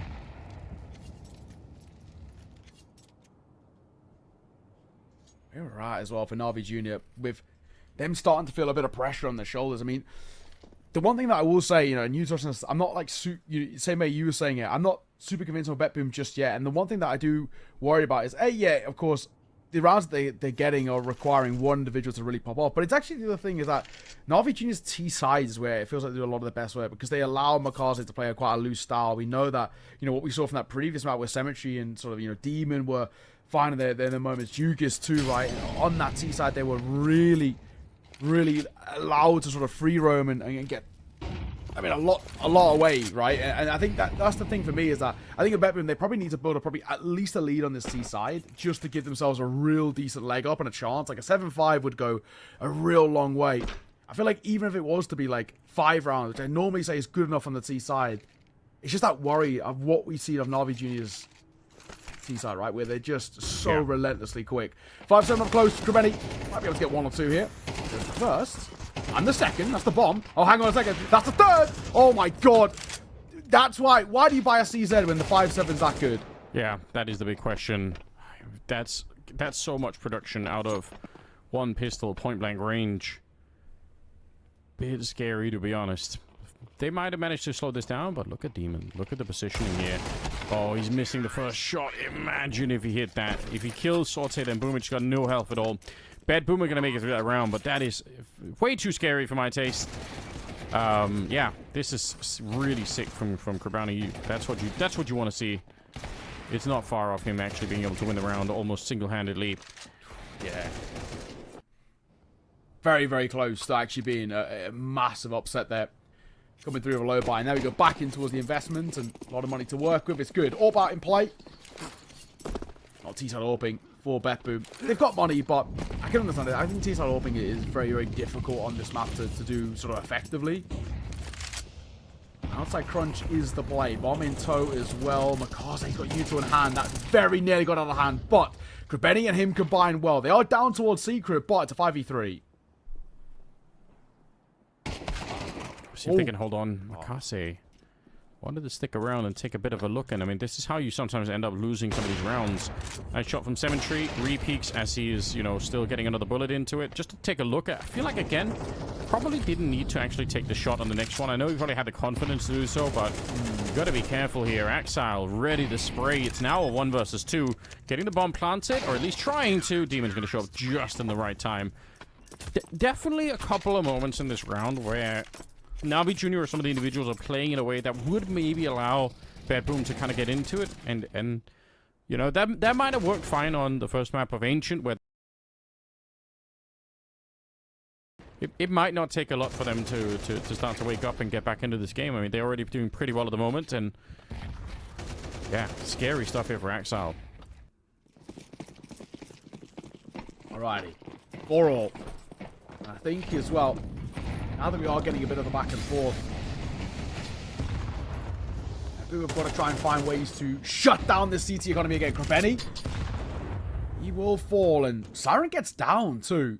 And now we can join up with Magnagers on towards this lower side. That's actually the clear gap in the armor for Navi Junior right now. This B site, anywhere down in this lower territory, they're struggling to really hold. They're having to play quite consistently on the retakes, and yeah, it's a sort of tough predicament in a way to be in. Absolutely is. Ramp control wrapping around from the other side, though. Here's Bedroom. Still a minute on the clock, but they're going to go pretty quickly right through the smoke. No fear whatsoever, and they've pretty much got the bomb site locked in, and it might be the case that Navi Jr. will have to try and back off and just kind of get away from this one. Honestly, just very nicely done. Even if they didn't necessarily control ramp there, Bedroom, they find that the other part of the map is plenty enough, so well done. We give them a 1-round lead, 5-4. You know, it's not completely wrecked here, but it is definitely a lot more pressure on Navi Jr. And in terms of their economy too, right? They're going to be stressing about that. Yeah, true. I do sort of respect Navi Jr. in this sense, where they just realize the lost cause, so they just fall away. I'll keep on it. Understandable as well with Nader with B. They've not got great long-term economy, but with loss bonus a little built up. At the very least, through you staying alive, you can rebuy back in. You know, drops can come over to Krabeni and to Jugas, and it's fine. And they can also pick up armor, a decent amount of Util themselves, and sort of make a stick. Some teams like to half buy in these situations, but I think when you've got an AWP and, you know, 2 premium rifles, I think this is as good a time as ever. Even if you're coming in with like MP9s or FAMASs or whatever it is, right? How I buy around it and support it, for me, is normally the way I go. But no, they are going to go for that lesser investment. I feel like you put so much reliance then on Makaze and Demon Cemetery to really take over this round, rather than what could have been a pretty solid force by all things considered. I mean, even for Cemetery, right? He's 3k. He can drop over a rifle. It's definitely an interesting choice, right?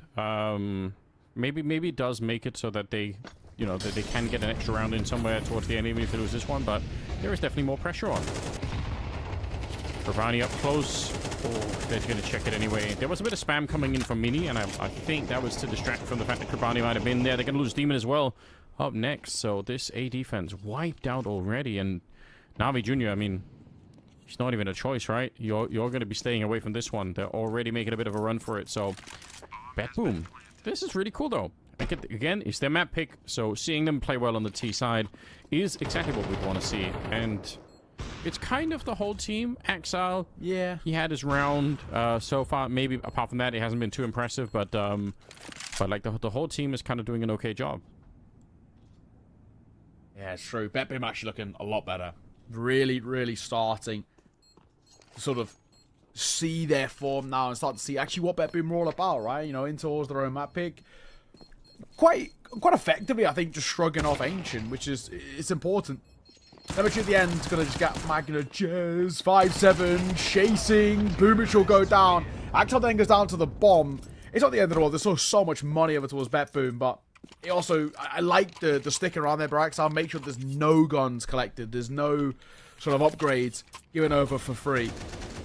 But yeah, I mean, where we're at, I think for me, I still would have liked, I think, especially now in hindsight, just having the guns on deck, right, and gone in for that force buy. It just felt like the pistols, especially in their positions, could have no real look in. 6-4, first timeout called for this map, and it's by Na'Vi Jr., understandably so. BetBoom are doing, you know, at least enough to build up a comfortable lead. And I think the worry is that if Na'Vi Jr. can't find their form, an 8-4 is a difficult sort of scoreline to try and recover from. Yeah, it's going to be fairly uncomfortable. Even if we take into account what you said earlier about the fact that maybe their T side is going to be, you know, a little bit more potent. Still, not really the kind of comeback you're going to want to try and do here. But they might not get a choice in it. 6-4 right now. See a BetBoom keep a streak going. Oh, for Makaze, he was so blind, but he still found the kill and throws in a grenade as well, just for good measure. It's a lot of damage. And Cemetery out here, you're not going to expect the orb to be there. You're just not. Nice shot as well here. Siren goes down, and Cemetery repeats it. What a madman. Gotta respect the confidence. That's more like it, right? That's the Na'Vi Jr. that we sort of know and love. You know, fly into the fights, back yourself. Makaze getting his double. Cemetery as well with the AWP. That's what you want to see. There might be a hunt at the end here. Again, doesn't really make too big of a difference. There's going to be more money for that final round, but it's for your internal confidence. So, Na'Vi Jr. get up towards a 5th. They get tied up at the half. We've got a real game on our hands here. I think BetBoom will understand that, because they're going to call for a timeout of their own. Yeah, I think this is probably good. You know, a decent time to make sure that you can get as much as you can on the board. Even 5 rounds, I think, for Na'Vi Jr. It does change the scope of the game quite a bit. You know, pistol round yet to come in the second half. We'll see how that one plays out when we get there, but it's not really settled yet. Mm-hmm. And it isn't the completely, you know, destructive second map that we saw between Ecstatic and Ends, where, you know, Ecstatic came back and just absolutely wrecked Ends on the second map to get us on a third. This is still pretty open, I would say. Round number 12, and we'll see. They do have 4 AKs picked up on the Na'Vi Jr. side, and that AWP on Cemetery.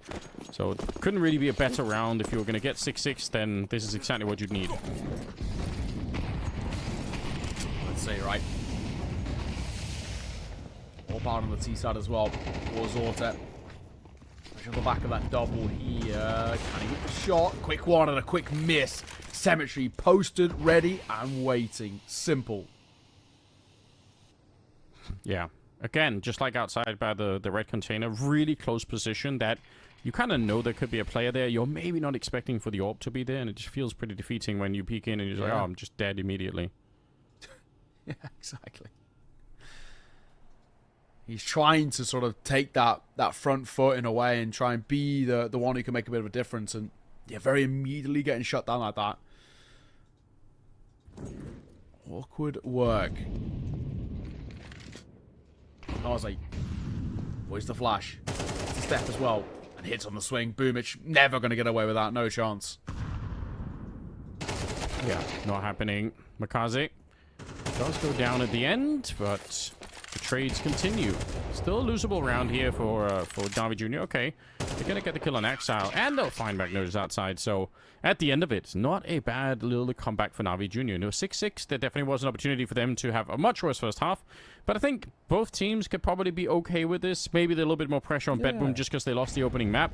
But this pistol round will be very exciting for once, where whoever wins this one could go on a bit of an interesting lead. It's true. I mean, we've seen as well just how good the pistols have actually felt from Na'Vi Jr., especially Cemetery. In towards map number 1, he was absolutely clinical. And the Glock looks super good. So, Na'Vi Jr. found a pistol here.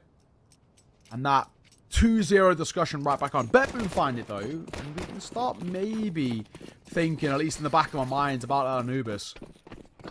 A real tough game, though, I think, in the sense that for BetBoom, they still haven't convinced themselves, I don't think, yet. Opening double, Jugas and McCarthy. Magnetist is still here, and while he's alive, you still feel like there's a chance, but Cemetery makes sure that he's not. Yeah, really important. Get rid of him. Bomb being planted now. High ground's being covered. Look at how low they are here. Axal at least has a little bit of health, but Boomich, anything touches him, he's going to be absolutely dead, and it's a headshot, maybe a bit overkill, to be honest. But it'll get the job done. Axal, you can already kind of sense it. Making sure he's not getting flanked. I mean, you might try to stick around just hoping that they make a big mistake here, but without the kit, I don't think there's one on the ground either. Yeah, he's going to be found. Cemetery again up to 14-6 right now. With Na'Vi Jr. with the pistol, it's a really fine start for him. We'll have to see how long it goes, but yeah, everything about this worked out very well. Yeah, what a pistol. Honestly, super, super effective. I think as well what we've seen, who good at starting in towards these halves, and they don't really falter very early. I'm not going to see a force buyout for BetBoom. I think this is the right call. Get rifles on deck as early as you can. Don't invest in towards this one. Sure, you have to give up a 2-round lead over towards Na'Vi Jr., but I think long-term it's probably the smarter decision. Force buy and lose it. And the chances incredibly slim. Drive-by Mach 10 from Gabeni. Instinctual as he spams and finds. Yeah, and just, again, it's basic work, but don't give anything away. If you're going to lose something, let it be the Mach 10. Don't deliver the AKs to the BetBoom side. It's just, we all know what a difference it is in terms of holding an angle on the CT side with an AK or an M4. So many rounds are lost or won based on those dinks that very nearly get the Ts, but not quite. Nice shot. Axal. Okay, it's just the Galil. Going to be crashing back in to try and take the fight here, but he's already been discovered, and he is going to be hunted to the ends of the earth here. It'll be the Mach 10 to take him down. And you know what? That's pretty good. Get a little bit more cash. You recover the Galil anyway. Pretty good trade. Yeah, make sure he doesn't, get any sort of leg up in any way. Don't give him anything to say. So, I can respect the call to the hunt.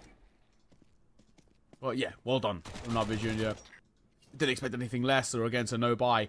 This is a very, very important gun round for BetBoom.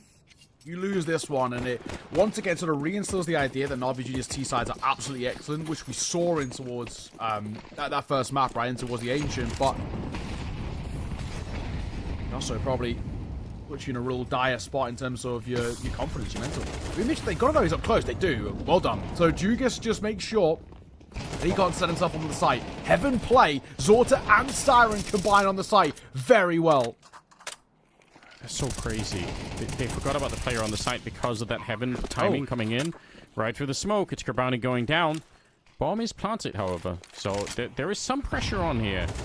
Don't see a kit. Oh, they nearly line up in the smoke. It's close. Cemetery.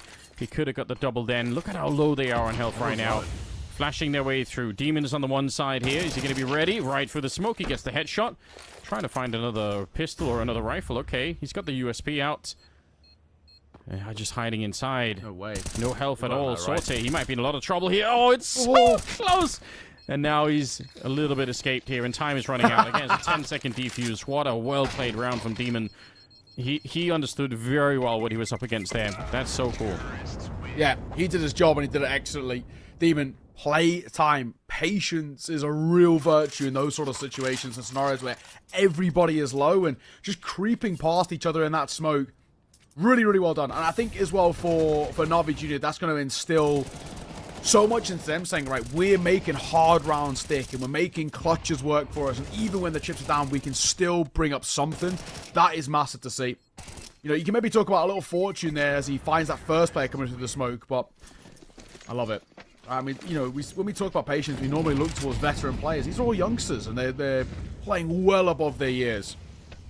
Super sick to see. I did forewarn how scary that T-side did look from Na'Vi Jr. And once again, we're seeing it here. And BetBoom just, they cannot find ways to shut down their pace. And not even just their pace, but their pace changes. It's something you touched on in that first map. They don't always have to go quick. And even when they slow it down, they're really effective at getting map control and isolating fights. Yeah, it's been fun to watch, no question. 3-round lead here. Okay, interesting trade. Could see he really wants to try and find that AK, but understands it's also potentially a massive risk. But I think for BetBoom it's worth it to go for this kind of like 1-for-1 trade when you don't have much to work with. Definitely going to be a good idea. Demon in a crazy position right now.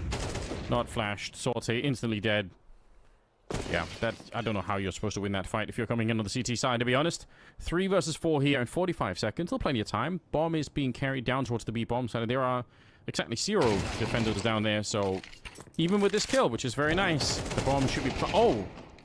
Kribani, he was caught nearly jumping. That could have been very weird. Very close to being very awkward, but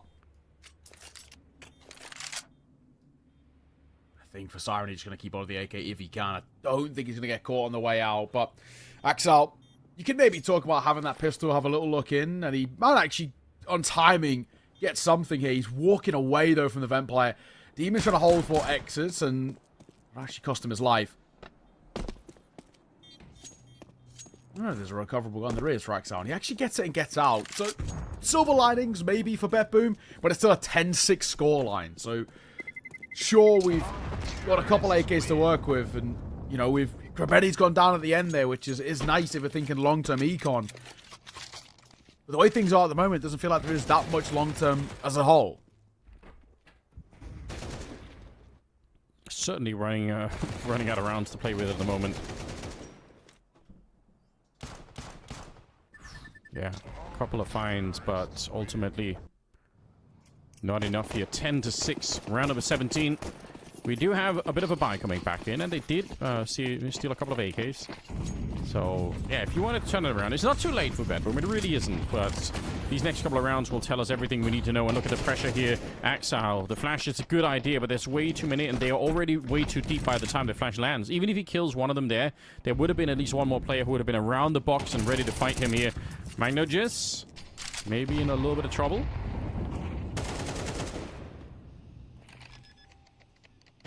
Ozzy. On Boomich at the very least. Bomb will go down, and McCarthy just holding for a push through the smoke. Are they angling for an early save already? Yeah, they are. They got nothing through that lower side. I mean, sure, the numbers don't favor them, but you start to make arguments that when we're, you know, at this point, maybe some risks have got to be taken.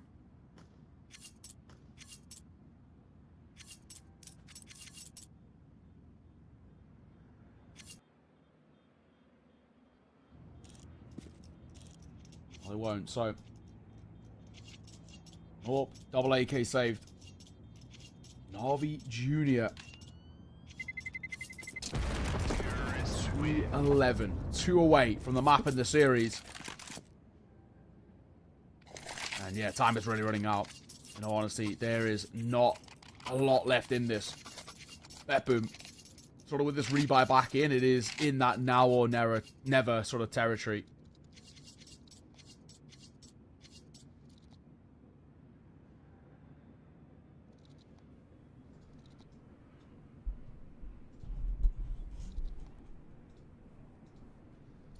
Yo.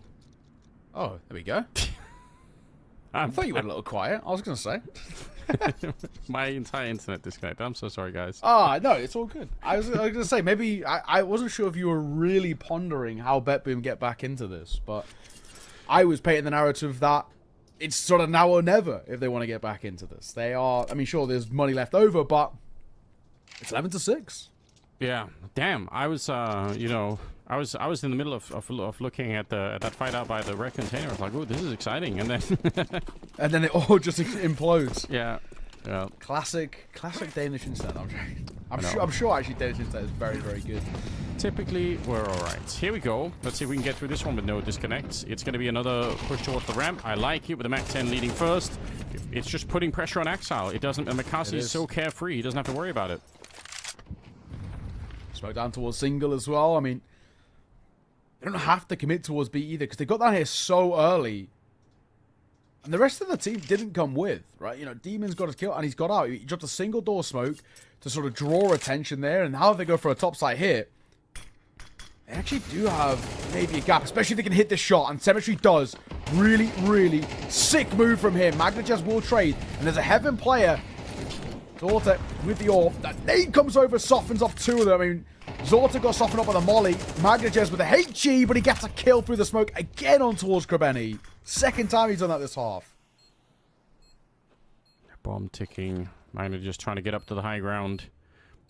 Like 4 out of 5 players have very low health here, but with a headshot like that, it's not going to make any difference whatsoever. Now, they know what Jugas is, but they're not quite sure about Demon. And how did they even get out from this high ground position? Like, one with the AWP, it's so awkward. Missing a shot might cost you everything. Hiding in the smoke here. Flash comes out as well. Okay, Demon, no way. How is he surviving? I feel like he should be dead.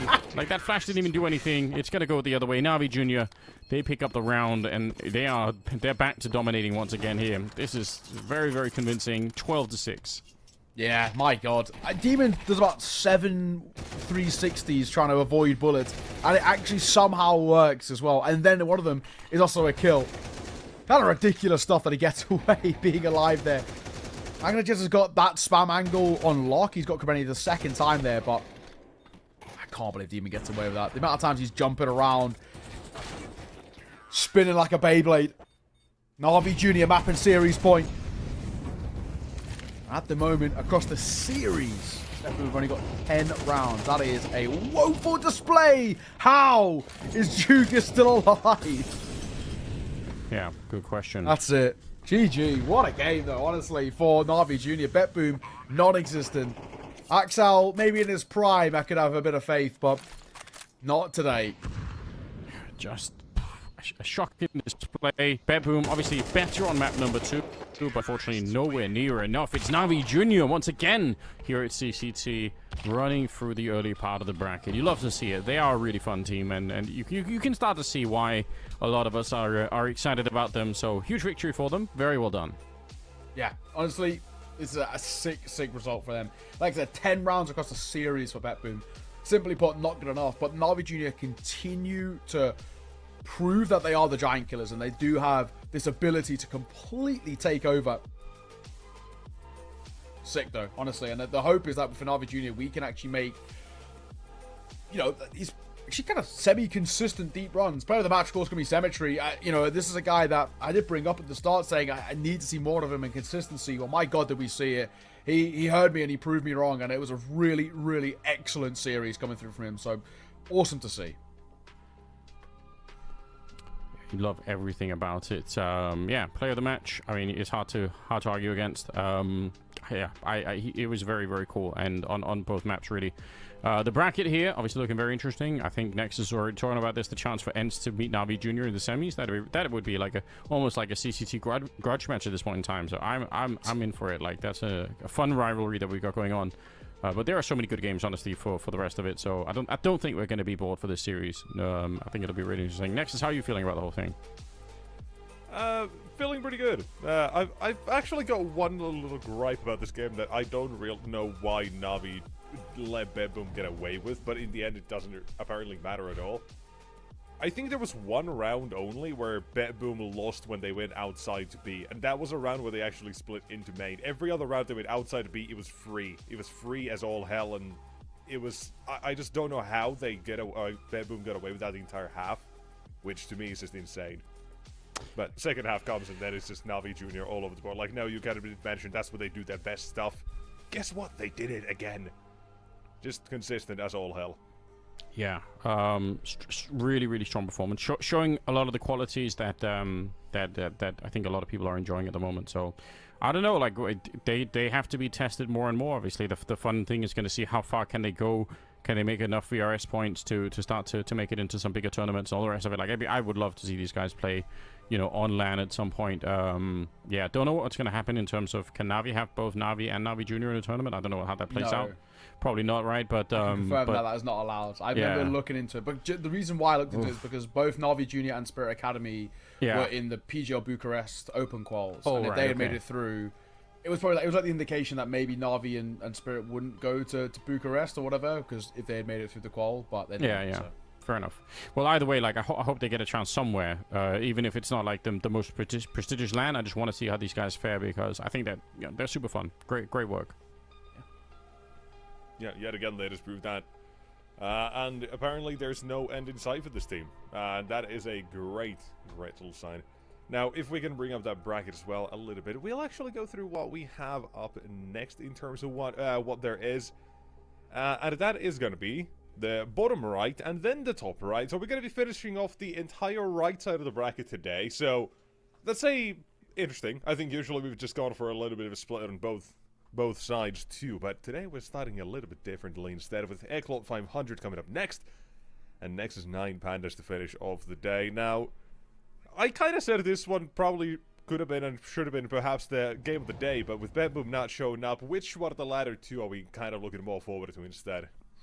I might throw that Eclot game in there. I just actually think Eclot been playing some pretty good Counter-Strike at the moment, so that one could be kind of spicy. I feel like as well, generally speaking, that 500 team have also been quite exciting. I mean, they had a good start to the year, won a LAN in Barcelona, they had a decent run in CCTs, making really deep runs. So I think that could be quite a spicy game. Unfortunately, with 9 Pandas versus Nexus, all expectations for me is that 9 Pandas should take that one quite comfortably. Nexus, they're not bad, sure, and I think Zello is an absolute superstar, but they do lack a little bit of depth. So I think Eclot 500 probably is, of the remainders, is the one for me that I'm sort of excited to see.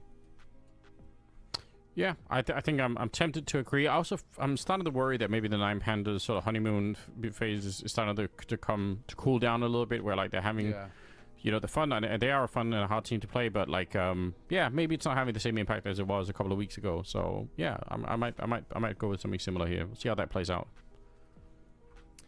Well, we will see how that plays out. Although, boys, would you believe me if I told you we're ahead of schedule here with 2-0? Crazy. That's what happens when you only get 10 rounds, I guess, for your bet boom. Yeah, it's a disappointment, isn't it? Again, we won so much more from this team because we know they can bring it, but I don't even know where to blame really goes here. Like, I really don't. It's unfortunate because we're seeing Axel come back to form. That's good, but the rest of the team just isn't stepping up, which I don't know. It's unfortunate. But it is what it is, and that's the way that it has to be until it's fixed, until it's changed. So, with that said, we are going to go for a change. We are going to go for a break, and when we come back, it's going to be a couple of new faces for you guys. In about an hour, 10 minutes-ish, we'll be back in an hour, whatever it is, at 4 o'clock nonetheless. That's going to be Eclot 500, and until then,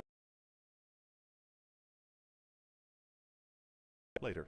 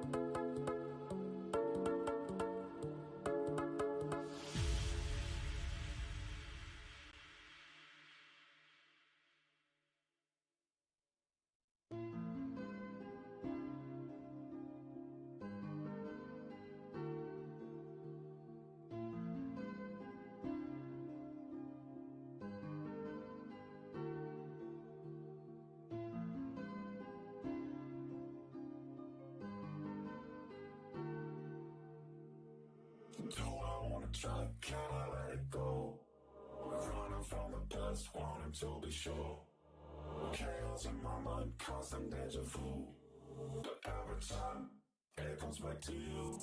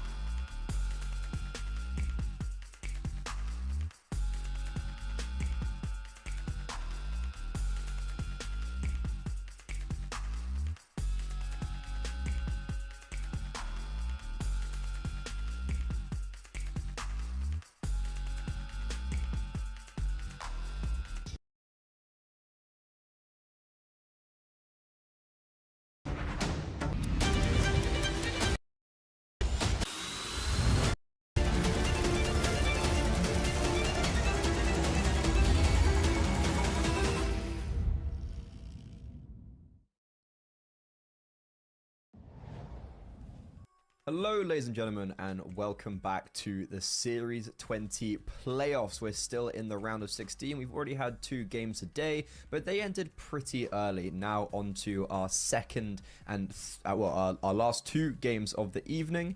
We're still in the round of 16, naturally. My name is Freddy or Grimmy Runner, and I'm joined by some familiar faces. I've got Atro on my right, I've got Exner on my left. How you doing today, boys?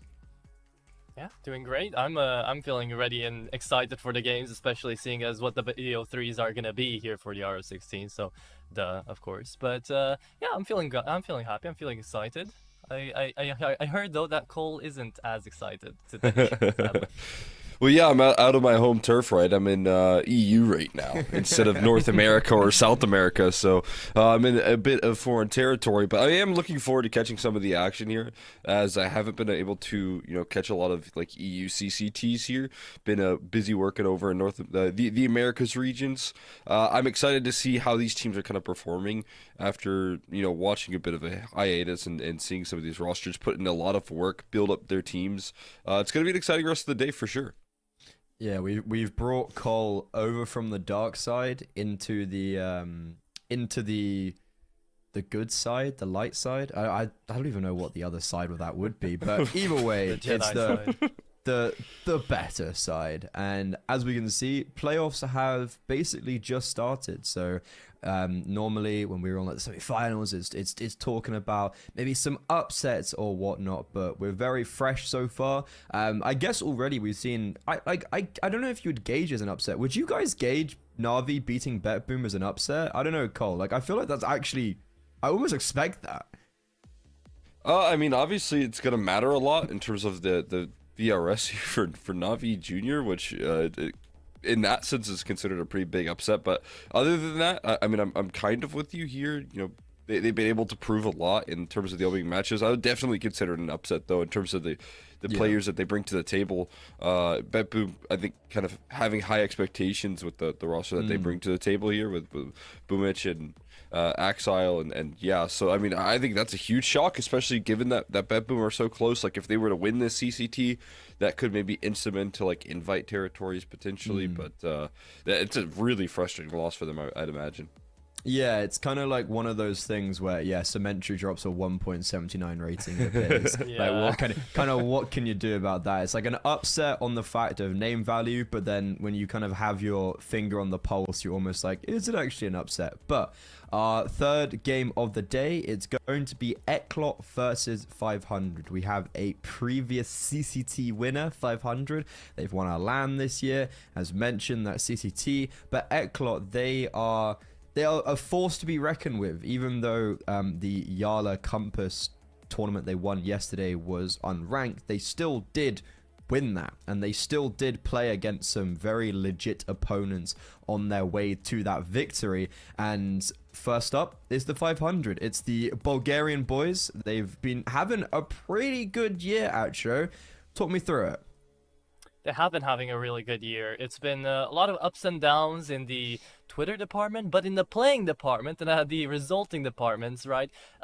It's just been looking like the end of 2022 kind of period there, 2023 for 500, back when they were still with Skate. I feel like we're seeing that sort of resurgence back with these 5 in the server. We're getting to see the Bulgarian side actually manage to play a lot of officials, always be looking on top of things, starting to actually connect some shots, which they were struggling to find like half a year ago, maybe, back when Oxygen and Spellin just joined into the roster. And there is a lot of talking points to be made about the individual players as well, which we're definitely going to make throughout the best of 3, as we're going to be seeing how they're informed today and how they're feeling. But I will say that Ships and Rainwaker, even though they've been the longest out here into the 500 project, they've been looking really, really solid, and Oxygen has been no slouch either. So it's been really nice to see like these 3 always manage to hit up the scoreboards whenever it was mattering and whenever it was needed, and then having like people like Spellin, people like Circu kind of siding towards to be the consistent player, to be those pillars that are really needed for 500. And overall, as an aggressive side, 500 are going to be jumping into this best of 3 against Eclot with a lot of expectations to try to take them down. Even though Eclot have been on a run right now as far as win streak goes, I still do think that 500 are going to be jumping into this best of 3 feeling quite confident. Yeah, I think 500 probably should be seen as the favorites coming into this. You mentioned the likes of Ships, likes of Oxygen. They were a pretty main factor for the victory over in Series 17. But Eclot, it's a team that have made a few roster changes from when we would have seen them make the RMR and a very strong run at the end of last year as well, doing very, very well regionally. They've come into this year, and aside from that Yala Compass win, I can't say I've seen too much of them, but they do seem to be having some very exciting pieces that they've brought in, Cole.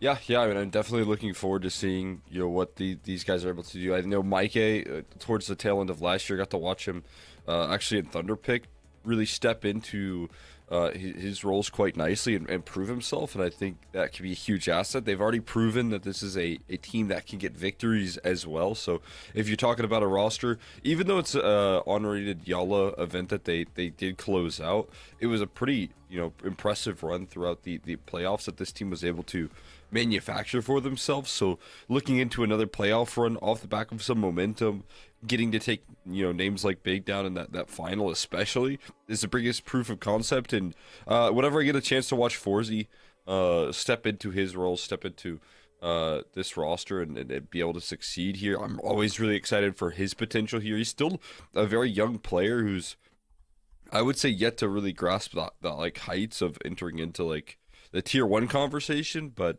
there's a lot of potential for him to you know, be a prospect here for this team, and I'm always really excited to see what he brings to the table.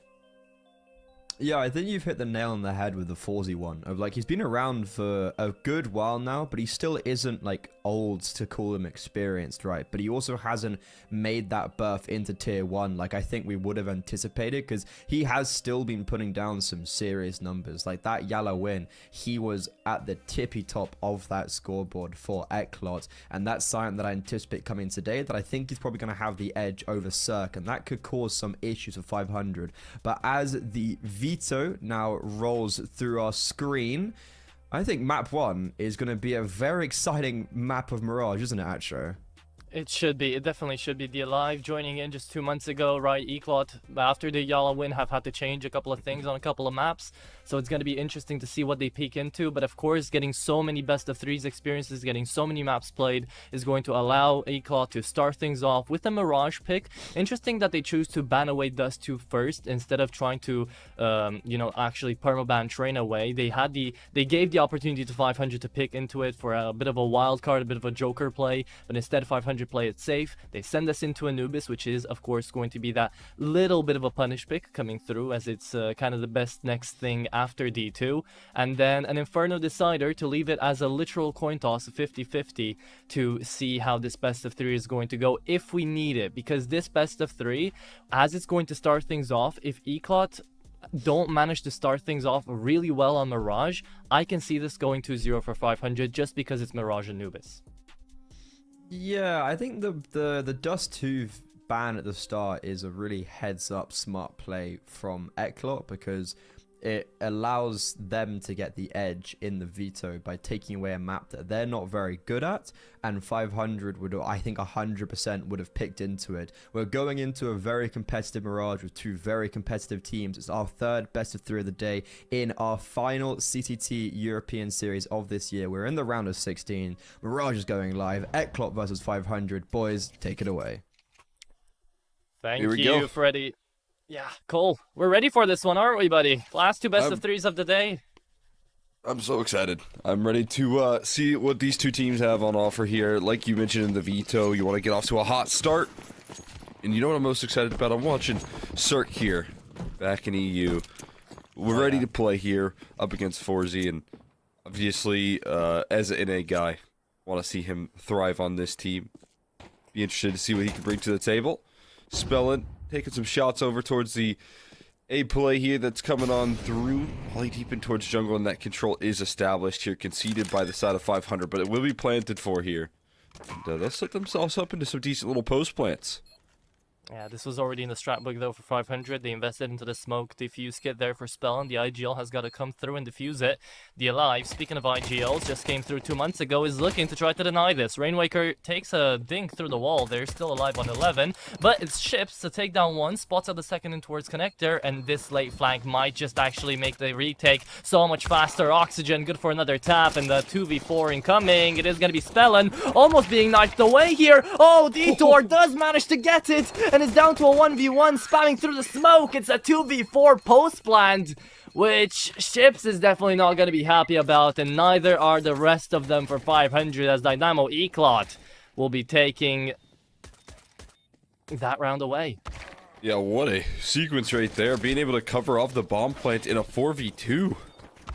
Getting the knife kill transitioned in from Detour and able to lock in that kill with the knife while he's spamming with his Glock. Incredible. That's going to boost that economy here early on. The clutch factor coming through. Already a good sign up against USPs. And Deagle's trying to keep things contained. That's going to be a difficult task here. Oxygen. He's got an idea though. Oh my goodness. Forsey doesn't know what hit him right there. That's quite the swing. Mike still on the scene though. Ready to offer up a little bit of resistance here. Does answer back. A bit of call and response, but he's kind of boxed in right now. And he's got to keep Overwatch over that AK2 that's been dropped, and now Cirque, he finds another headshot. His first of the game here. Detour doesn't clear short, and that's a third kill on the board for the Deagles. 500, great eco so far. The bomb on the other side of the map to where MBQ is, and he's gathering a lot of eyes, a lot of attention. As the catwalk player pushes him, the one from CT kind of baits his teammate in. Cirque, not knowing the timing of that peak, not called out from short either, is going to fall on 9 HP remaining on Rainwaker. He's going to try to save this weapon away. So Dynamo Eclot, they do manage to put up the second round on the board here, but they do make it quite expensive out here, 500. And I will tell you what, Cole, you know, you said that you are going to be enjoying seeing Cirque right now on the server on the side of 500. I'm looking forward to see 500 too, but not because I want to believe in 500 too much, but because I don't want to believe too much in Dynamo Eclot, because he took my boy Blitz away, okay? So we're both having our regional, I guess continental sides out here to each team in this BO3, but I don't know. Whenever I saw a Romanian on a team and I don't see them again, I gotta have at least a month period grace where I'm just unbearable as I am usually. No, understandable. Understandable. I'm obviously gonna be cheering on Cirque, watching what he did for NA, but yeah, I did quite like Blitz. That was like prime time when I was casting Eclot a lot, so always fun to watch him play for this team in the past, even though it was taking away one of your big players. One of the boys. What's Blitz up to nowadays? Sangal, apparently. Sangal? They're trying to find themselves on new grounds, but the only Turkish member remaining there is Calix. And I mean, Danist has been okay. Beanox has always been Beanox, I guess. I just haven't seen that much out of them in the past couple of weeks. Not personally. We see a lot of Eclot right now here. Quick aggression in towards that A side. Ships and Cirque have great coverage. Playing as a 1-2 punch, very well coordinated. Now the scale coming through here. There's still one more player ready to go, and that's a good clear from Detour. Another kill! Whoa! Oh my god! What was that? Insta's in the smoke. Rainwaker watched his team disappear. Oh my god, a flank opportunity. Detour reading into this one unbelievably. And now he just has to read one more on the flank coming through. Rainwaker with a real chance to make this happen, but he's starting to look his way. Smoke to play off the back of it, but he's not looking the right direction. And Rainwaker will bring it home despite the efforts right there from Detour. Man, someone check him PC. That's not normal. What was that? Can we get a replay, please? He instantly turns back around. I think he saw one tracer coming out of the jungle smoke and immediately just tunnels back around and manages to find it. I mean, this was a great crunch coming through for 500 on the defense. But he spots him there late, and then the CT kill. Okay, you get that.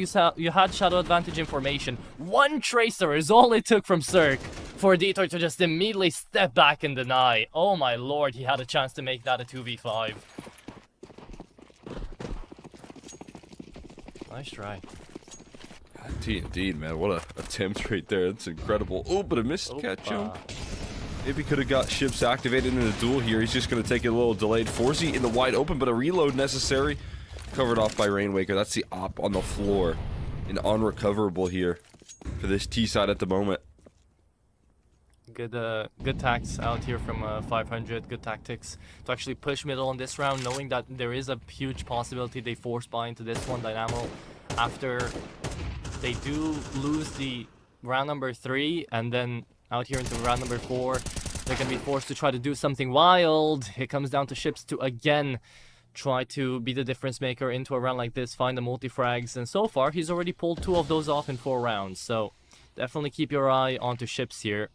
But we're down to a 2v3 situation, and it's not losable, it's not unwinnable out here for Dynamo Eclot, because that's Rainwaker spotted and taken out, MP9 onto Oxygen. It all comes down to whether or not Mikey gets peeked on or not by the short player. Or Spellin just goes for this on the timing. Oh my god, he does! Takes down MBQ, and now Mikey, good luck, have fun, 2 HP. There's a nade in the hand of both of these players. The moment one is gonna go down, you don't even need to think about it, because Spellin takes you out. Yeah, big swing with conviction to close it out. 500 find their comfort with 2 in a row. Does become a little bit pricey there towards the tail end, but they don't have any resistance to run up against this round. So they're going to be in a good position to plant their feet on the CT side, start building up some rounds. Okay. There are a couple of talking points as well to be made about this best of 3, in particular Dynamo Eclot. After the changes, this is the first time as well into the Czech scene where we do get to see D-Alive and Mikey into the Dynamo Eclot jersey, right? Because usually they just swap around. It happens in the regionals out here, especially towards Czechia and Slovakia. They usually trade out teams and players and just rosters in general. So yeah, this is going to be the first time we actually do get to see Mikey and D-Alive, even though they've played together with Forzy, Detour, and BK before, in different jerseys. So it's nice to be under a different organization, playing with Replay now, out here as the coach. We'll see how much that changes things around. Because look, FIDA, like the ex-IGL of Dynamo Eclot before we got to see Korea's leave and Blitz leave, he moved on over to Unity, which is another Czech team. Neofrag went back to Sinners, as we know. Like, is these little changes that just get made around like the same 3 and 4 teams inside of the Czech region. You just keep on tossing those players around there. I did think, you know, whoever in the scene was going to be able to pick up Forzy was really going to benefit from it as well. You know, look at what he can do long term. Ships with some good eco farm. And no casualties just yet. It'll remain true here. Ships with a nice close there to finish off the job. But yeah, I mean, I'm always excited to see, you know, the potential here of Forzy, and I think that was a great pickup coming through from this squad. Being able to hold on to him after some time in centers as well, so looking forward to seeing, you know, long term what he can bring to the table for this roster. And already, you know, it's a win there in the online format though for Yala. Yeah. I mean, again, it's so unfortunate that the fact that Yellow wasn't ranked there, because genuinely it should have been. There were the teams, there was the factors there to be getting it over the line. Just a couple of invites messing up VRS. However, a couple of opening shots messing up with the chances for Dynamo Eclot to get another round on the board here. Mikey gets caught off guard by an opening smoke in middle with the nade, and Cirque, well, he is always looking snappy on the AWP, right? So it's nice to see the first one go through. And now, will Dynamo Eclot be able to work their way through a man deficit again? Able to find these opening picks pretty consistently now for 500. It's a huge asset. Trying to work this map control back though. Up connector, kind of unidentified right now is Detour. And he looks like he's beaten pretty talkative right now in this position. trying to split it towards this A side here with the bomb moving in as well. The Alive coming through just a tad later. No duels being given here, and Yeah, that's bit of an audio cue. Still should be fine though. The Alive needs to find the timing onto this one. 500. Trying to keep things in check from CET. It's going to be a double man setup. And one not mollied off. Spellin still allowed to stay in the corner. Doesn't fully expand and he's allowed to peek out. Tetris player dead. The Alive, however, takes jungle control. And as they do, Dynamo got 15 seconds left to plant. It's Spellin bringing out the sidearm. Finds only one. 2v3. Will that bomb be planted? I doubt it. Yeah, 7 now. Peek on Froome. Ships. And he shuts it down with another multi-frag. Ships 12 and 4 right now. 500 have definitely have found a reliable player into this map. Looks like it, man. They've been super solid on that A side, being able to offer up multi-kill after multi-kill at this point.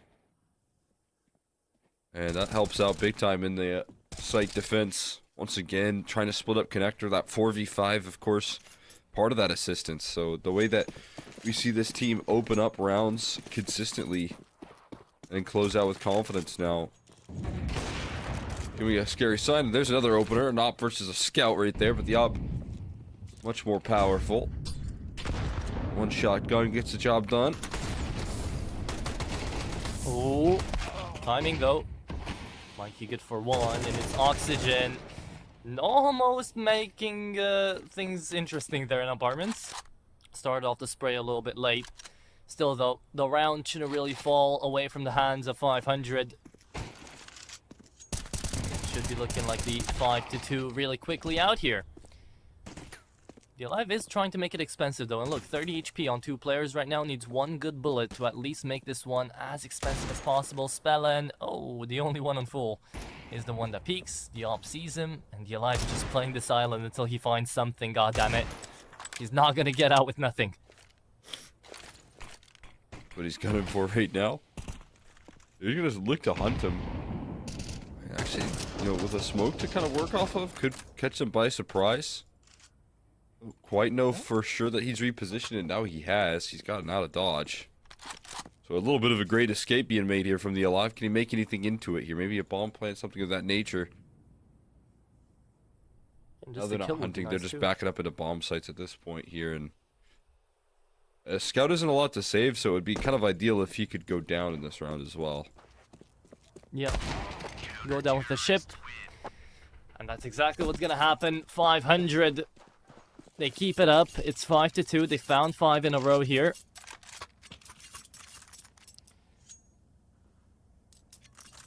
But now, with a maxed out loss bonus, Dynamo Eclot on their T side will be looking to try to press the issue a little bit. They aren't really allowed to lose too many rounds on this T side, and they are going to be calling out attack pause to allow Replay to actually get a voice in, try to anti-strat a single round here, get something going. It's a full buy round after all.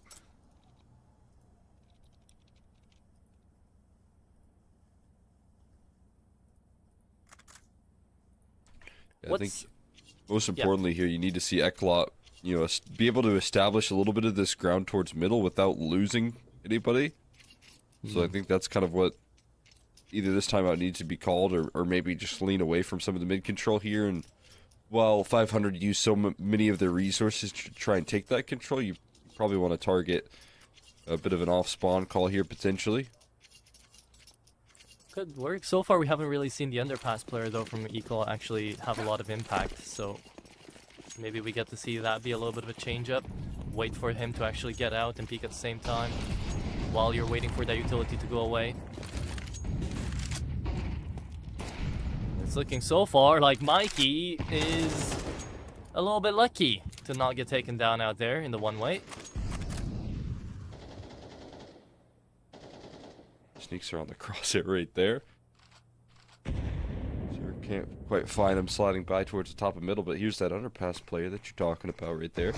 Etor trying to get active, and still yet to be identified here by the CT side. Throwing utility, there is a player in connector, and it's found out by Mikey, sliding up and keeping protection of his teammate effectively.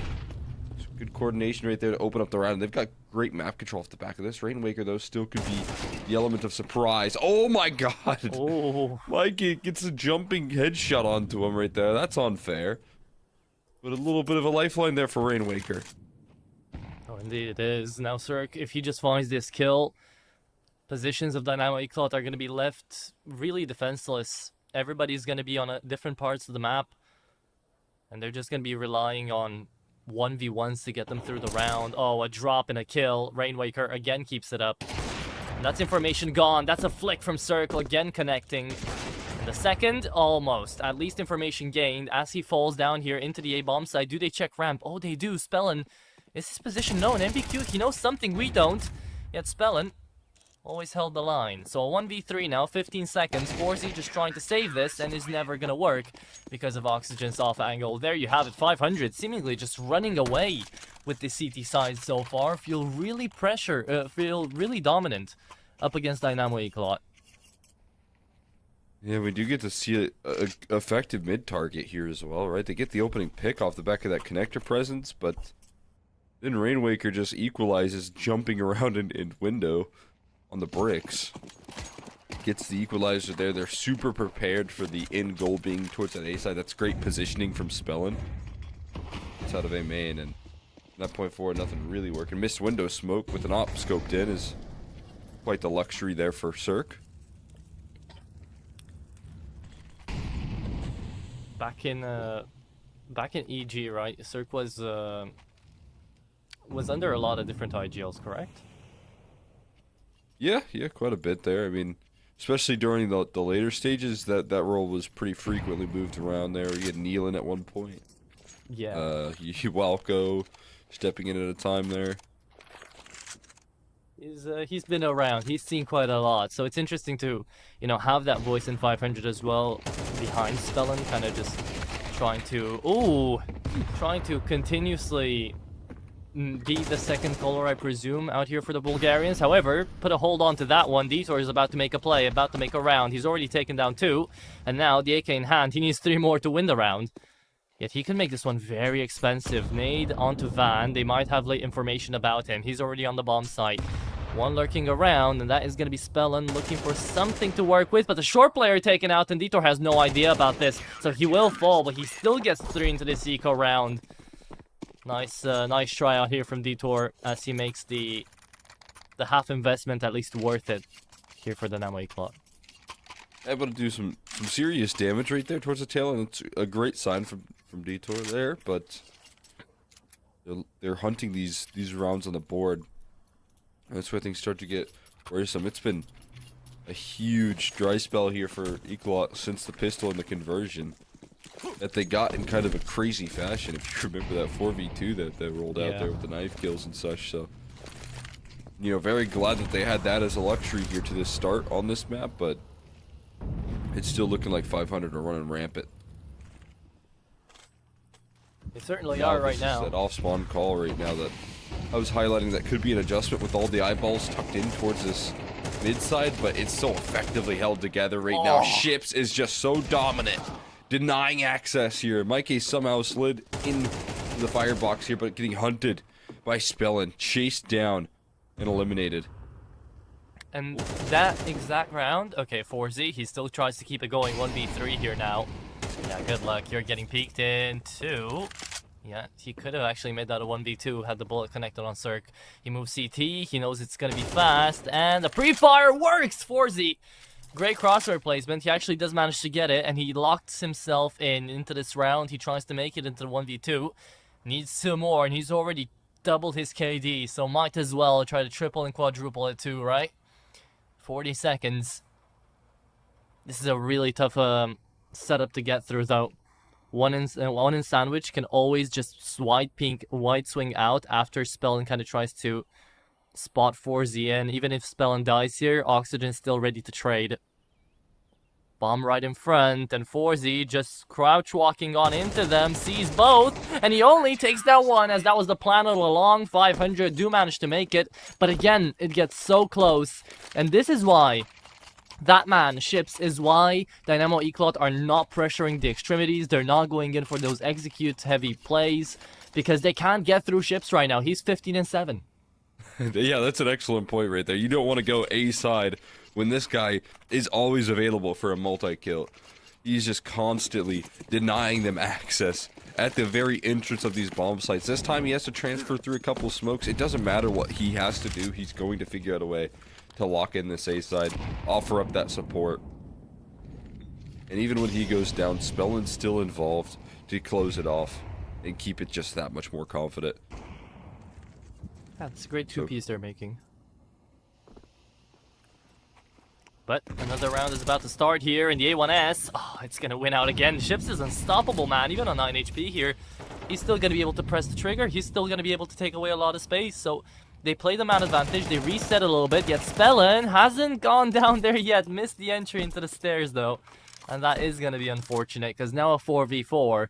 Dynamo Eclot, you wouldn't say it off of their positions, but they do have the advantage, because there's only the connector player out here, Ships, to try to hold it together until the rotate comes through. Dynamo Eclot, they have to be wary of missing their window of opportunity here, and Rainwaker is just about to close it in as he peeks on down to Mikey, leaves him out to 2 HP, and now the mid players, well, let's see how many they pass through connector here before finding Chips. One and only one. Oh, but that's the bomb. No, that's not the bomb. Cirque left in a 2v2. Picks up the AK and Oxygen on this timing. He might make it a 2v1. And indeed hit well. Oof, another close round out here. Another round where Dynamo Eclot, they do manage to take the mid control, yet it amounts to nothing because the sheer individualness out of 500 right now is just way too much to deal with. Yeah, I mean, whatever it comes down to as well, right? Whether it's, you know, necessary that they really coordinate well off of each other. And even there was a little bit of that in this round where Ships finds his kill and offers up a little bit of distraction. Then Cirque slides through the window and, you know, peeks towards middle to continue to disrupt it. It is still just so much work being done out of Ships once again. You know, take it down low at the start of the round and being able to thread in impact still from that point forward. For now, it's 9 in a row. This CT side, and Cirque's looking to make it double digits, dancing around the smoke right there that he blows open. Difficult opening pick right there, but Ships will be limited in this situation there. No kills for him this round, so maybe that's a silver lining for the side of Eclot. Yeah, he was really pressing the issues there. Eclot have seen that lower tunnels peak time and time again. Finally managed to deal with it. Now 3v3 as the 8 bomb site's empty, but look at the bomb and look at a pushing TV player right now. Cirque has got a really good position too, covering over connector just in case there's going to be someone moving. And Oxygen, he's just spotted the bomb, right? So he's got to hold on to it. The Alive has come to pick it up, but oh, delivery! The Alive is not going to give any tips. Rainwaker left in a 2v2. And the bomb could go anywhere right now, but Cirque is still in the exact same spot we left him off 30 seconds ago. And Detour, well, he has to somehow expect this. He's gonna peek it. Oh, when he just gets over the line. Cirque, he won't peek this. He's got no information. The bomb's gonna go on A. It just depends on the timing of whether or not he actually checks into connector. And he has. Has he seen anything, though? Oh, indeed he does. Cirque, again, such a difference maker this round. Detour heard when he dropped the util, and now the M4 just spams them down. Double digits off of the first half in 500. They had their flaws, sure, but still, they made this first half look like it was only theirs.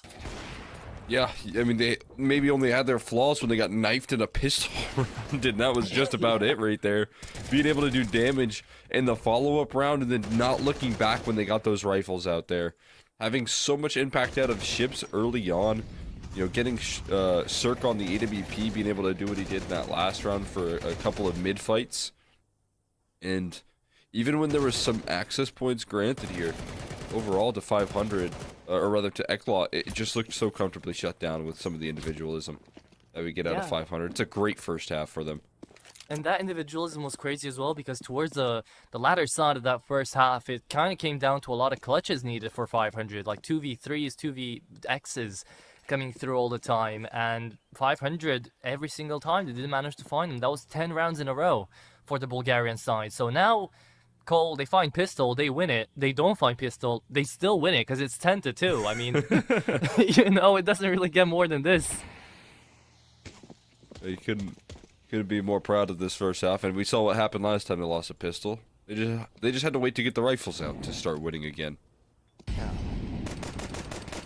haven't lost the pistol great yet. setup to open things up right there, and it's beautiful on the opening. Ships does it again.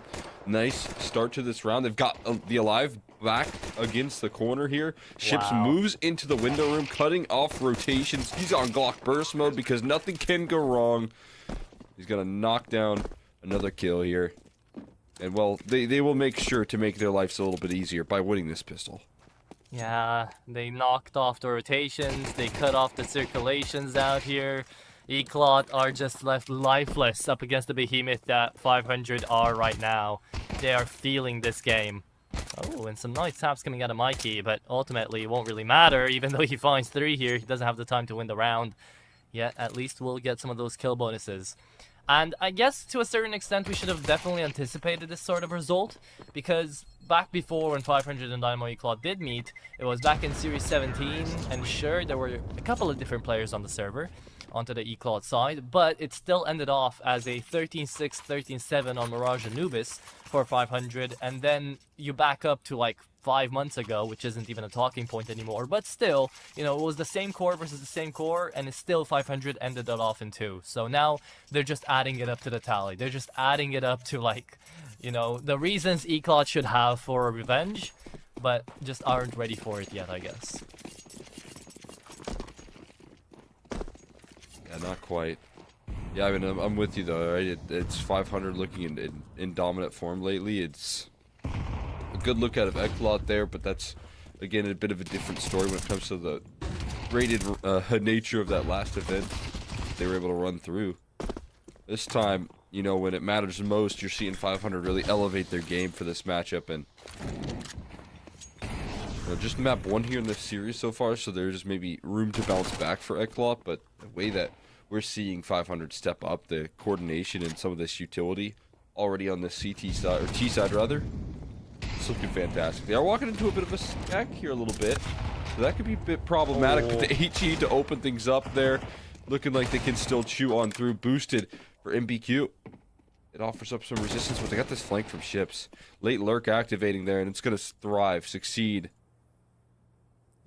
There was the little possibility there that Detour goes insane with the Deagle, right? He connected the first shot, and we've seen him do it before, but not enough. Really, really not enough right now. Mikey, 15 and 12.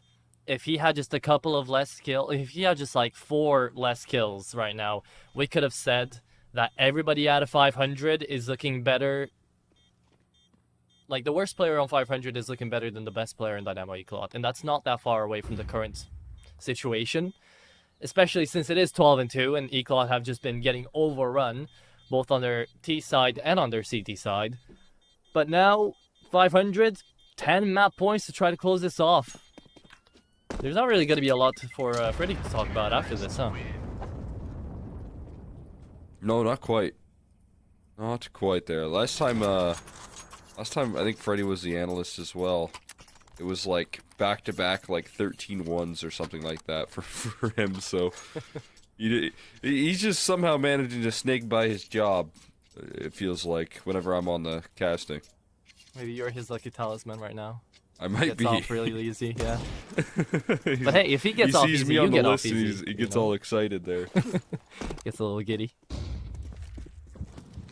I mean, who wouldn't call? Always nice to see your name in the list there. Oh, thank you. Welcome. Now, let's see if we ended off as fast as humanly possible out here for 500 after that. After they lost the initial 2 rounds of this map. That's all the time Dynamo Eclot had to look good on their own map pick. Will we end it off in a flawless 13 in a row here for 500? Let's find out, because MBQ doesn't want that to happen. And a double scout setup, while it might not be looking that promising, can actually deal quite a little bit of damage if they're playing together. So, with man advantage as well, Eclot, I just want to see a good reset here, which they do. They don't peek into any angles where they're not supposed to, and they just saw the A players coming out right now, so 500, basically a 3v3. Let's see how they manage this. Real opportunity right now to hold off this A side and get back on the board here, at least for some resistance, but Oxygen's not looking to let that happen. Oh, big time pickup, and AG dunking down 4Z right there, so no access granted just yet. Spelling continuing to charge forward. Low HP bars here could impact this late game. they're looking to do here. Daitor, he has headshots, so it doesn't even matter. It's just going to be Cirque here. Bomb denied as well, so no timer ticking up against this CT side. 20 seconds. He's got to move it. Cirque, he's got a free kill here, but makes it a 1v1. He knew where Detour was, and Detour's going to peek into him, actually. The Deagle's feeling feisty, and he's going to be going in for one more. Cirque, 10 seconds, starts getting a little bit pressured, and that will be Detour finding a clutch. At the very least, Dynamo Eclat won't be allowing 500 to find 13 rounds in a row to end off this map, and they will still keep it alive for just an extra round, even if need be. But damn, it had to come through an individual moment. Detour, great Deagle play.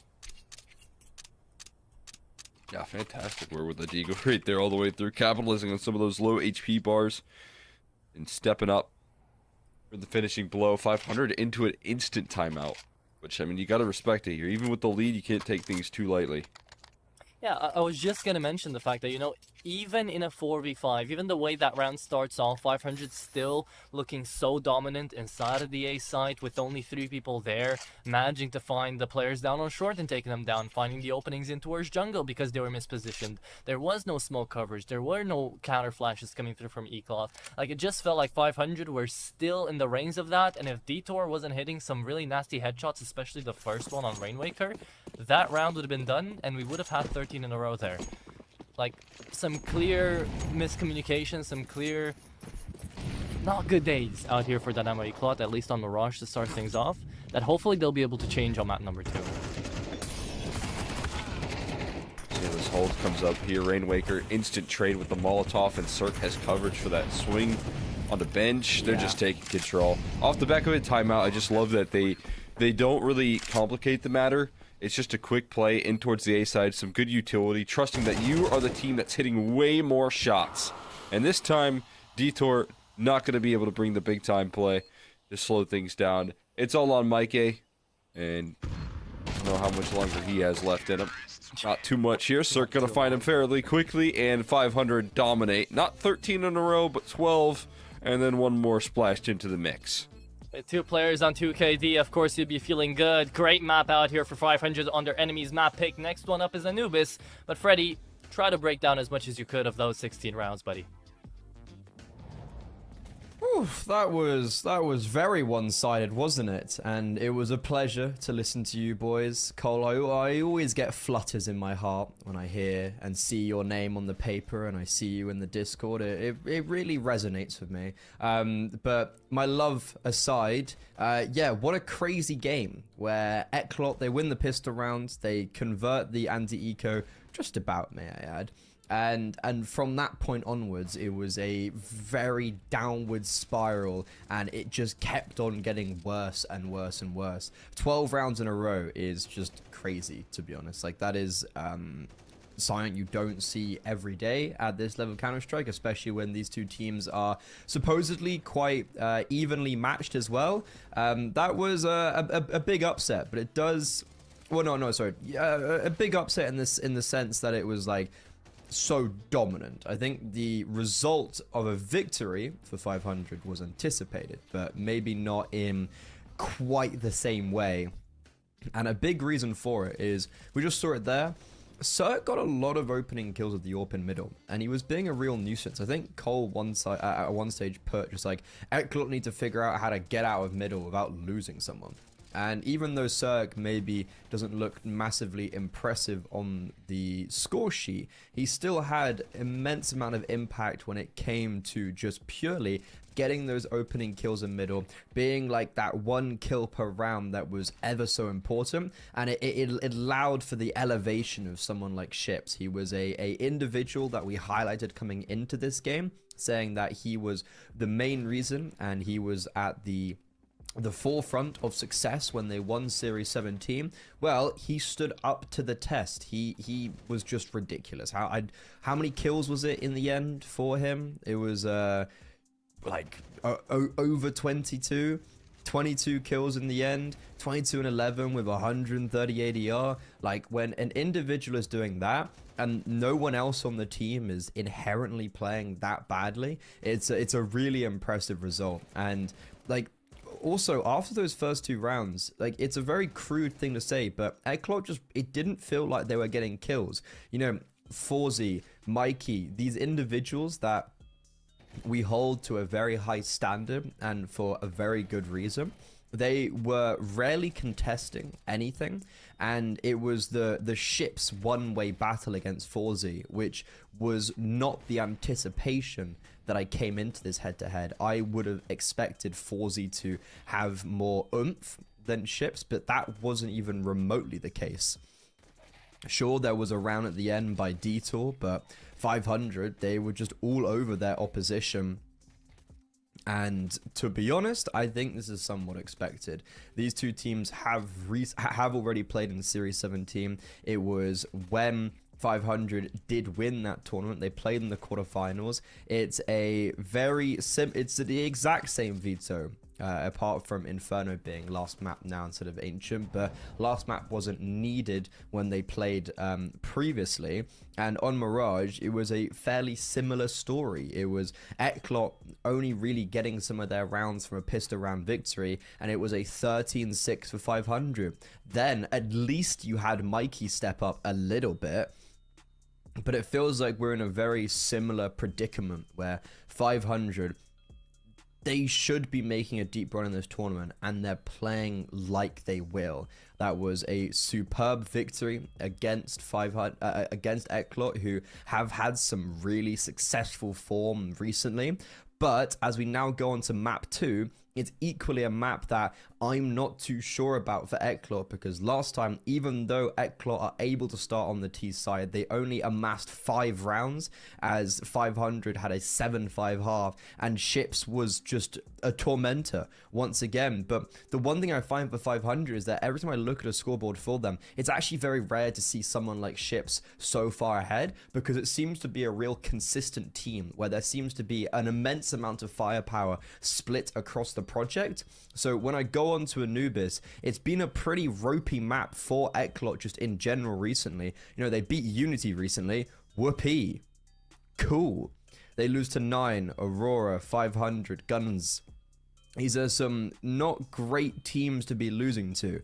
And whenever they do win, it's like a, as mentioned, Unity, Alliance, Copenhagen Wolves. It's like, okay, not putting too much weight on those results, whereas on the duality of things, you've got a 500 where the only time they've lost this year on Anubis was in the grand finals of Series 17, which they ultimately did end up actually winning, and they ended up winning really dominantly after they had a very bad start on their CT side of Anubis.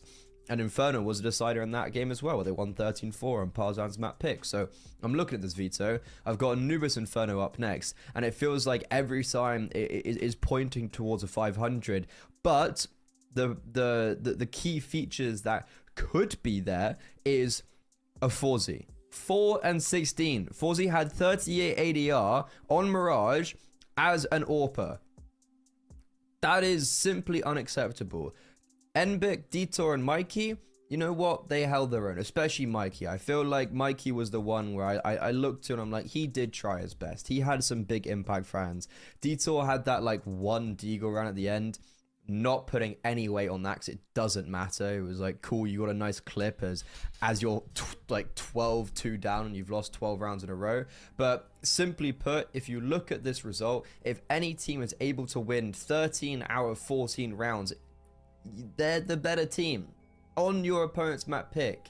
So as we go on to Anubis, 500, they are firmly the favorites in, I think, a lot of people's eyes. It's their map pick. The individuals are on form, and they are seeking to make another deep run here in CCT, and potentially in the final European series of this season, they could come away victorious, and their VRS rank could just go that one step higher.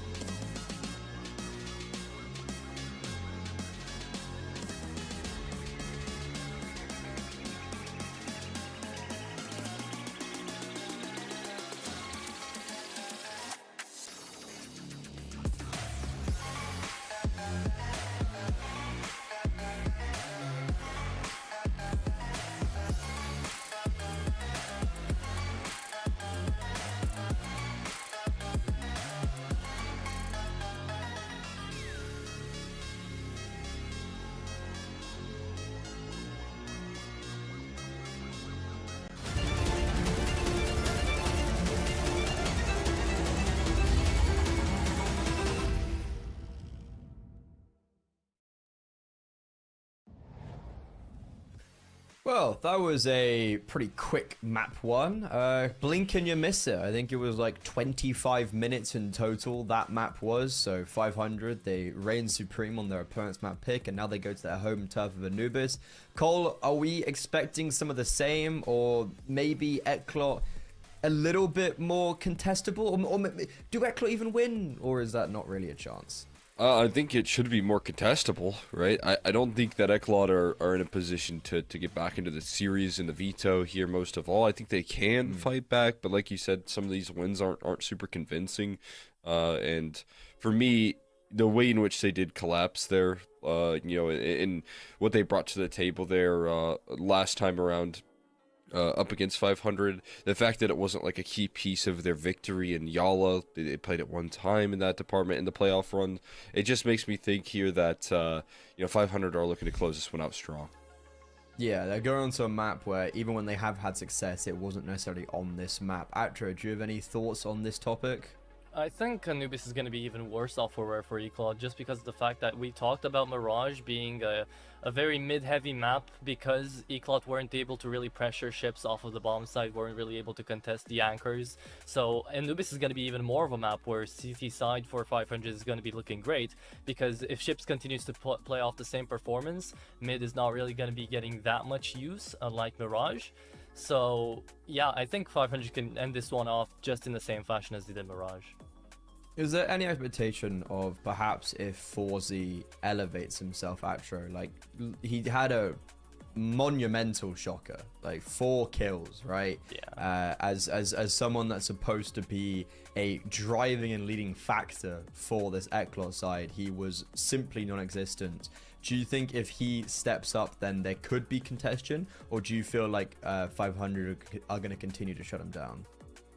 I feel like they will shut him down if it's just Forzy stepping up. If it's Forzy and Detour, if it's Forzy and someone else, then maybe, yes, Eclot can actually go through their CT side first up and get more than 3 rounds, and then looking onto that T side to try to claw their way back.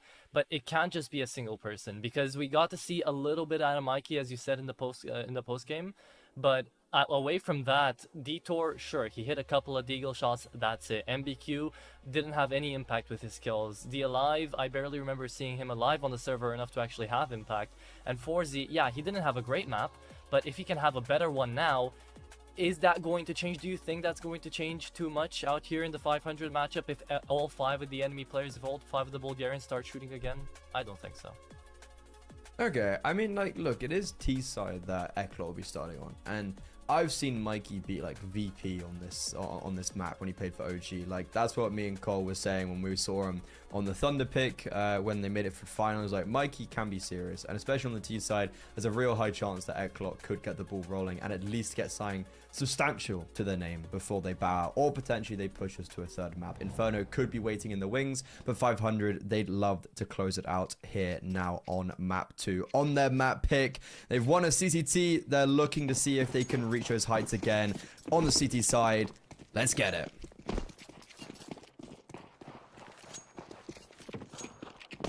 Map of the best of 3. Anubis, 500 out here picking into it. CT side to start things off. I'm looking excited here. I mean, like you said, this is going to be great signs for Ships, who continues to dominate the server here, going for the whole thing, though.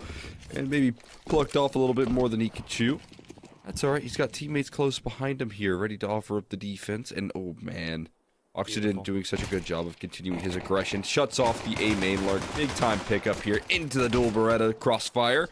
It is broken down, though. Detour and Forzy both find a kill apiece, and maybe this is the step up between the duo that needs to arrive on the scene to survive in the series. Forzy getting in those numbers here, planting the bomb, at least trying to isolate these duels. Forzy, big time step up right now. Another kill coming through out of his Glock, double swing into Oxygen. He's trying to tank through these shots here, but getting chased down, hunted, and the headshots go missing. And Eklot will win another pistol to start off the series. Another 2v4 though. Another time where it's Forzy and Detour pushing their way through mid, brute forcing in through camera side, and a couple of missed time peeks out there from Spellen allow that post plant to happen. Dynamo Eclot still well played though from Forzy and Detour. It's a great way to start, but Detour's looking a little bit sleepy. He was doing this on map number 1 as well.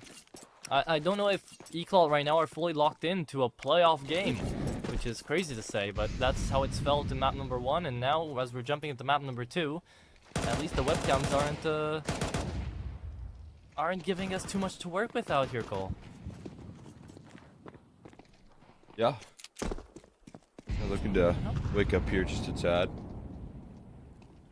See what they can bring to the table up against this full eco. Not really too much, to be honest with you. This one going to be quick and over with before we look at the gun rounds coming up. But good start for Eclot here to start off with a little bit of ground. Build some confidence for themselves. That the way that they closed things out last map, not what they're hoping for here, is on the T side of Anubis, most importantly. You want to build those foundations up. You want to be able to shut down ships. And you at least limited him to a single kill on that pistol, which is a really good sign. Being able to figure out a way to trade this guy, because, you know, just a map ago, this guy was, you know, flying through smokes and finding 3. Instead, he is fighting forward, only getting a single. Oh, There's some exit damage. this exit damage is actually huge. They take down 3. And they AK. save an AK and a Mac. Oh god. See? That turned into a very good round to a quickly nervous round right there for Eclot. Thought that was going to be one that they could establish themselves a bit more in. Instead, it becomes a lot more pricey than they'd hope. And now an AK tossed over into the mix out here for the buy for 500. Remember, last map, we were talking about how 500 just got to the gun round and everything started working well. Is that going to be the case again here? We're about to find out. Ships, he's been playing mid out here on Anubis, which is a very important position, especially with the current enemy that they're fighting. Knowing what Mirage kind of entailed, leaving ships on middle is actually going to be a really good choice. But how did they break through this? Early util already established. Mikey's going to have to be the first one in. And you can already tell MBQ is scared about a potential water push, just like he was before. He's got teammates there yet though, and now Rainwaker doesn't win his duel. MBQ to start things off, and Ships, I'm surprised he doesn't get completely killed off from the wall there, but Cirque is going to try to trade back 1, and the second, it was a nice spray transfer, yet the bullets just made a little crown around Etor's head instead of actually taking him out.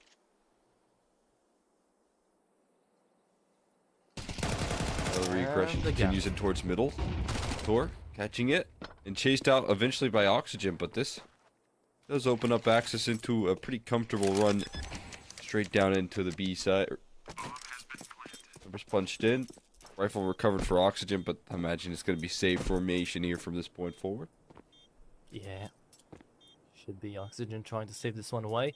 But hey, a good start out here. The fact that the Dynamic Claw do manage to win out their full gun round, especially after having lost 3 players in the previous, they need to stay alive here. And if Oxygen even finds 1, the T side's still not going to be safe. 500 could still try to force invest off of that A1S. With Cirque being on the amount of cash that he is on right now, could drop away a couple of MP9s. It's all up to whether or not Oxygen finds the close player here, finds MBQ. Who is on 28 HP, but he's not going to move out of this position, so he's not going to find him.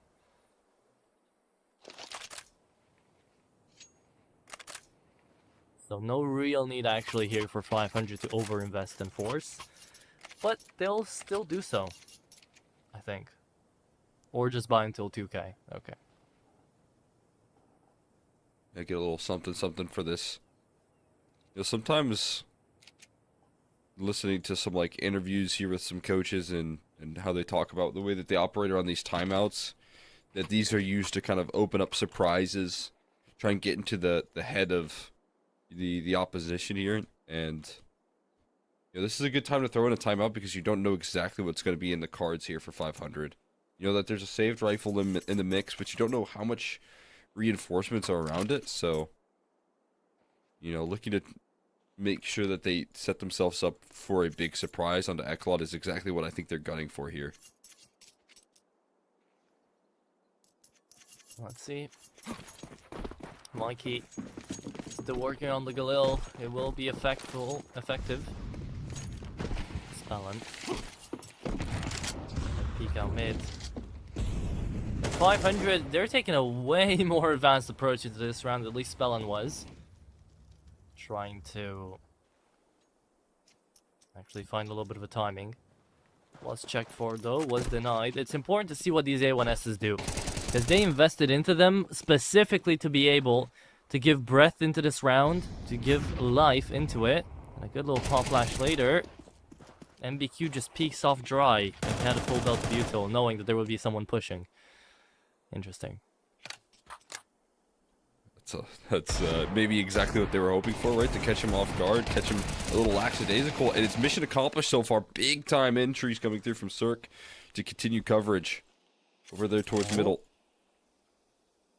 Back's turned. Smoke is there, sure, but Ships has got to keep a keen eye on camera right now. Will they be crouching through this, or will they be waiting for it to fade? It's already faded. And here they come. Ships, can you close the door on this round? 4Z. Sneaking his way across. Mikey takes him out. That's Ships and the A-bomb side gone.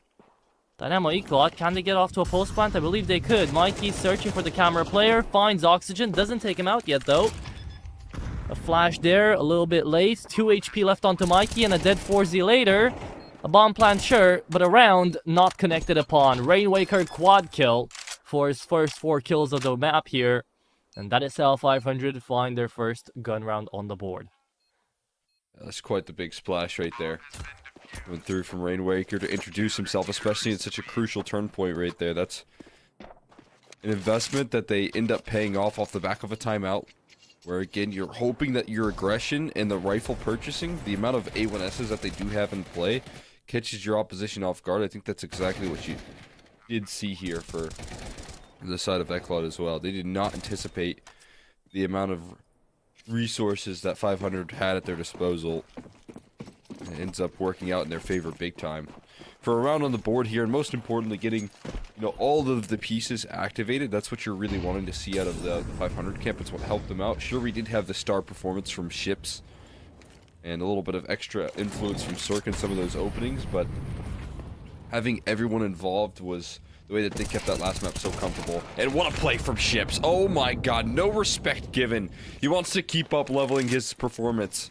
And both backs turned, drops into the duel. You know they're camped outside B now, and as that smoke fades away, 4Z's wondering, oh, I missed my shot onto him. The ship's already dropping into the water. And the ships have sailed here.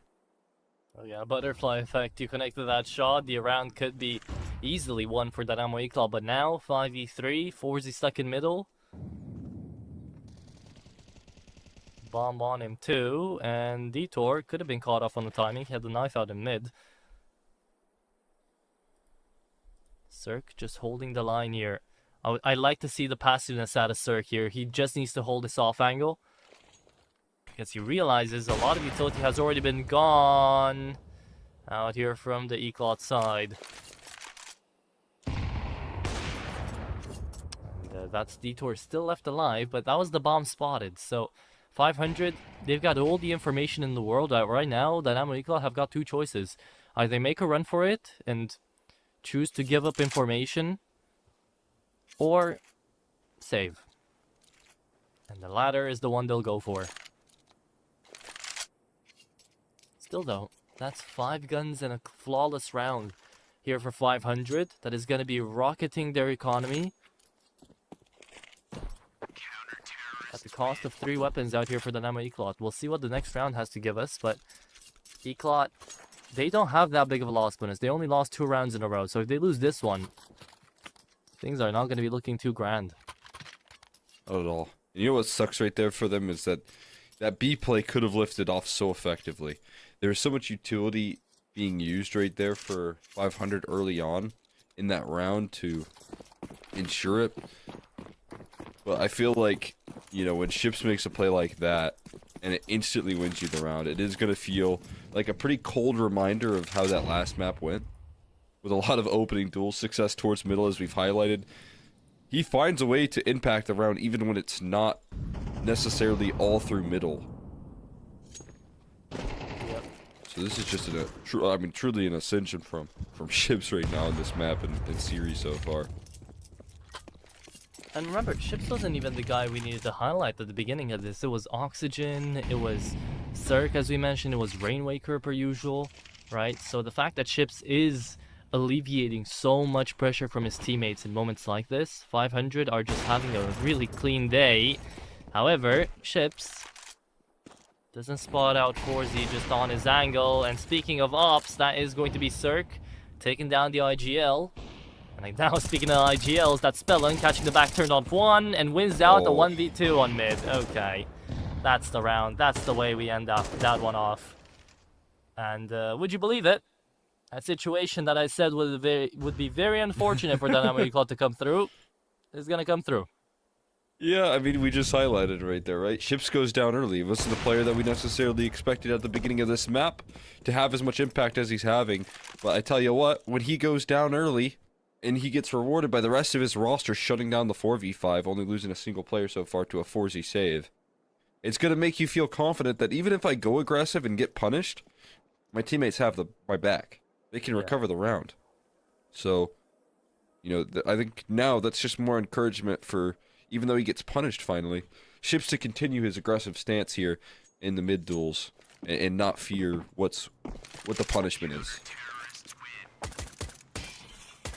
Yep. And now, 4Z, sure, he does save the op. But what's this buy going to be looking like for Dynamo Eclat? Tech 9s maybe? P250s, there they are. We'll be playing around the AWP. And I mean, we did see before rounds like this with the Hero AWP and pistols actually managing to work. But I haven't seen it on Anubis. I've seen it on maps like Nuke. I've seen it on maps like Mirage. Here on Anubis though, I'm gonna be a little hard pressed to keep the op dynamic enough to actually find a lot of these 1v1s, a lot of these duels. Yeah, I mean, honestly, if you know... Oh, it's beautiful HE. But if you know that there's an op saved onto, I don't think you're going to get as aggressive. Yeah. Here as well, right? Because, you know, pistols are just surrounding him, so you can play a little bit more passive. Likely know that there's going to be some sort of aggressive push coming through from this AWP at some point. Right, he's holding up into camera side, whereas before he would already be Jacob peeking on mid trying to get info. So, I mean, good decision making here already from the side of 500 not to get punished by any sort of op positioning. And this is just them staying a step ahead right now very effectively. I like how so far the IGLs haven't been needed. Like, Spellin finds 2 kills randomly, the Alive has only found 1. It's like, yeah, they're there. They're on the server. They're taking positions, they're taking space, but in reality, they're just there to be traded. The rest of 500 and the rest of Eclat, that's who we have to look forward to.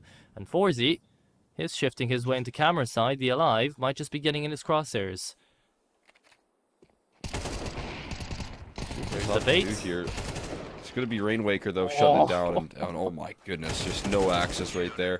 Pistols get just dominated, and the op tries to trade him out into a quick headshot.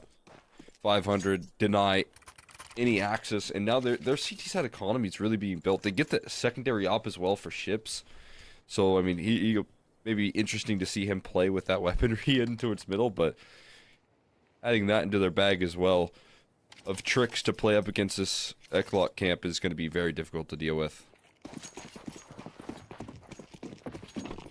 Okay, well, difficult or not, you know what's tough to always remember? Dynamo Eclat, they're looking down the barrel of the exact same map being played out again because they win 3 rounds in the at the beginning. Sure, they take away the pistol and then convert. They even win a full gut round, so it's even worse off because 500, they've won 4 in a row and shown no signs of stopping. It's also off the back of the timeout that they get these 4 rounds as well. True. Oh, great so that's opening. Always interesting to see. Oh, the smoke gets blown open. Oxygen gets so much information, and he just plays it so well. Man, that gets a little ambitious, but still he dinks down detours, so it's insane he gets off with that much. Oh, man. And Spellin just cleans it up. This is a 500 that I would be very scared of running into. Mikey, 1v3. Timing on the smoke doesn't allow him to find ships as he walks back, and the bomb not in his grasping hands just yet. He has to attempt this. That's the tough part too. He can't just go on for a save. For any mistake right now, it's just not being given.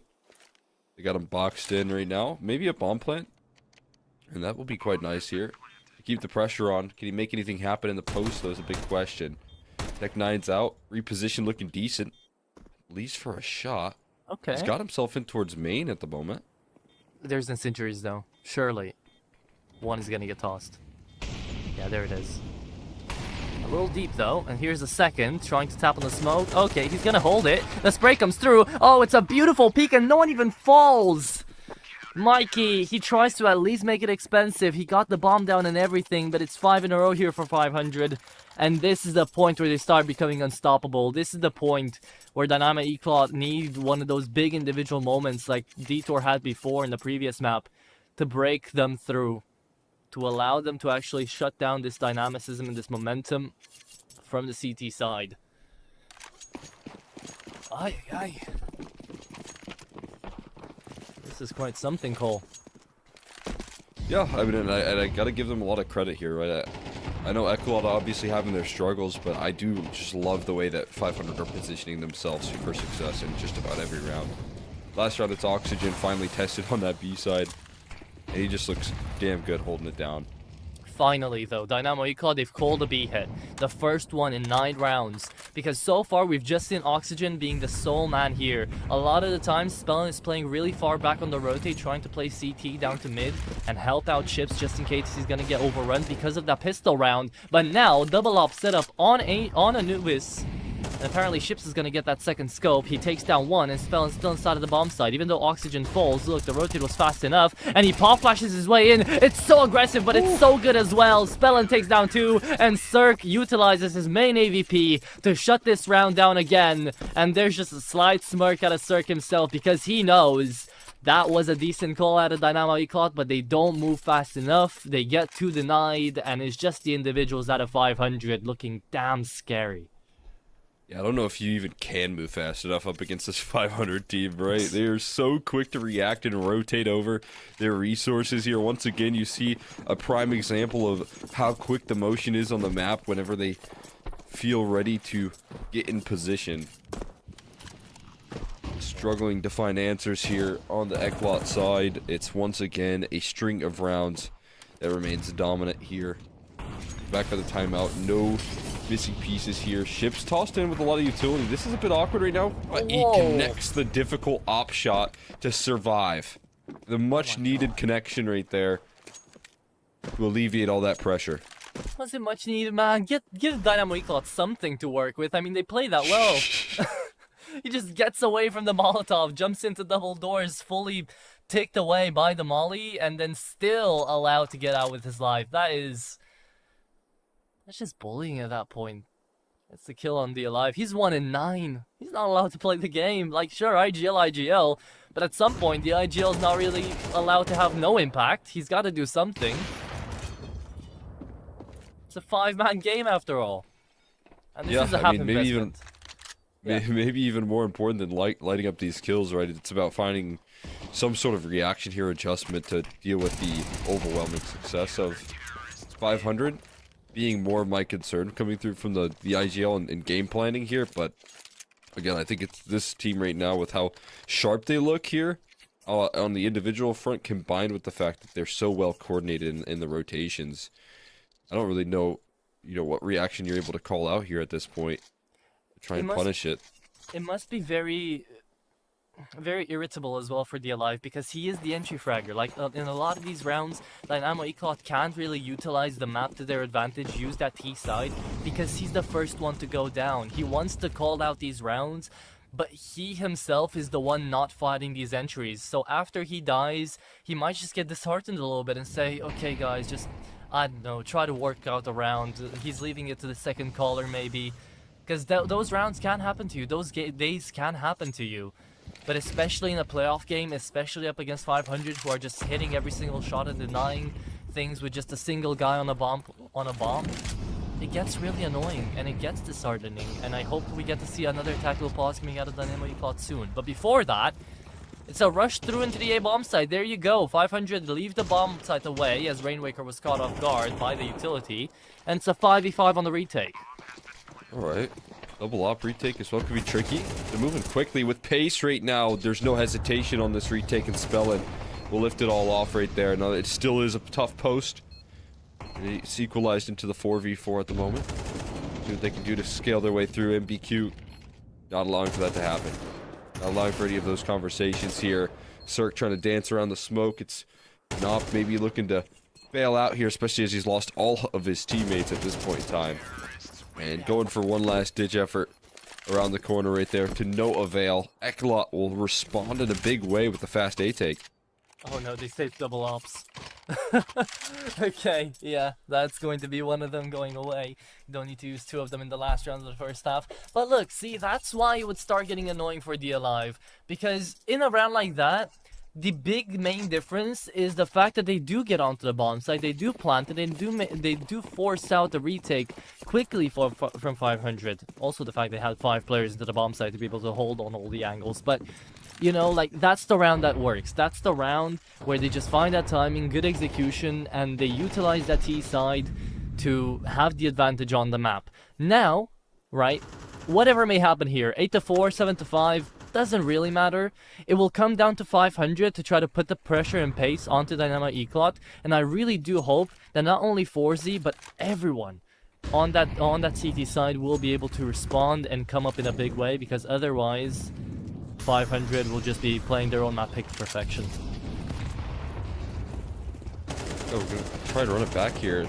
See if that offers up more success. Rainwaker is leveled out early, and they're onto the site once again. This time with the player up at the moment. 2. 4Z adding to the tally now. And 3. And maybe 4. See? There it is. They found the weak point in the armor. They found the little way in. And that was Rainwaker. Not expecting too many A hits. That was, I think, the second A hit of the entire first half there from the T side. That actually was aggressive enough to get through the main smoke. And because it does work out, and because they do decide to take a bit of a risk, possibly being traded, they didn't. They win out 2 in a row, and they make it 7-5. You know, it could have been so much worse. After the 6-3, we got to see 6 in a row for 500. But it is this now. So a bit of a relief right there, finding a way into these rounds. There's such a tough time in the early stages. Knowing it's possible, you know, having that in the back of your head, it's like, okay, they might be hitting amazing shots, they might be just destroying us with momentum, but, you know, there is that big but. We can take them down. We can win this out. It's not all about just the individuals popping off. Oh, they were able to target a weak point there twice in a row. There, Rainwaker found himself in a bit of a tough time, but looking to now hop into their T side. It is still a 7-5 half that they'll look very forward to here in the second. Good aggression, though, playing with confidence to start off this pistol on the CT side, and it's more success. The Alive starting to find some connections, and they've got a lot more resistance ready to go trying to chase these kills down as bomb is dropped in the palm of their hands. Cirque left in 1v3. Was 1v4, but he made it so now. P250 in hand, needs 3 clean headshots to work this one out, and they're just never going to give this to him. There you go. Well played out here from Dynamo Eclot. And they took a gamble, right? That was a 5-man stacking towards B that they had on the pistol round. But it did pay off. 500 did go all in for it. And the fact that Dynamo Eclot did also push down in towards main, spotted the bomb out first, took him down as the first kill. Really just gave that round to them. So now they win both pistols into this one. 3 out of 4 pistol rounds won out here for Dynamo Eclot. And they'll be fighting at 7-7. They'll be fighting finally on an equal scoreline in the second half. Now fun to be had here up against the pistols. MP9's farming up some sweet, sweet ecos. As you said, it's going to be all knotted up at 7s here before you see the first gun rounds come through. Job doesn't get much easier now, knowing that you have a CT side to try and close out on to survive here in playoffs of Anubis. But being able to build up some confidence, starting to land some, more comfortable connections. They're all key details here. Gotta take it one round at a time up against 500. But it's right back to, I feel like 500 having a little bit of leverage here on this T side, but also knowing that, still 2 timeouts remaining. In the way that they operated with so much control after calling a timeout in that first half. That all also provides me a lot of hope that they're looking forward to this second half and closing this thing out confidently. I mean, we'll have that answer after we get to see an actual gun round here from 502 on this T side.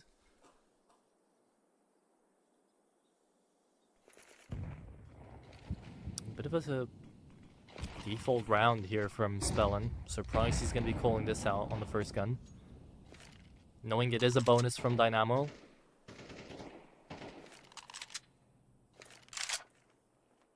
They want to have the man advantage first. Lots of noise being made. No one into mid. And here comes the first kill. Okay, Oxygen's taken one down. How much information does he really have? Sees the second incendiary being thrown out in towards main.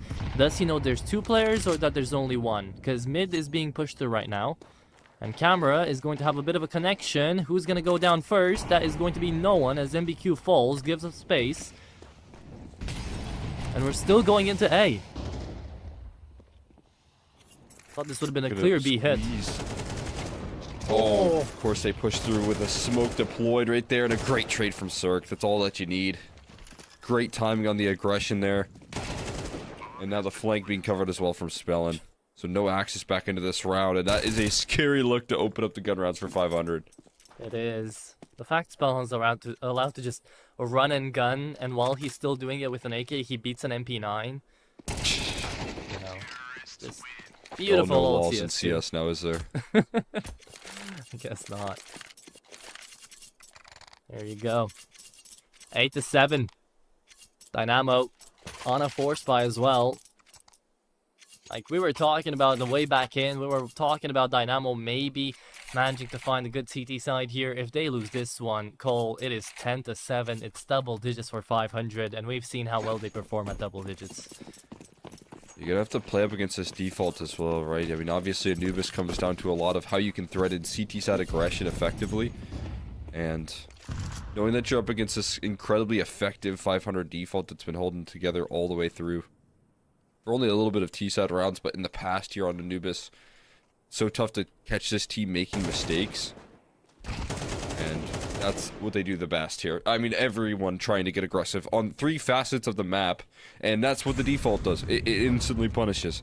Any of your proactivity that you have queued up is going to be shut down with ease, and there's a prime example of how effective it can be.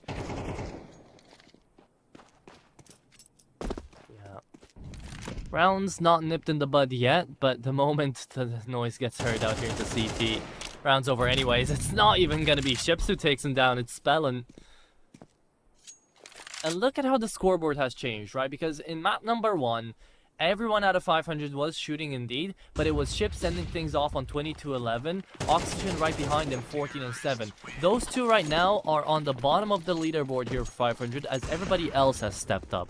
So this is why 500 are always looking scary. This is why Freddy also mentioned the fact that it's not usually Ships to be seen out here on the top of the leaderboard. It's everyone always fighting at 100%, always giving it their all, and always kind of being there at the same baseline when it comes down to kills and impact. And that's what's happening in this map as well. It's showing us that all 5 of these individuals from 500, you can't really hope to be able to find a weak link into any of them.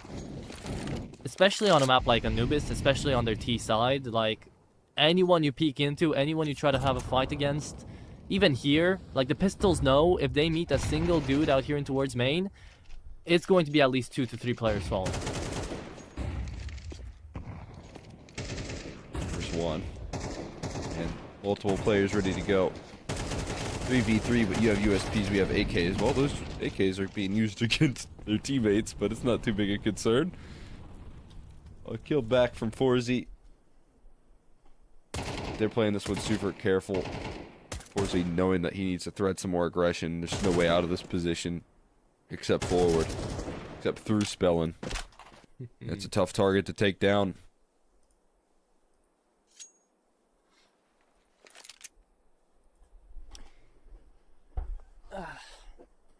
And no, I've always been whining about this. It's something that I really enjoy seeing at the tier 1 events, always getting the listen in, even though there's been some drama about that with Navi and all.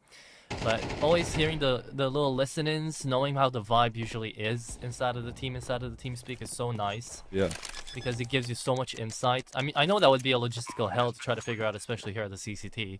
Because, look, we're struggling with the webcams too, it's just a fact. But like that would be such a nice talking point to always bring up. Like it's a tactical pause, there's not really much to go down, or it's a technical pause, which we get enough of, you know? Just having that like 5-second listen to be like, are they laughing? Are they even talking? Are they just like dead? What's going on? I mean, sometimes you can see it in the body language here. You can see it in the pre-games. But I mean, on the other side of things, we know like, honestly, as an individual, like Cirque, pretty chill, pretty casual presence in the server.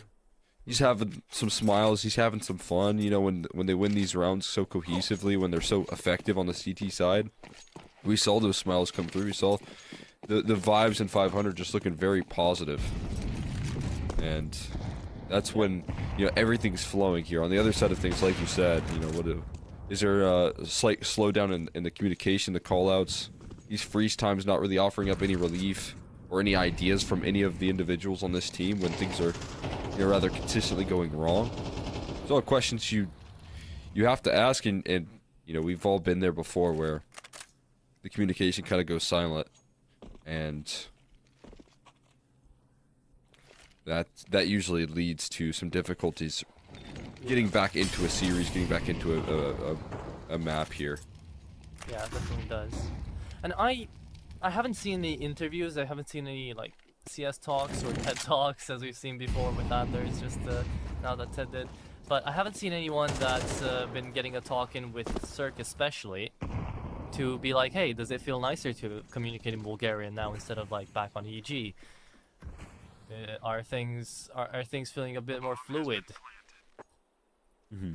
That's a nice little thing to think about as well. But while we're thinking about that, it was literally a one-kill wonder out here in this round. Rainwaker just finds the alive, complete A site empty, Dynamo Eclot forces a save. Like, that is just the situation that Dynamo Eclot are in right now, and it's such a tough reality to be in. It's such a tough pill to swallow, because you have to go for these rounds. Yeah, there's not a lot of room to breathe here, and that's just such a devastating round right there. Offered up 1 kill. I mean, we saw a pretty similar situation with Ships in that last half. Yeah. And one less gun held on to as well while we're at it. Don't think that'll cost him too much, but it will start to add up. The price tags here. Oh no! 4 saved guns now to a lonely 1 survivor. What'd you even It just feels like we're seeing Eklok get suffocated.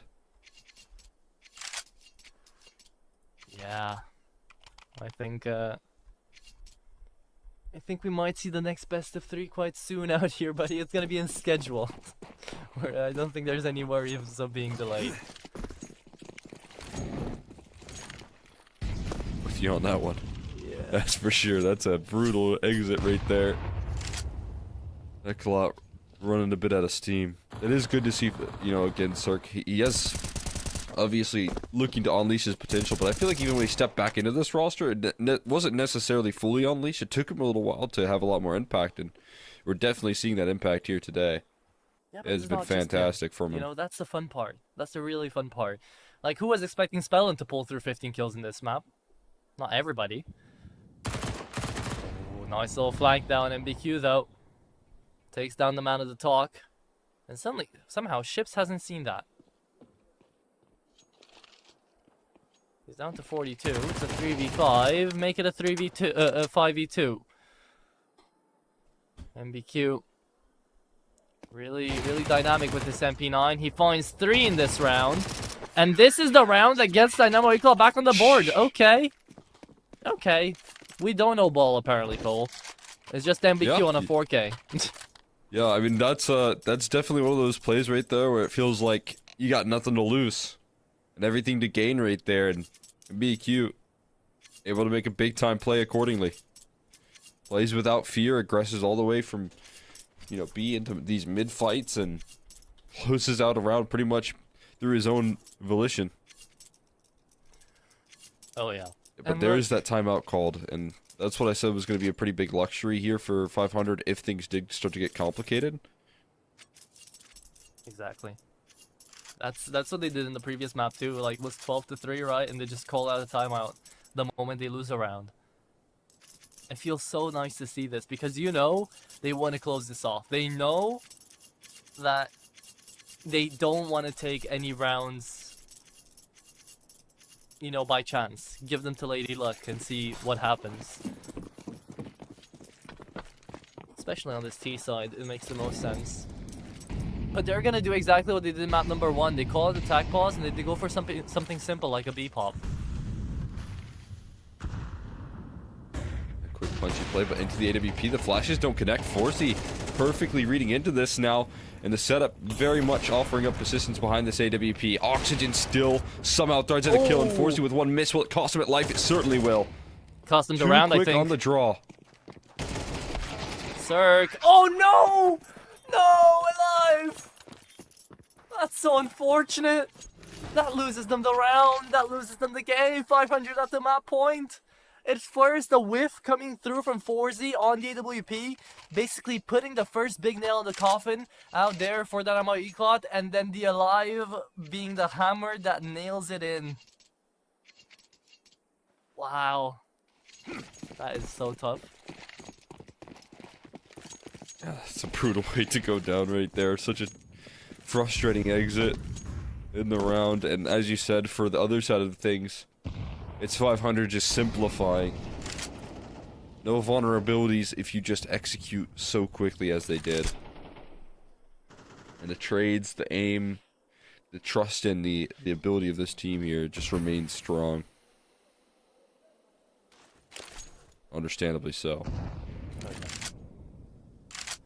We're looking at a crew right now for 500 on a ship. And they are definitely together into this one. Definitely coordinating. It's round number 21. They've got 4 chances to close this. And Forsey, will he make good of his previous mistake and now try to get his team back into overtime? That's a good way to start.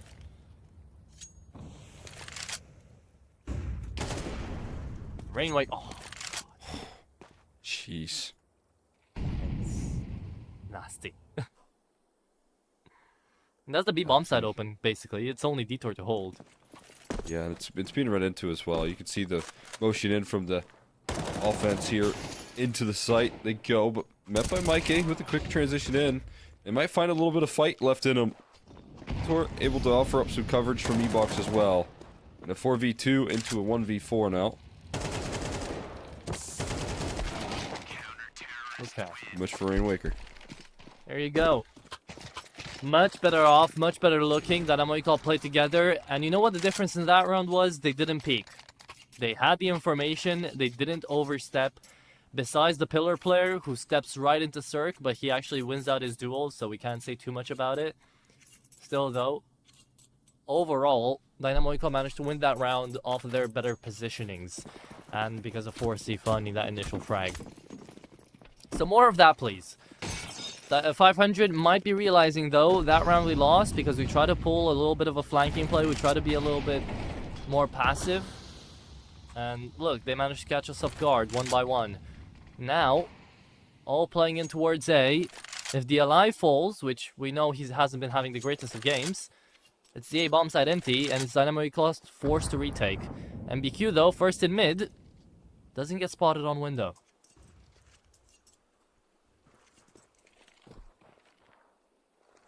I like the idea here.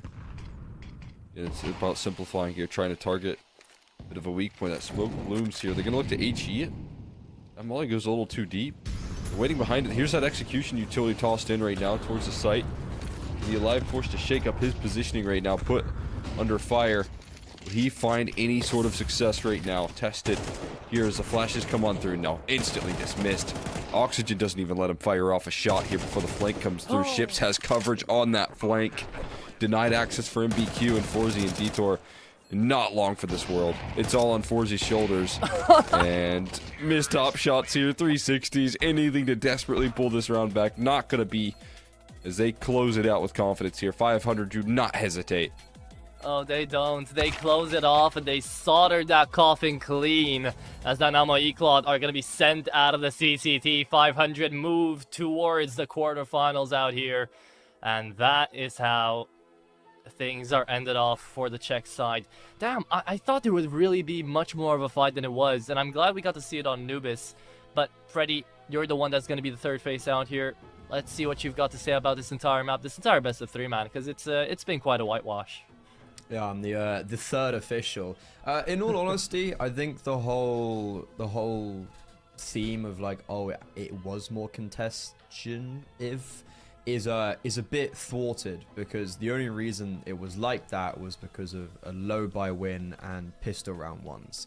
Ultimately, on the actual gun rounds, 500 pretty much won all of them apart from like 3 maybe. So I think looking at this scoreline, it looks way closer than it actually is, especially considering those 2 pistol round wins. So I came into this series, and I think we all came into this series anticipating 500 to be the favorites. They had previously beaten Eclot, but with Eclot's recent results, it was like, oh, that, you know, this could be a little bit promising. This could be a little bit closer, but in actuality, it's going to be a very one-sided game in the round of 16. And our player of the match, I think he was pretty good on map 2. I feel like there was no outlier. I think you guys were talking about Spellan and Ships, Spellan and Cirque a lot, but regardless, Ship still held his own on Anubis, but most importantly on Mirage, he was a demon. I feel like this is a very deserved player of the match, don't you think, Cole? Yeah, I'm right there with you, man. Even on map 2 there, I felt like he played middle defensively super effective in terms of threading in kills, remaining aggressive, understanding when he needed to rein it in as well, and play a little bit more back. But yeah, I mean, definitely deserving with that map 1 performance. For 500, I think, you know, this full team effort, though, is what makes it look so strong here in terms of what they all brought to the table. You know, giving credit to just about every individual on this team here for understanding and playing their role so effective, because when they were called upon here, especially, you know, on that CT side of Anubis, it felt like, other than maybe a couple of missteps there from Rainwaker, left it to a bit of an awkward first half there towards the tail end, it was still a 7-5 CT side Anubis. So I'm with you, man. Pretty dominant sequence from 500 here overall. Yeah, that's how I was looking at it. I was looking at the seed side and I was like, yeah, they've got 7 rounds. Like, they lost the pistol round and still got 7. As the playoff bracket comes up, I want to touch on something as well. You guys were mentioning the tactical timeouts from 500, and you were talking about everyone having good impact. And also Popov, the coach of 500. I don't think he is a super well-known name, to be honest, because even though he did have a very long playing career, realistically, he never really quite made it. I think there was like a joke at one stage of Popov making advance twice and then being kicked from the project both times. But he was like a really decent IGL in the Bulgarian scene. I first came across him in 2021 on Endangered when they were playing in main, and since his transition to coaching, the reason why I have this information is because he's coached within the UK scene, and he was very sought after. He was very highly regarded from the conversations I had with people who he had coached. They were like, oh, we wish we could keep him, but it's like, you know, he's got bigger things. Like he's being offered better and bigger things, such as his 500 project. So when we look at those tactical pauses that he called that got them those 7 rounds in a row, like, you know, all those 7 rounds, maybe not necessarily because of him, but if we're talking about impact, I know for certain Popov does have a lot of impact when it comes to what happens on the server. So I feel like that was a really key point that you guys are bringing up, and I just wanted to add on to that. But that is ultimately our third game of the day done, our first game. And as we go on to our final game, it is Nexus versus 9Pandas. And I feel like, Atro, I'm guessing you're excited. Oh yeah, I'm looking forward for my last CCT cast out here for this season to be on Nexus versus 9Pandas. I'm looking to be unbearable again whenever I see a Romanian on the server. This time there's 5, so yippee hooray for me, gonna pray to my choir. But, you know, I still think it's gonna be a fun best of 3. I still think that Nexus should be the victors coming into it, but I've thought that twice before, and I was very pleasantly surprised. So, you know what? I'm just gonna be looking forward to it. But yeah, Cole, Freddy, I'm looking forward to see what you guys are going to be thinking about that best of 3 as well. Do you have any thoughts, Cole, just as we wrap up? Yeah, no, I'm right there with you here. I'm interested to see how this Nexus and the 9Panda squad as well here. Obviously, you know, interested in the rebuild that they've been bringing to the table. So definitely intrigued by this idea here and how they're going to bring some success here in 2025. Yeah, I mean, 9Pandas, we're talking about exciting game. It's always fun watching them right now. You don't really know what's going on, like, who's going to be picking up the AWP this round? It's like the kind of cycle of just, oh, I'll take it this round. Oh, no, I'll take it this round. But they did eliminate Paravision to make their way through to Series 19 playoffs. Look, I think they've been playing some pretty good CS regardless of maybe some of their confusion internally and the lack of a consistent AWPer. But with that in mind, we've got about an hour until we start the pre-show, an hour and 15 until our final game of the day commences. Go get a snack, go for a walk, go have a chat, and we'll see you guys then.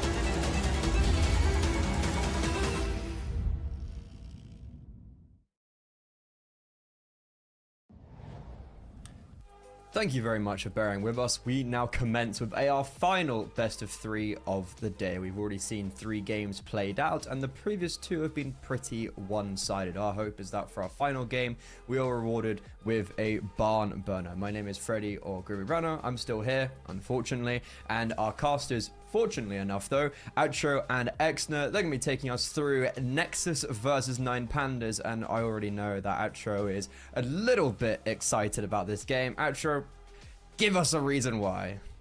A little bit giddy. There's not really a reason for a lot of you guys to be excited about this best of 3 as you're home watching it over actually. This, right? Well, no, I wouldn't say that. You know, there's still something to be seen out here. It's definitely going to be exciting, but for me, of course, I got to preach to my choir. Romania has got to come through once more. And Nexus, they had a very surprising victory against Monty and Navi Jr. in the previous best of 3s out there on the playoff bracket. So maybe they do better in the R16s, maybe they do better in the quarterfinals, and that is something to take a look at down now, because they are going to be fighting 9 Pandas, who are always going to be a fun team to watch, right? So yeah, I'm just excited. Yeah, 9 Pandas right now is it's just kind of shocking how they continuously like somehow still are winning against like teams who have an AWPer.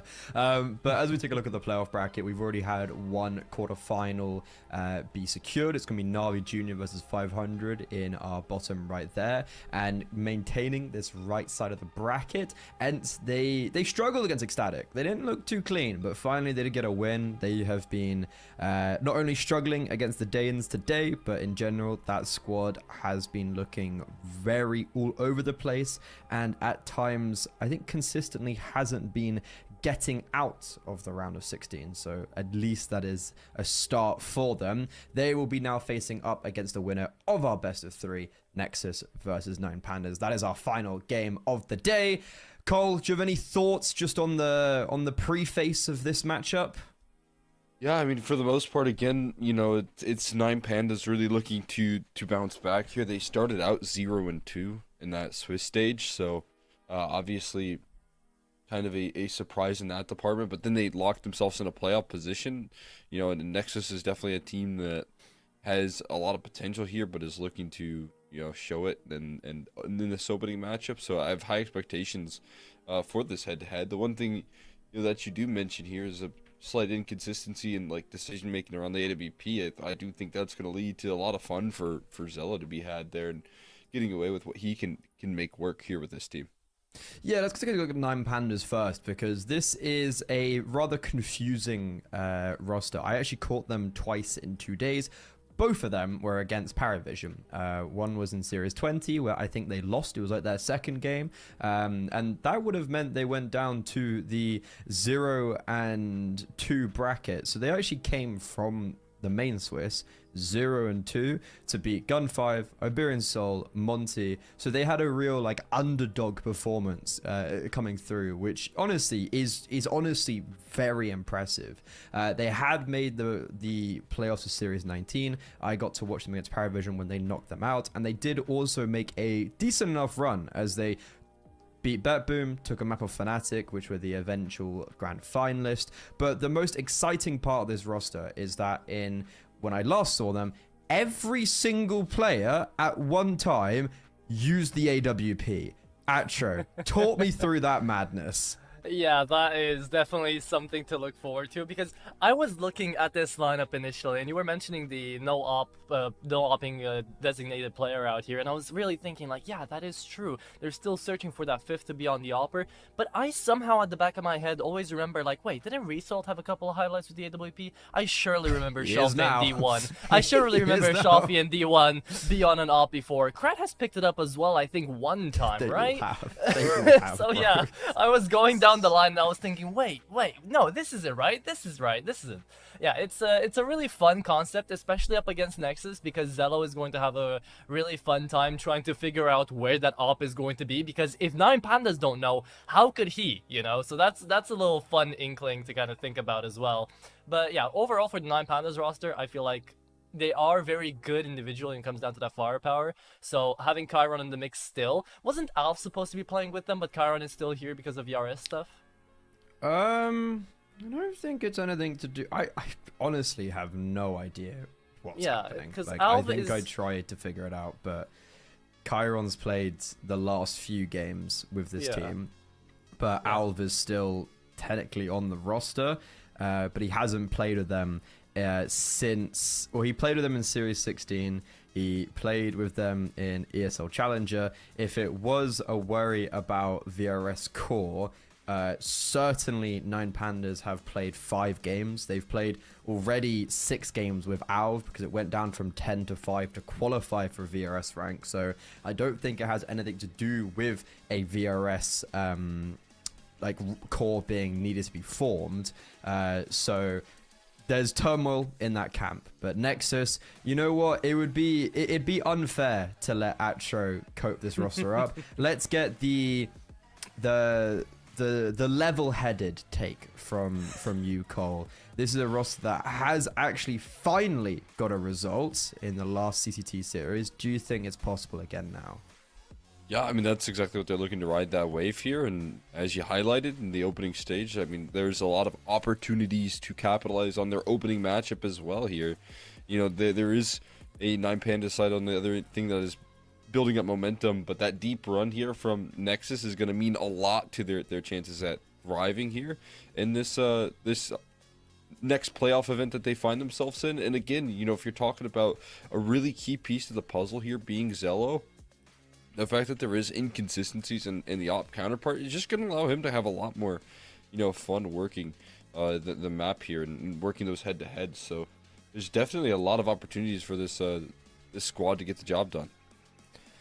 Yeah, so we're going to take a look at the veto. I think Atro is kind of mentioning Zello. I feel like he's going to be, well, he should be, like, look, he should be doing well against a team where there's no actual AWPer. There will be an AWP on the server, but come on, like this should be a game where Nexus, like, they've had some pretty good results recently. I feel like this is definitely a time for them to take advantage of their opposition's instability.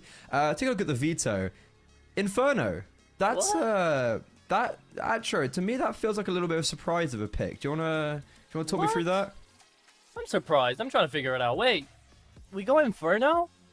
I thought Mirage was gonna be like an insta pick. Well, not necessarily Mirage. I thought Mirage was gonna be an insta pick from Nine Pandas. Now they have an opportunity to go between Mirage and I guess Nuke.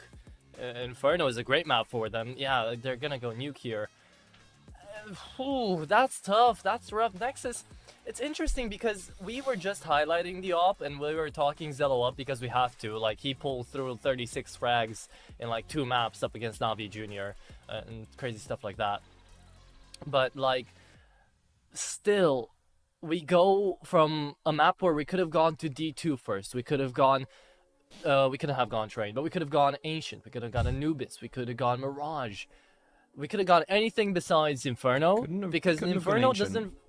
We will not have an Ancient, yeah. Because they banned it. Yeah, but we go on Inferno where the op is not going to have as much fun as maybe on Nuke or D2. It's interesting. I don't like this map veto from the Nexus side. Let's say that much.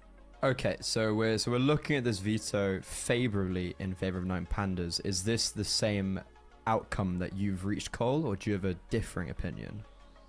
Yeah, I mean, I definitely lean on some favoritism here for Nine Pandas in that department for sure. I mean, we'll obviously have to see. I always liked this team's Nuke and what they brought to the table, so I think, you know, that pick leaning in out of the gates is gonna, you know, favor them quite a bit. But you know, over the grand scheme of things, if you're Nexus, you know, you might be able to still get that op out and rolling there. I mean, it will be difficult, I think, like, you know, Atro was talking about their T-side opping on this map can just be non-existent, just be a non-factor. But, you know, hopping into your second half, if he's able to control the server, you know, be a good rotating presence, that could be the direction that they want to head in. But I'm definitely surprised with this veto, and I do think Nine Pandas, it opens up opportunities for them to work here.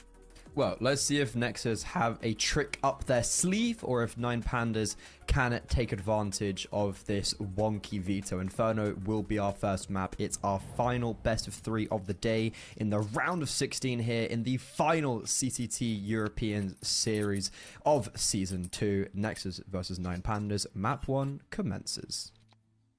Couldn't have said it better myself. Thank you, Freddy. Cole, let's get into it. Indeed, it's our last best of 3. And Nexus, well, they start things off with a Joker pick here on Inferno. Which, by the way, well, until we go into the pistol fully, I do want to say Nexus have been trying their luck on this map. And they've been butting their heads against the wall for the past 3 months. Ever since 2025 has started, I think BTN and their new coach, DTZ, have been trying stuff out on this map. But their last 4 performances were 13-6, 13-6, 13-3, and 13-9 for the enemies every single time. So maybe it's going to work this time. Maybe it's a wild pick, but it certainly hasn't started things off well as Adron has lost his head, but Zello trades it back. Nice little call and response there for a 4v4. Very slow pistol round here. What you might be used to on Inferno. A lot of map control trying to bait up this utility right now, and up Banana, some more duels being taken. Trying to test the waters and see how comfortable they are. And holding on to that utility here. Great aggression coming through as a duo, though. Is punished in a big way. That patience paying off for this T side, though. BTN and Raga get their kills accordingly. And that's open A site. They do have one more defender ready to go, but that's dealt with nice. Yeah, handled there without any questions, no concerns, and looking to lock in the digits now. Oh, that's beautiful. Raga, BTN, the old guard, as I like to call this duo, is definitely the main thriving factor behind those last results coming out of Nexus. Like in the games up against Na'Vi Junior especially, but in Monty too, BTN was a top fragger. Raga was always there present. Like those were the guys that were making the difference in the team when you're not expecting it out of them. You're expecting out of the 3 individuals, Zello, Sound, and Adron.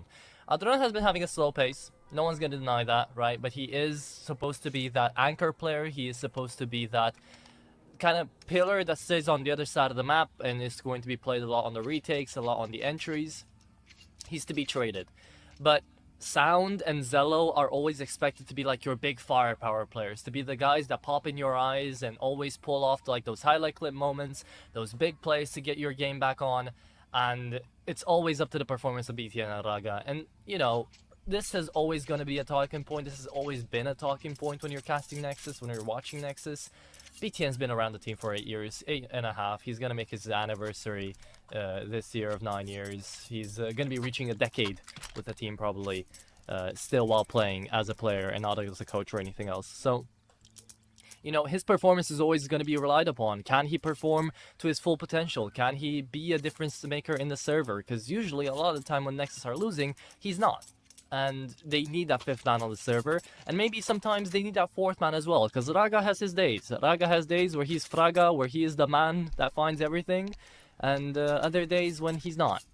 So, yeah, I tend to yap off a little bit when it comes down to Nexus. Definitely be sure to stop me, Cole, when it gets to, you know, just just completely Appreciate nonsense. the insight. But, yeah. And, I mean, it's cool to see, like, again, you know, kind of becoming more of a trend as Counter-Strike becomes a bit of an older game, to see just like, you know, teams with as like lifers in their regions and really building up talent in that department, right? That's a really cool story there for BTN. In general, there coming up on 10 years is crazy. That'd be such a cool milestone to reach as a player.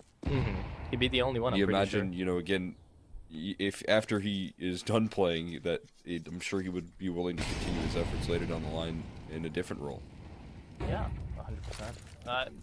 I haven't heard him specifically say that yet, but you know, I mean that's what kind of everybody's expecting, having given so much in this team.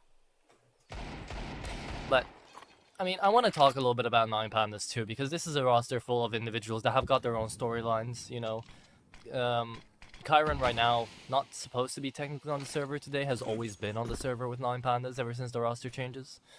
And it's fun that he's still in the bedroom jersey out here, you know, into the child of things. But we're going to talk about that later as we do get a B push coming through here from Nexus, struggling through their own smokes. It is going to be down to the Force Light to actually get a lot of damage off. Shelfie, okay, killing both the enemies and my voice there for a second, manages to take down 2. And into a retake we go. Already really expensive out here for Nexus. They do get the bomb down. It's Raga and Adron to try to hold on to this one. The Result making noise and spotting a player down towards New Quads. Doesn't know who to shoot for, but Result, he still manages to get away with one. D1, he's trying to play this one long. He's playing with a 5-7. Should have maybe rotated around to give himself a favorable position, but the timer was already running down. Adron, good on the clutch there. Wins out the round for Nexus, but it does come at a very big cost. It's a safe pair of hands right there. It's a bit expensive, but you survived the force buy crucially. Now you get to farm up some economy here potentially in this round. Some good signs to be built up there. Playing confident in that new box position, not fearing the pistols there.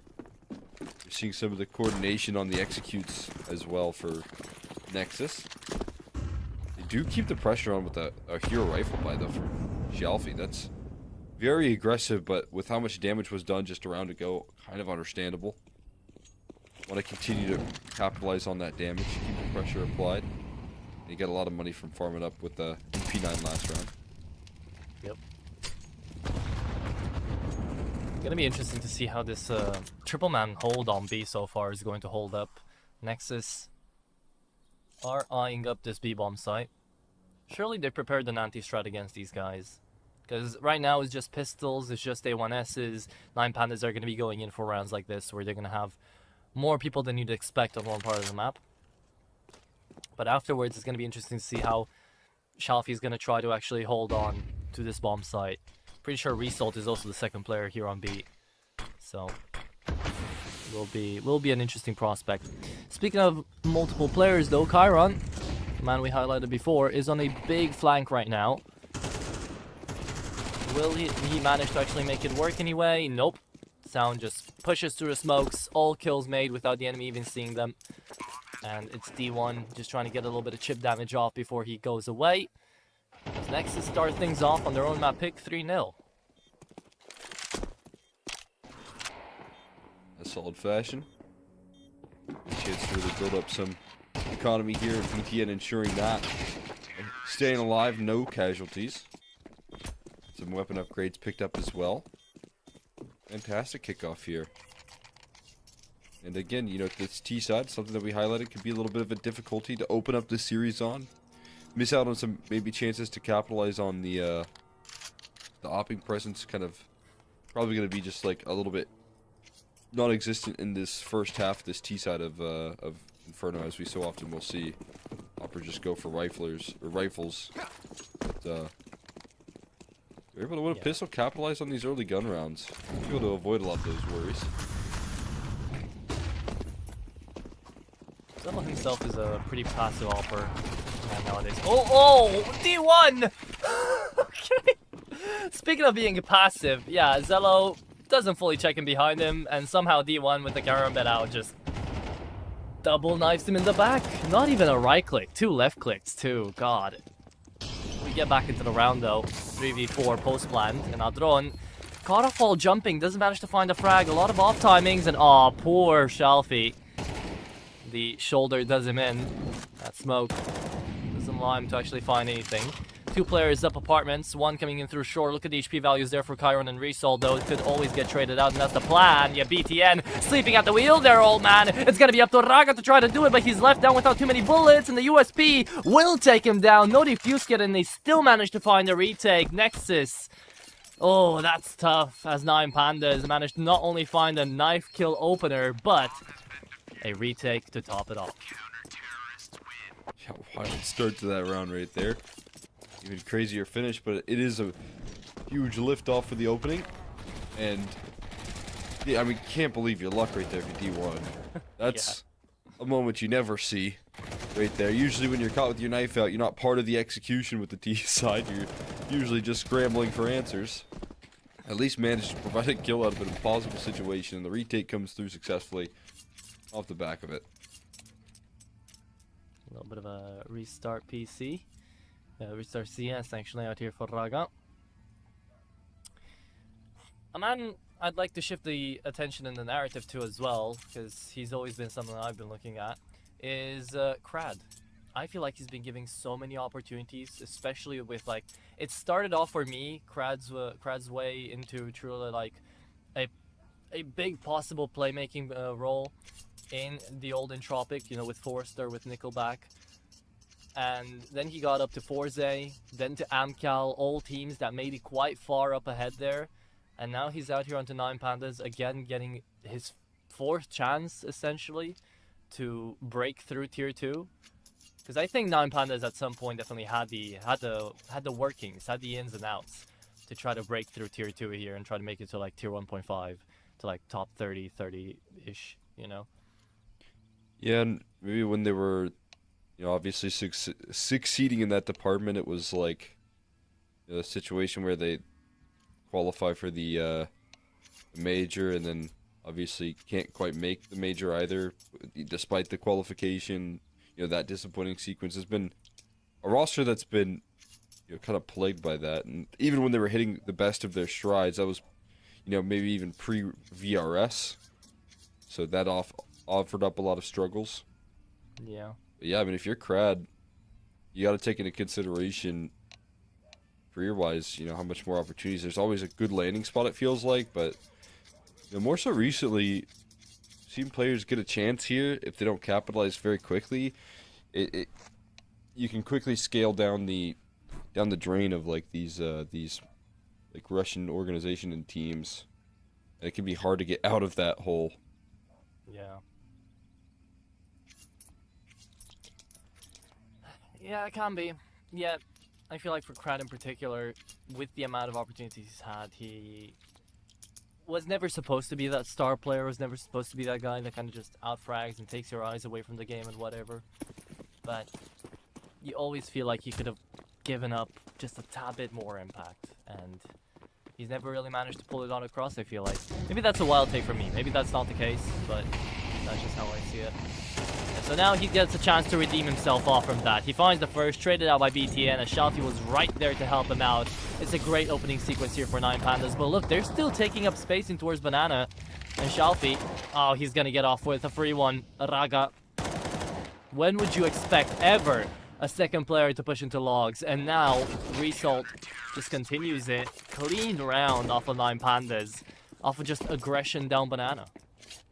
Yeah, that's some serious dominant control right there coming through from 9 Pandas, and a great idea of throwing numbers at the problem right there. A lot of resistance on Banana ready to go. A lot of activity out of Crad and Shalfie early. And Shalfie obviously another player that can really thrive here. Loves to get in the face of his opposition, but can rein in his aggression right there. And it makes for a pretty potent pairing there between the duo of Crad and Shalfie over there towards that B side. Some difficulties offering up openings in that department here. We'll take a note as to how these Banana fights go throughout the half. Don't get to see a lot of teams as well play with like this early round 3-man setup towards B, leaving the rotate player to kind of stay in a little bit more time in on the B bomb side, just to make sure that there's not going to be like a push after the Molotovs and nades go away. Because they do have a lot of trust in the 8 anchors right now being able to do their jobs. Great grenade as well. Against the Eco. How many does Crad find on the smoke? 1. Moves back. And just buy the book CS. Yeah. But still, an interesting setup. Overall, time and time again here from 9 Pandas. Lead them to 3-3 now. As they do manage to retake 3 rounds in a row. And Nexus will have a full buy after Sound and BTN fall here. Let's see if they get any kills with them though.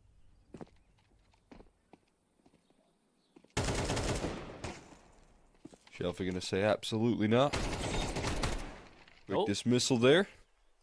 Get the extra from this final Tech 9 of Sound. He does hear the flanks coming through though, so he's gonna be a little bit careful. Close range jumping up. Chiron just can't find it. Tried to get away with the moving shots right there, but this time laws do apply in Counter-Strike, and only a single casualty.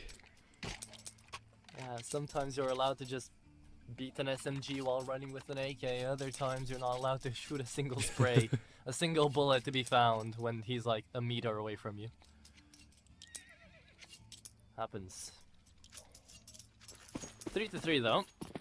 Zello still not seen the light of day with an AWP, yet Chiron now has. So the one that's feeling the best on the day apparently is going to get the credentials to the op. Kyron said, mine, mine, mine. Oh, yeah, Zello said, that's your IGL for me. That's a bullet with his name on it. Beautiful opening right there. Solo doesn't need an op to find those opening duels here. Can do it with the rifle on this D side as well. Good start. They get those guns back out in resistance here. Not seeing a lot of map movement at the moment from the CT side either. Finally, Shelfie knows that he has to get aggressive right into the defaulting presence of Adron. Another big pickup there, punishing the re-aggro. I like that Adron's making this move here, because it's going to queue up some information. You can speed it up into the B side, but there still is a crowd waiting for you. 1-for-1 trades, though, might not cut it. Access granted here. Only one player left behind Coffin. Oh, they're lining up for him. There's the spray, and there's Result with 2. Can he find Zello? Down to the 1v1, and yes, he can! Headshot connects. Result looking feisty. And Kran could have actually finished that round all by himself, but he just leaves them down to very low, while he only kills 1 away from the entry from the smoke. And that is 9 Pandas taking away the advantage out here on Inferno. What started as a 3-0 for Nexus now is maybe going to be the same scenario we got to see from 500, where they take a gun round, and then on the next buy, 9 Pandas are feeling ready and excited. They start taking all of them back to back because they're just feeling motivated. Oh man. Result just taking precautions on Banana right there. Quick double down. Chiron again. A little bit off guard though. Offers up some opportunities back into this round. See if they can capitalize on said chances. The one gonna re-aggress up through this apartment side, which is a bold call to make. They still have this man advantage, so he's playing a bit of a dangerous game here, but will be rewarded handsomely for his troubles. And maybe stack up some, yeah, I mean, a duo on the B side at the moment, as you can see. Flashbang to aggress. Placed well, but actually Raga avoids it. So, trades available here. Shelfie keeping it nice and in the favor of the CT side. Spam through the smoke there, spotting out Raga. Try to trade it back and forth, but a lot of resistance around that corner here to get past. He's got a lot of utility. He'd ideally like to save this. Approaching the round after the information he has 2 and B is quite tough. If by some miracle he wins out his duel against D1, maybe he could run it all the way through to A. But D1 spots him, moves back, and it's Shelfie to move in through Banana. 25 seconds, Raga. Yeah, that's the play. Going to try to save this. In all fairness, though, 9 Pandas could try to go for a hunt here. You got a little bit of economy in reserves. Might be a little too late to the party here on that. This round in particular, but would have been the worst idea. Either way, Raga, you know, very valuable that he walks away with his life.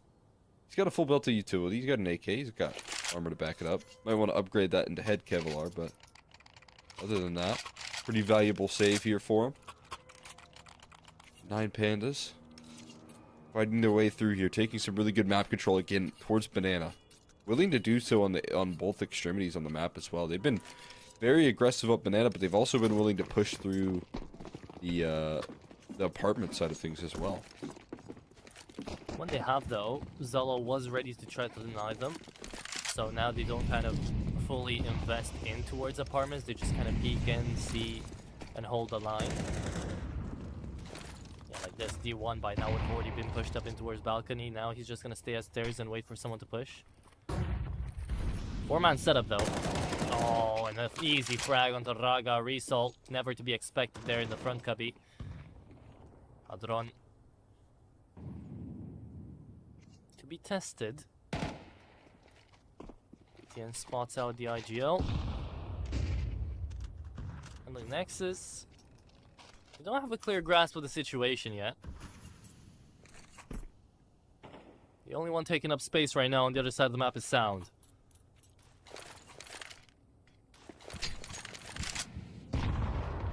Gotta do good work in reclaiming this control, and even better utility to tossed in on this bracket setup here. Good news is they have a lot of early time, but no way D1 makes this move here and actually finds another kill. Jordan, good read into trying to punish that, just gets bested on the head-to-head. And now things kind of running rampant at the moment for the defense as they just get whatever they want. 30 seconds left, and a lot of that bracket's utility has since faded. Only a single smoke and a couple of flashbangs that have to be used perfectly left for this T-side. 20 seconds, Hourglass losing out sand. Zelo's trying to get in there, spots at the first, but gets taken out immediately. Chiron still denies them, and it's D1 on Mini Pit to not be found. D1 denies everything in his path, manages to brute force his way through this round. And 9 Pandas, 6 in a row here. Put a big staple to what could be this Inferno.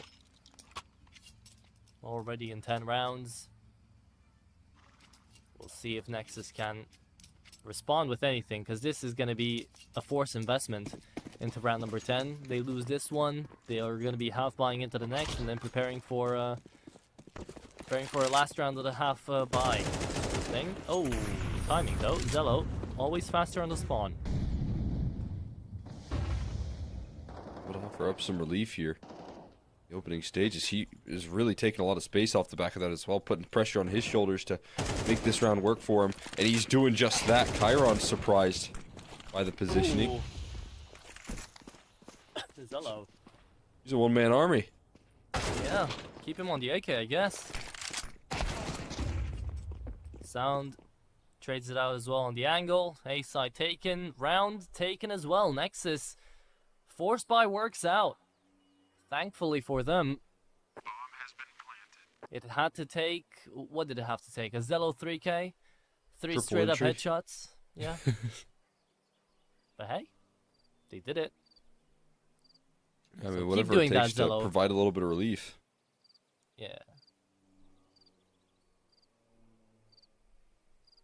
I don't wanna toot my horn, I don't wanna leak the strat book here for Nexus, but first page reads Zelo go kill.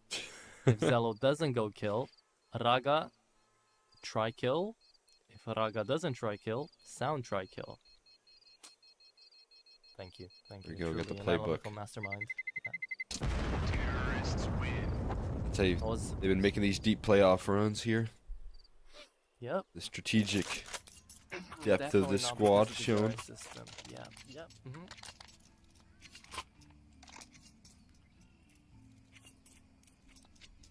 I'm pretty sure the playoff wins out here as well. The previous two that you just got in the previous CCT kind of just is gonna keep their VRS just a little bit in check. Don't know how much. But gonna be That should interesting to see how that next change in the rankings is gonna be, especially for Nexus. Should be good. You get some Romanian lands going as well.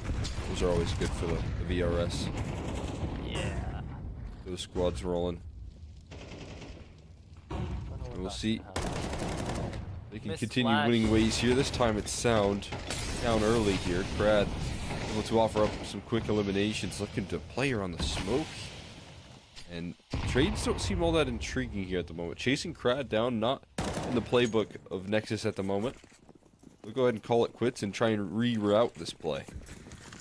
Yeah, quick in towards A, but a missed Moto smoke out here from Nexus, and a missed flash to boot off as well. This is not looking great out here for the Romanians. I don't like saying that too often, but I'm kind of forced to. There it is, Nexus. A round that falls apart. But they'll just have to say, it is what it is, and we move next. It's okay. 7-4. And with this buy right here, we haven't seen a single AWP the entire T side. And we understand why, because it's Inferno. The better question is, why is this Inferno? Because it's Nexus's map pick. Yeah, I mean, definitely seeing your chance to kind of start off this series, you know, obviously being the first pick in the series, and you have to start on that T side. You'd imagine that they would have really liked to do some good prep work up against this squad here. And we're seeing some weaknesses, but also the aggression here, the kind of wildness that I've seen out of D1 is pretty insane. Like the amount of apartments pushes he's gotten away with, I think he's completely changed up how he's playing this position, and is certainly surprising Nexus rather consistently. I'd imagine that's disrupting whatever anti-strats, whatever playbook they had up against the squad early on. Yeah. That sort of aggression, that disruption that's being provided is allowing for 9Pandas to take fights on their own turf, as opposed to this being the map pick of Nexus and for them coming through with these good reads. As the months have rolled past though into CS2, definitely Inferno has felt more even when it comes to the sides, so maybe Nexus have got something cooking out into the CT side as well. 4 rounds. They could still even get a little cherry on top here towards the tail end of this half as well. Nice opening pick there from Sound. And putting a lot of pressure on this B side of the map here. It's a bit spread out though. Oh boy. Adrian destroyed by the apartment's aggression, and they're queuing up for a fast play back towards this ace, or B side rather, but there is extra help. Crad, is he thinking of moving to smoke? He certainly will, and he lines them all up. Oh my god, Crad threads the timing perfectly. And Disaster on the B site here. Flash play in here, Sound trying to avoid it. The one who opened up this round, got 2 kills in it, needed to do it all from that point forward, and just not enough in the tank. And that round, so many things fall apart. BTN remembers too late that there's a bomb to play for in the T side. They dropped it on over to ramp, and when they had banana control, so they had to lose it. Because of that, they try to go on A, but the drone falls immediately, so they lose an extra bit of momentum, trying to head back in towards mid to try to get into this A bomb site. And they move back into B, where Crad just has enough time to rotate, stays in the smoke, and gets that clip. Just take them all down. Not only is it unfortunate, but it's a little bit misplayed out there from Nexus 2. Look at this, man. 8-4 is how 9Pandas close off the half, and now Nexus on their own map pick will need quite the CT side to be able to bring it back. And what a better way to start it than a pistol round, right? So let's see what 9Pandas have got in store as well. Got a Result with a tough job at hand here. Kind of isolated up against a lot of resistance, but he finds a kill. Managed to deal some damage on a Sound. So the early game plan here kind of disrupted at the moment by Result and the patience coming through from 9Pandas. This puts them into a 4v5 and opens up a lot of the map here for them to start to slowly press upon.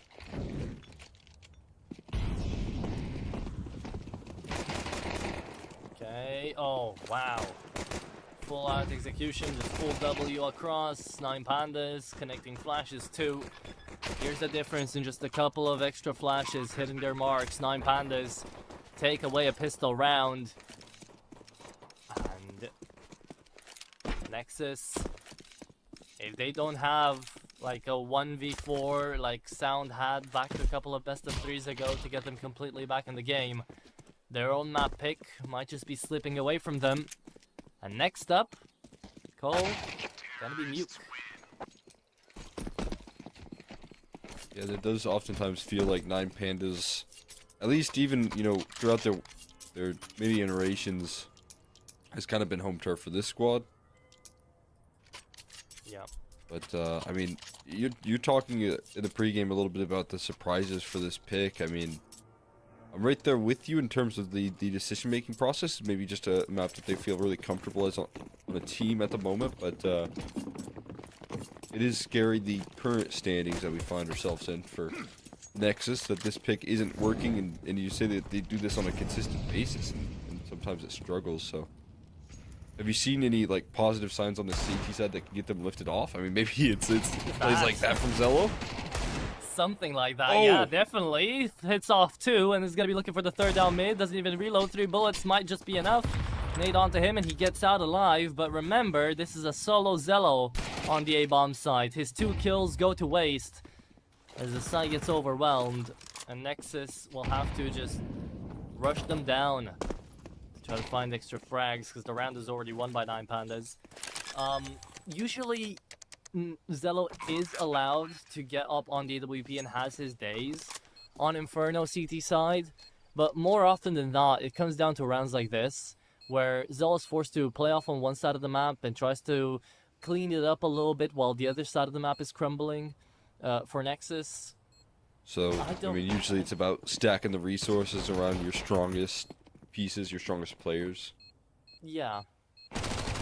But I don't know, it's not like Nexus can't manage that well, it's just that a lot of the time it's momentum going against them and then the enemy team responding better to a lot of mid-round situations. So 9 Pandas might be seen doing that here right now, and I wouldn't be too surprised by it. But It's I also guess a we'll pretty just have scary to wait. position here at the moment for the CT side, because, I mean, obviously we've seen Zella do good work with just about every weapon, but there's not a lot of wiggle room here remaining, and Zella doesn't afford, or can't afford an op in this round, right? So, might be even further delayed before we see that have a lot of influence. I mean, it really does come down to how much they can do in this round, right? It's a do or die moment, trying to stay alive. Let's see it in action.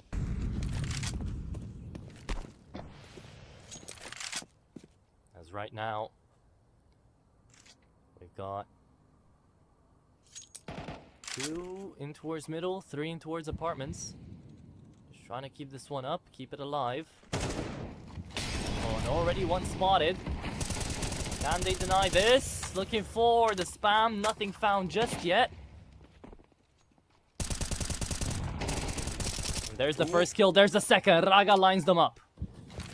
A bit of a traffic jam there in brackets, and well coordinated on the spam right there lineup. Maybe not so well coordinated on the other camp there for 9 Pandas. Very disrupted on their opening play. And in this do or die round, they're looking like they could live on this CT side in a big way. No casualties just yet. You're starting to reinforce this B bomb site as well to boot. Even this flank formulating is read by Chiron. So you gotta be careful. Make sure you're still clean to close.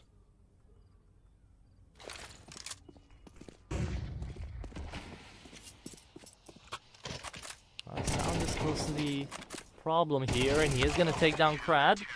As the drone trades him out, Nexus are indeed back in the line here. But is that going to be enough, Cole? Is one round off and about enough to put the pressure back onto 9 Pandas? For now, Nexus will have a long way to go, but a possible way at the very least. Yeah, it just opens up the door here for the conversation. That quick first gun round victory. Also kind of catching 9 Pandas with a bit of a wild sequence right there towards middle. They really wanted to get early aggression. Didn't quite work out well for them. They just end up walking into the walls, get spammed through the smoke. Raga holds the line. It looks very composed on the CT side and a bit cluttered on T camp, so can lean in on that here. But you still have to play up against the firepower, and this time Zello getting a peek off the flashbang does not work for him.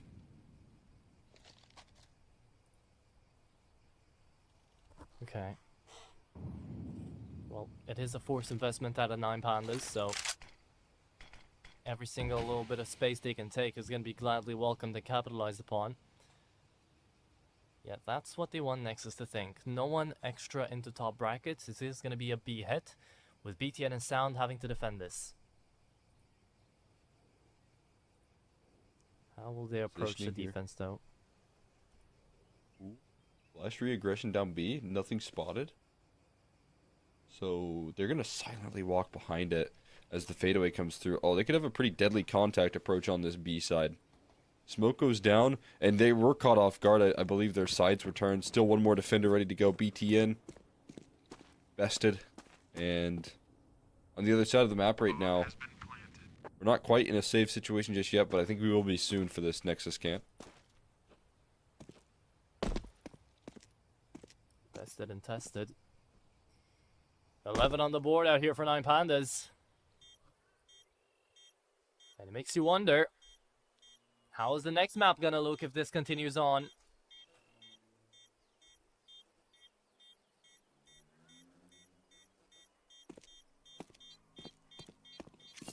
But here it is. 11 on the board, they need 2 more. 9 Pandas. Looking good. Nexus. Surprising part here is that, know, none of the CT players out here, none of Nexus's team is looking to have as much impact as needed. Zello has had some impactful frags, but a lot of the time they've not really amounted to too much in the actual round. There were frags they could have worked around, but at the end of the day, haven't. And Sound has been not really as ever so present on the map as you kind of need him to be. A couple of the pieces in this puzzle just not fitting the way Nexus were hoping they would. Oh.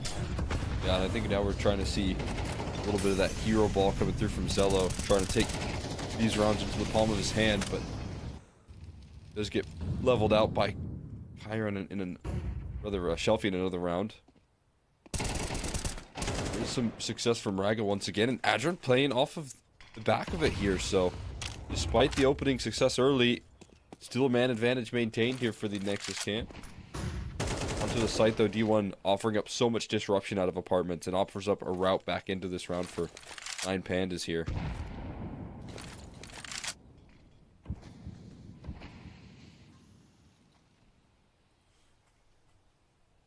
Oh, he's stuck with the bomb though in second mid.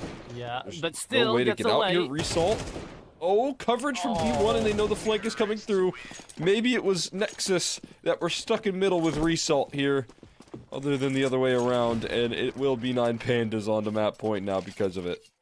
No way that's how it ends. 12 and 5, look at the buy. We might be getting Freddy's analytics out here a little bit faster than we anticipated. Damn, what a situation to be put in.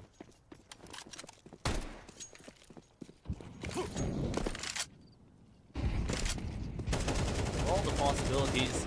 Could have landed yourself out here. Cello not catching a break. Sound just trying to look alive, stay alive. As he does find one, it's off to the A-bomb side for sure once they find another. Yeah, the smoke spam just continues to rain down rampant up against this squad. No relief here, no mistakes really being made for 9 Pandas. They remain sharp into the second half, and that means Nexus likely not long for this world. That could open up some new avenues. And Duran trying to keep the fight forward though, and it will be Crad and Chiron. The combo effort right there, the combo deal coming through to close it out for 9 Pandas. And they will look fantastic on this opening map of Inferno. Indeed they will. That's it for map number 1, as Nuke is about to start. Before we get over there though, Freddy has got a couple of words for y'all. I mean, look, I feel like excellence is a understatement. You look at the 5 rounds that Nexus had won, and only 2 of them were gun rounds, that they were not able to have any succession afterwards, and that was a brutal start to this series. I feel like we've got a lot of underlying tones that compare to our previous game when we look at the 500 performance, because it's like we start on our opposition's map pick and it's just brutal. It's a pistol round victory for Nexus. They get 3 in a row, and it just it like not even like a little decline. It's just like just down. It's just over. Like from that stage onwards, it really felt like 9 Pandas just had the upper hand in every single round. Like a lot of these rounds were basically near flawless. They were able to get very consistent opening kills as well, which was something that I kind of noted, especially towards A. feel like towards A, we were like 9 Pandas were just kind of walking in and just taking those duels. So we were having the conversation of maybe the AWPers and the confusion there, but look, Chiron had some of his moments with the AWP, and ultimately, when you've got the riflers firing on such a way that they're just decimating everyone, what can you, like, I mean, what can you even really do? And this is the one round that Nexus got on the T side that was actually on the rifles, and as you can see, it was a triple entry. So the we saw 2 there, but it was a triple entry from Exello. The only round we win on the T side is a triple entry from an individual. That does not give me any hope as well going on to a further map, because when we look at that in isolation, it's not like, oh, that was a really nice round from Nexus, and look, some of these rounds were actually really close, and look, like, when we go into this mixture, it really feels like if we just kind of continue but on a little notch up as we start on the CT side on Nuke, there could be a possibility. No, it really does just feel like it's doomsday for Nexus. And even the penultimate round here, it's a 2 versus 4. Like, it's a 2 versus 4 where Rasol and Diladez get every single... Whoa, ooh, my head's above the screen. I am big, so I'm gonna... Yeah, my brain is just so big. But yeah, like, ooh, guys, I'm shape-shifting now.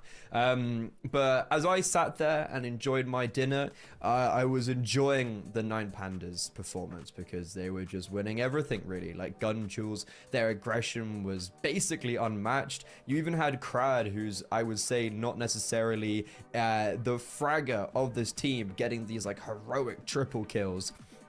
And Rasol, he's been having a fantastic tournament alongside Diladez, and that theme continued in this map unwaveringly. Rasol had 110 ADR almost, a 2 KD. Like, he has been playing fantastically, and I think his recent form has been very impressive, especially considering when we kind of look at the end of last year for Rasol. His career and the trajectory was maybe a little bit question marky, and also their performance at the RMRs was equally a little bit question marky for the 9 Pandas roster.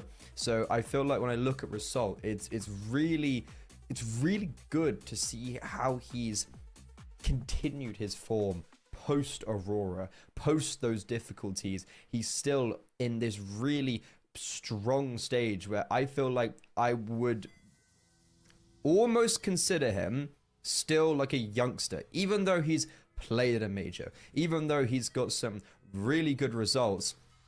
I feel like he's still very young. He's still 20. He's still got a lot to offer, and he's still got a lot that we can see from him development and improvement wise, and currently he's showing a really good sign of that. He's showing a really good sign of this upward trajectory, and in performances like this, it continues that narrative for me. So as we go on to a nuke, as we go on to map 2, I'm looking at Nexus's recent results, and to be honest, they're not, like, I'm not sitting here with despair. They've got back-to-back wins against Monty and Fnatic.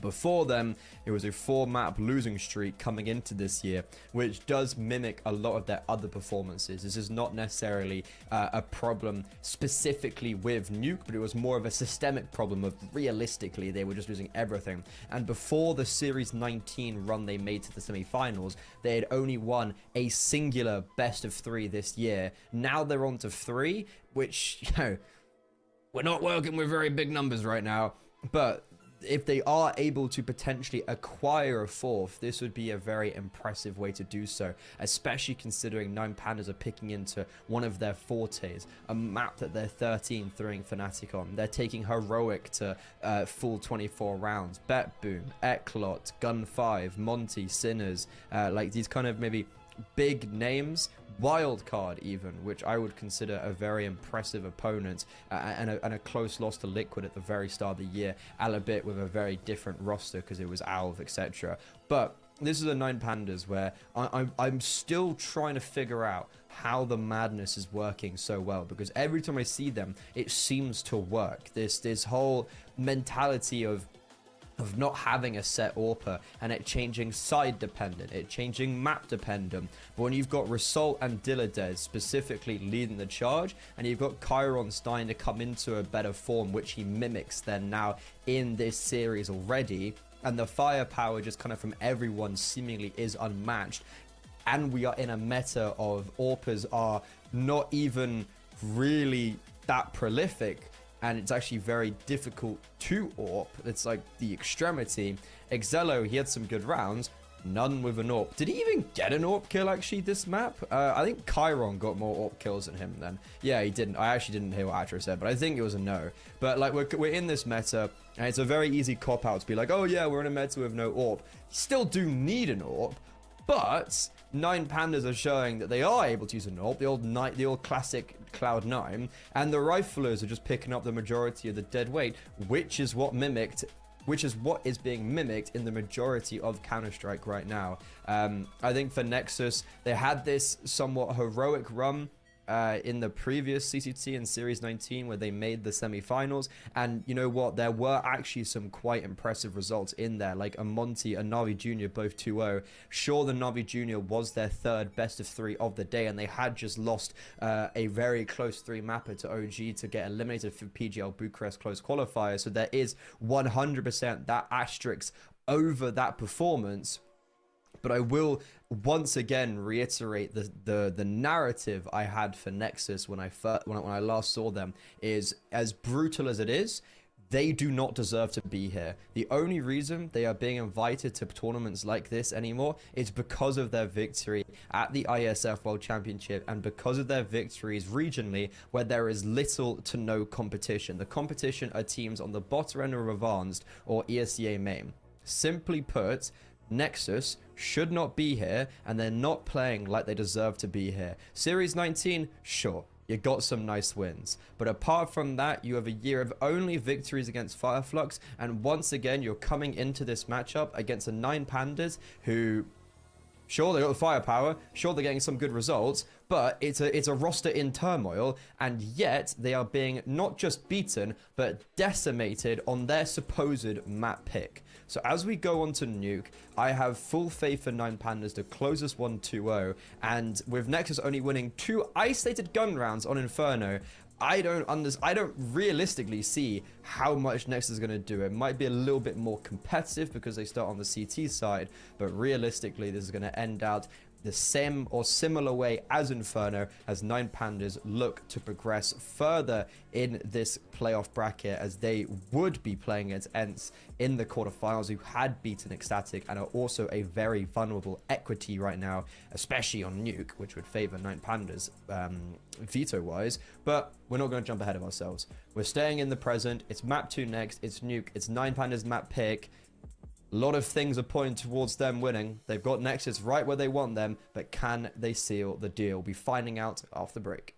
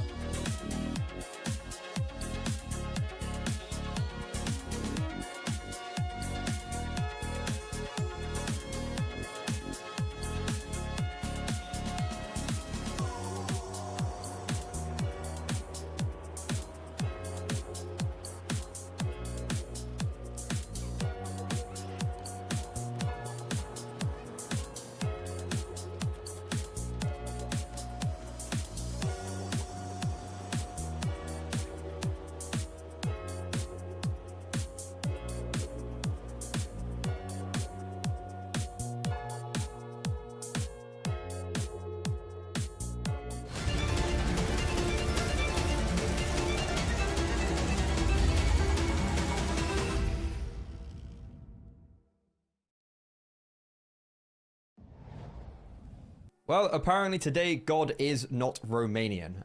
Nexus, simply put, get owned. 2 gun rounds, and in no succession was all they were able to come out with over on map 1, their map pick. And now as we go on to Nuke, Cole, I feel like I know what your response is going to be to this question, but what are our thoughts and chances for Nexus going into map 2? It's not looking great. They continue to run into the wall of Inferno here, and now they have to run into a different, maybe even more impactful wall of Nuke here for 9Pandas. It's again maybe some more success on offer for this Nexus squad in the past. They're very comfortable with this map here, and again it was a bigger part of their run last playoffs, but just looking at what they have to do now and kind of the tough task at hand. Playing up against 9Panda's strengths, watching what 9Pandas did in terms of coordinating their efforts on that CT side, getting aggressive, getting in the offense's face there. It was D1 with a lot of, apartments motion. Like, if those trends remain consistent and they're still able to win, it's going to be a big challenge here for Nexus, that's for sure. Yeah, you did hit the nail on the head with what I mentioned as well, with the last playoff runs. They're only 2 of their 3 games they've even won this year. Nuke was a part of it, and Nuke was played very well. But 9Pandas are quite good at it. So as the game goes live, Atro, I want you to try and formalize then what is the outcome if Nexus are good on this, but they got owned on map 1, but 9Pandas seem also quite good on it. Where does this lie for the Romanians? This lies in the blind hope that this is the map they turn things back around on. Good early game, they start off CT side, and then you can have the conversation that they're going to be looking towards that Dust 2 as a bit of a motivator into this second map. But Cole, we are into it. We're here on Nuke to figure how things are going to go, and 9Pandas, well, they're not really going to be starting things off slowly. They're going to be jumping straight into it. Raga, 1-for-1 trade, and it was D1 to get traded instead. Result moving past the vents here. BTN is going to trade, and they're expecting some sort of B presence, yet it is going to be down to hell, where Sound and Zello have got to come back together and work around this, but Chiron just shoots better. He doesn't give up on these tools here. Chiron continuing to fire up into the site, but Crad leveled out by some good positioning from Edgerun. So the bomb will be safely planted here at the end of the day. Numbers punched in, starting up the timer here. Chiron still needs to fight forward here with this Glock. Another headshot tagged up, chasing down these kills, but he lines up the double, and it's a tough start here for Adrenaline BDN trying to pull that round back from the brink. It's just unfortunate. Chiron is on the other end of the server, knocking down heads.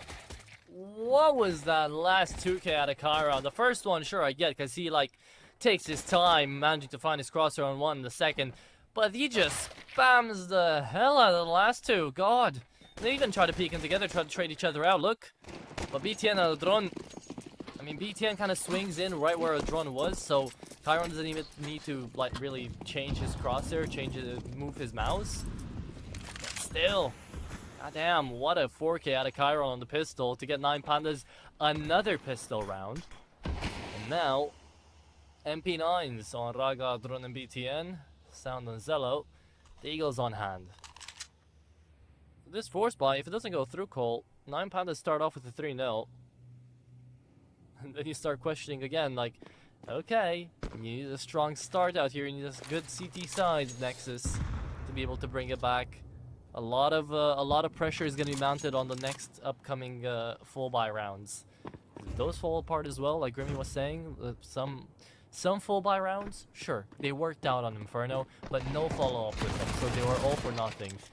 If that's gonna happen again, well, Nexus, not looking forward to a lot, but looking forward to this. Already 2 kills off in the eco. A very good route right there being run in towards the lobby control to establish some trophy and ramp positioning here still. It's at a sacrifice of a lot of the outer yard, but they still maintain this lobby space. Bomb is going to be planted from Chiron in a bit of a risky position, but he trusts his teammates to have coverage here. And again, that clock now picking up against the CT side. The weaponry not enough to get past Shalfie. So close with 2 HP, but holds steady as can be. Not looking to make any mistakes from this point forward here. Tucked in. Waiting on some time. He's looking to play off a contact game, and it's perfectly drawing out attention here. Chiron and Shelfie gonna close it out with the full house between the duo. It's still in safe hands. 4 kills in round number 1. 3 kills in round number 2. Chiron is gonna pick up the Mag 10 right now just for funs and giggles, right? Just to be like, hey, I can get more.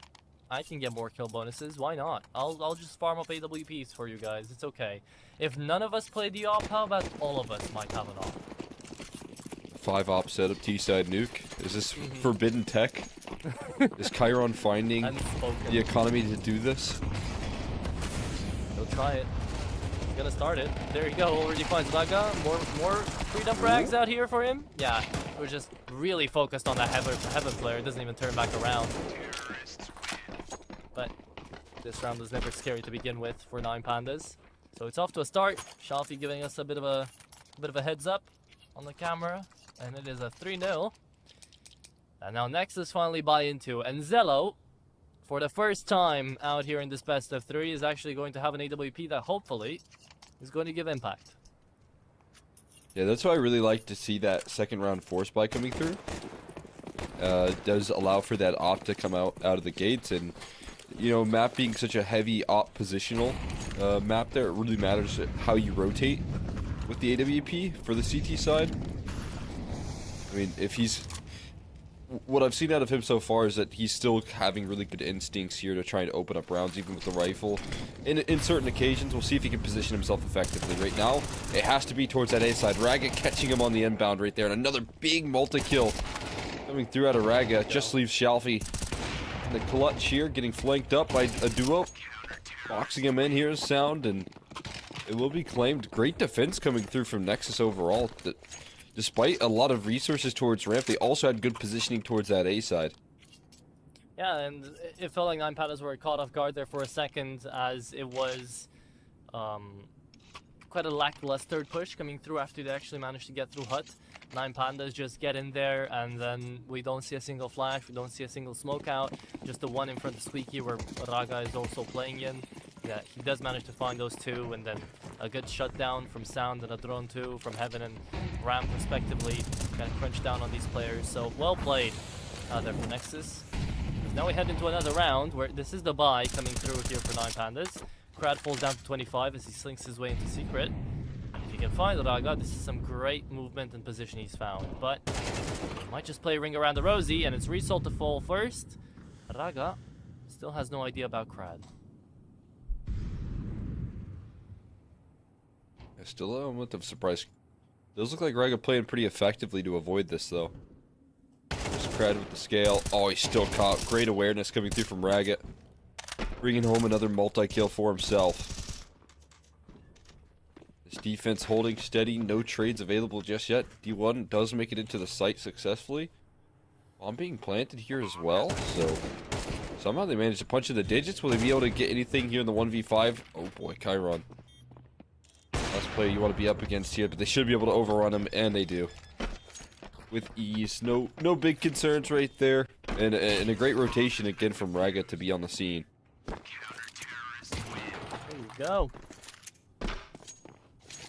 So it appears we found one of the two of the old guard, managing to prove very impactful in these past 2 rounds. Raga managed to find the multi-frags. He's doing exactly what Chiron was doing at the beginning, right?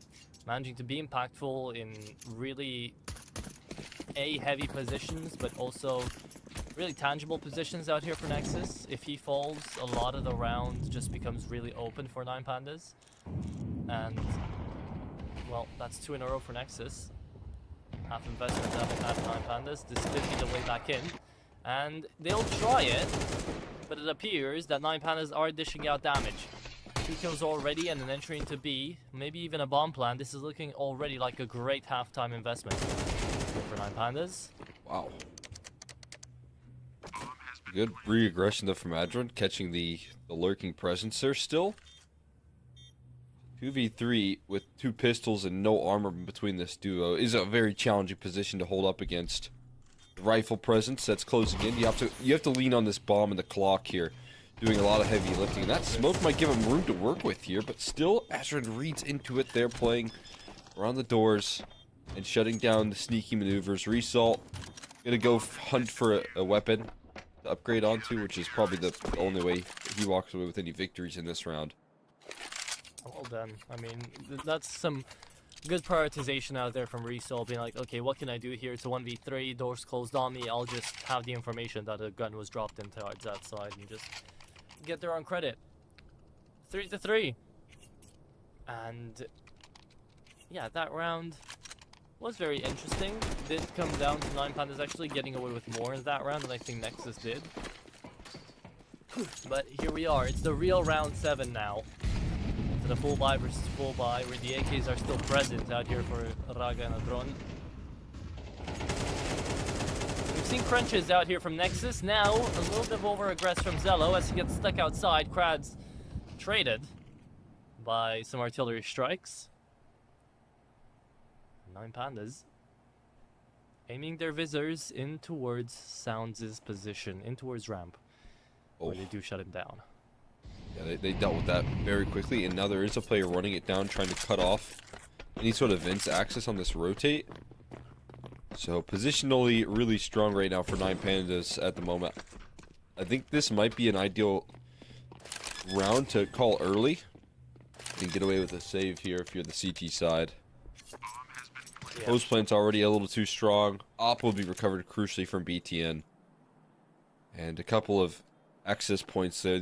The oftentimes issue with losing ramp control and not being able to take any other space, so if you also are missing a little bit on towards secret, is that there's no chance to go down those vents to try and save the round. So a good early call from Nexus to at least save onto most of the rifles, but flowchart here from 9 Pandas looking solid to bounce back. Oh yeah, definitely. It was the early aggress out there from Zello too, right? That didn't really pan out too well. And I glossed over it, and I remember now that I wanted to talk about it. That little position with the open door in towards double doors where Shafi was just playing with the Tech 9 like 2 rounds ago was really nice as well. Really got to respect it. With the smoke being laid out in front of him, he was trying to wait to see if maybe anyone out of Nexus would get overzealous, try to push the smoke, or get in towards stairs, and he would just close the door and try to take them down. It's a nice little one-off thing that you can do. But here we are, round number 8 Cole. And 9 Pandas so far, advantage on the T side. Nexus, alarm bells will start ringing a little bit. Maybe not right now, but in 1 or 2 rounds they should.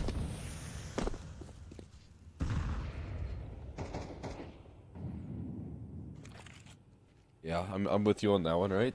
No need to panic just yet, but might get there soon. That CT side doesn't build the foundations.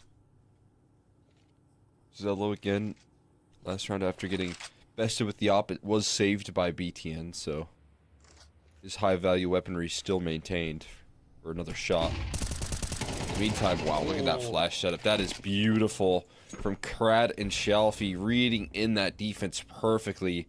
Now it's a panic to rotate down under. Araga handles business. He's been good getting down the vents and offering up coverage, but as he goes down the vents, he has to go back up, and he's defending both sites right now. Raga elevating his game high and low, it seems here. Has another target at hand. Very difficult fight, but he selects it perfectly. BTN comes through with coverage as well, and Raga saves him from the brink. Welcome back, Fraga. That's beautiful. 4-4. And yeah, he was a madman, saving both B and A at the same time. That's why a high impact player like Raga, you're supposed to put him on those positions. You're supposed to put him right close to Ven so he can always jump back down in case it's need be.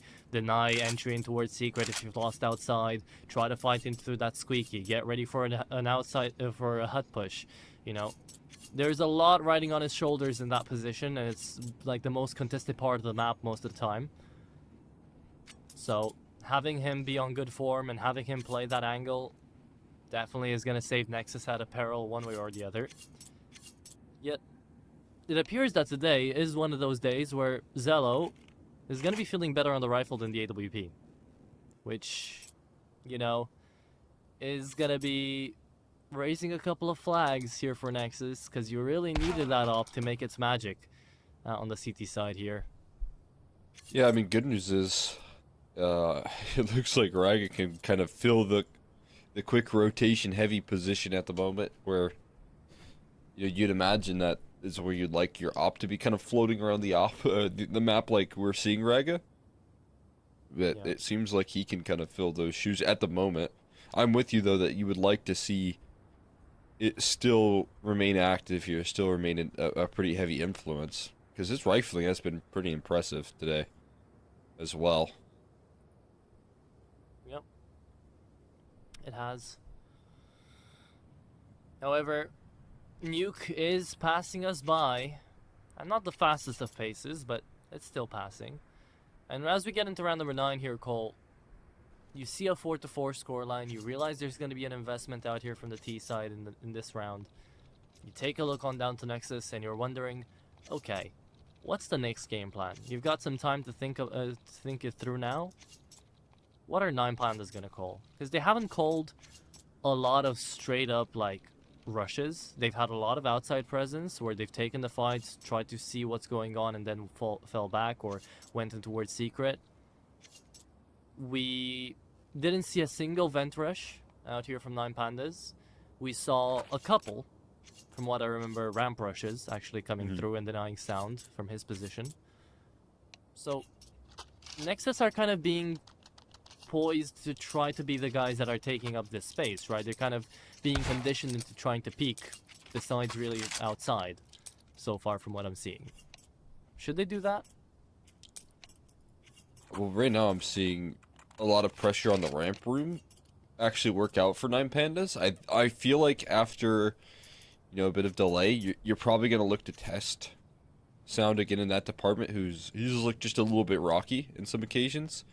So if I'm on the side of Nexus, maybe you could try and work a little bit more of that space here towards the lobby, something of that nature as a reaction.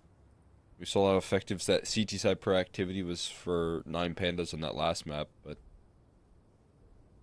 yeah, if you're the side of 9 Pandas, I think you're just wanting to test sound again and see, hey, are you gonna pass this time on the ramp defense? Because so far he hasn't even been able to really transition out and like fall back into more passive positions. The injuries have been a little too quick for that. So if that's a case, you might want to press that extremity and see if it continues to be a point that you can put pressure on.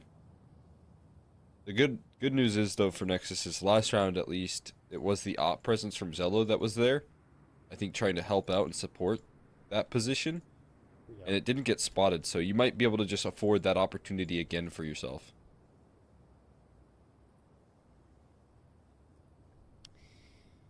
Yep, might be the case, but hey, Cole, right now we're having some issues with the server, so we might be going in for a little bit of a break.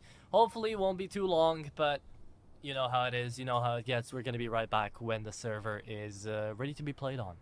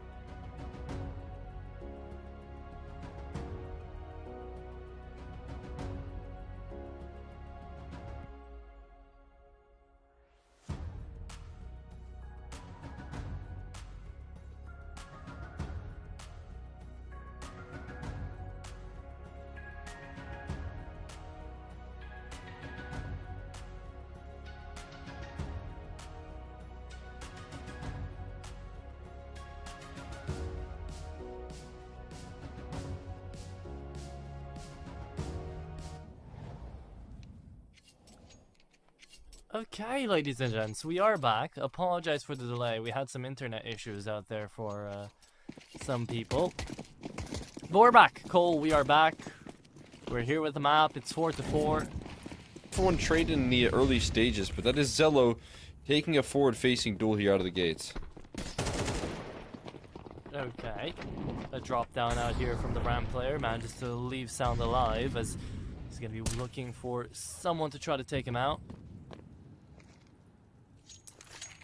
Doesn't get his wish granted. 9 pandas. Move back to lobby. And probably will prepare for just a walk through secret, maybe a pop hut. Adron is on the case though, and so is Raga, playing fake vent here. There is a Molotov on Result to try to fizzle him out. Yeah, it is going to be Adron found first. And he takes down 2, finds 3, and is going to be looking for the last one of 5 bullets. And it's all that are needed, baby. Adron on a quad kill. Wins out the round and gets Nexus on the board again. And keeps the advantage out here for the Romanians. Yeah, that's a beautiful site defense right there. And again, positive signs that it's just a different player that has to step up this time. Adron, who is managed to just do so much good work right there. In that upper defense. Fantastic job handling business. Now it's on the ecos here for 9 Pandas. They might be feeling a little bit of frustration at the moment. They've been running up against the wall here. So many different individuals able to bring in some big time plays. And extra support for Sound this time, who does offer up some early damage here. Supported in the ramp room. And kept nice and dandy here. BTN following it up, and CT side really could step up here.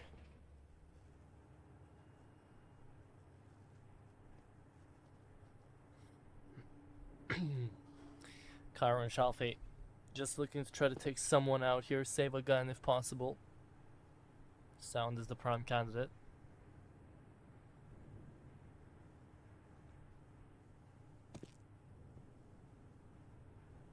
Fitting that it's the alligator skin looking for its prey. Shalfie, he finds it. There you go. Chomped down on Sound. And the bomb could even go down here. That is actually really good out here for 9 Pandas. Can Shalfie get away with any more? That is the question. And he does. Finds a drone. Things could have gone out of hand, yet there you go. 2 kills in a bomb plant. Out of a 2v5, I'd say that is pretty damn good there for 9 Pandas. You'll take that victory there, that's for sure. Didn't really have a lot to bring into this round, so able to walk away with just a little something. It's a good sign there. Bomb planted and some good resistance put up. Able to do some exit damage while you're at it here. We'll see what they can bring to the table off the back of it, though. This challenges continue to rise up. It's starting to look really promising for a Nexus defense here, especially with Solo opening up once again with that AWP. Fantastic on the opening stages of these rounds here. Once again, this position we talked about before, Raga having to hold up in towards vents. A drop down was made, though. It's Sound, the only man still on ramp. And Result is going to take quite a little bit of time. He's already phased out of existence on the webcam. So now he's just going to wait to try to do it on the server too. Stay an unknown entity for a little while. And this round's really important for Nexus. Is a change between a close half and a half that they can say they won if they turn it 8-4.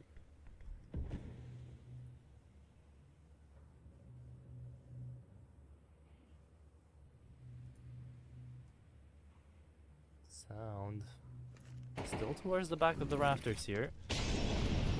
Hears everything go down.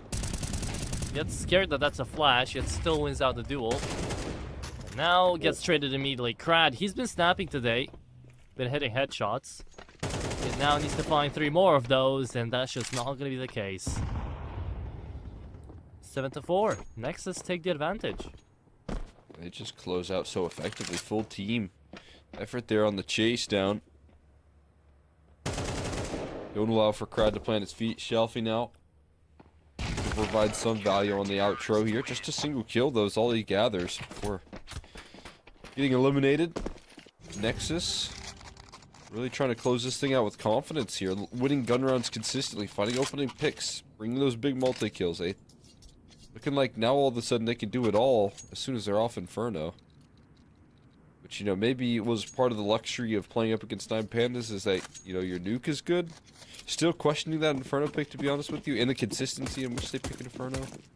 And it doesn't come out their way, but maybe looking to shake off the frustrations here on a nuke.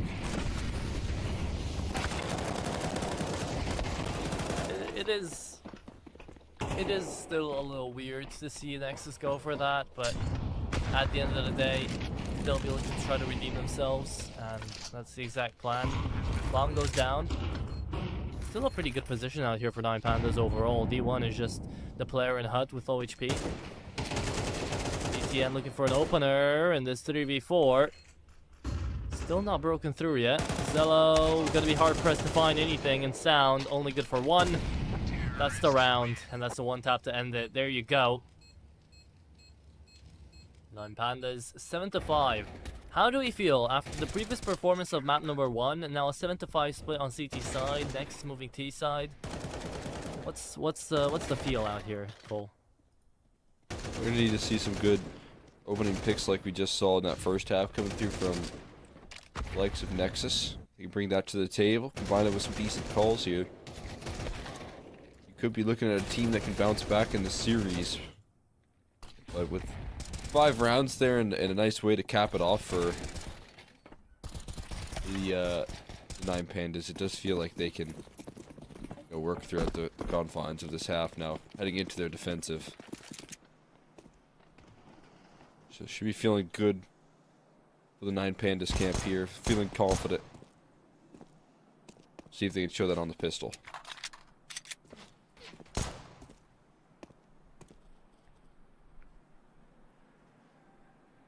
Zello waiting for the secret player to push. It's great awareness, but the timing is just not in his favor.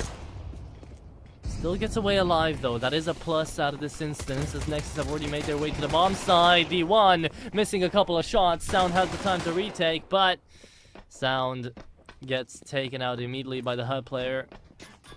And Naraga just trying to plant here. Will he be successful? Yes, he will be. Oh, no, he won't be. Okay. My bad. Spoke Close. a millisecond too early, I guess. He gets those numbers punched in just a little too late on the draw, and that will allow 9 Pandas to draw a little bit closer here. Comfort territory. Starting off their defense well with the pistol. Like they got things under lock and key now with the MP9s as well, and there is minimal investment on the other side of things.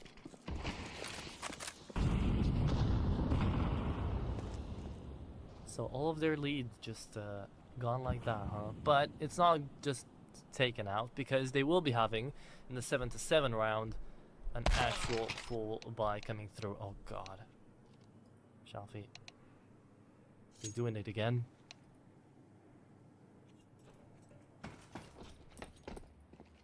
Get some resets on this one. Yep. Everyone back to spawn.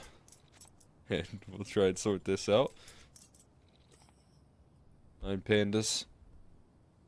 Might be another small little, detail, but of a frustrating factor that can affect these squads is those tech issues. Yeah. They are a very present problem out there for 9 Pandas. We've seen them before.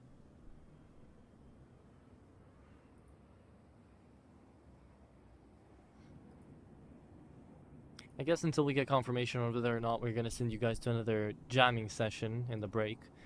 Give me like a podcast topic out here, Exter.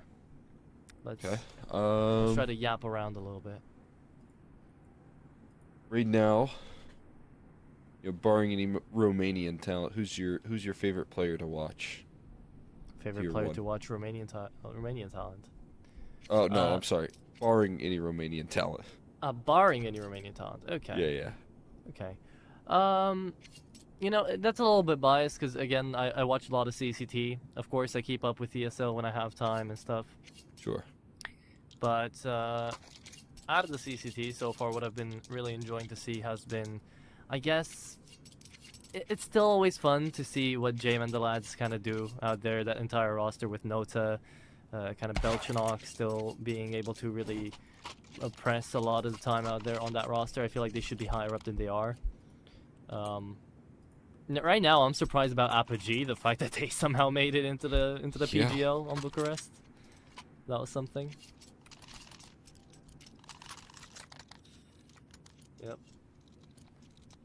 So yeah, I guess those are some of the players I'm looking at. But we're back in the server, baby, so we're gonna have your answer as well after we get to see this round. Let's see it. See what they can bring to the table here. Just a couple flashbangs to scale them forward. It'll be interesting how they use these. Might not ever really get a chance to play with them because they're flanking lobby. They deny that really access point here. Now, tossing in some flashes. A couple of kills, though. Not bad. Making another one. Sound with the deagle. Looking for anything extra. All things considered, it's over in a flash, but Nine Pandas lose a lot of bodies for their troubles, and that's a bit of a problem for them. It is. Let's hear your answer, though, to that previous question until we get to see the gun round. What are you looking at? I will say, after watching some of Pro League, I really like to watch David on Pain at the moment. He's been really fun to see. Watched a lot of his stuff. So David Deas, he's a fun guy to watch in South America. Seeing him do some good work, playing up against some tier 1 competition. That's definitely nice.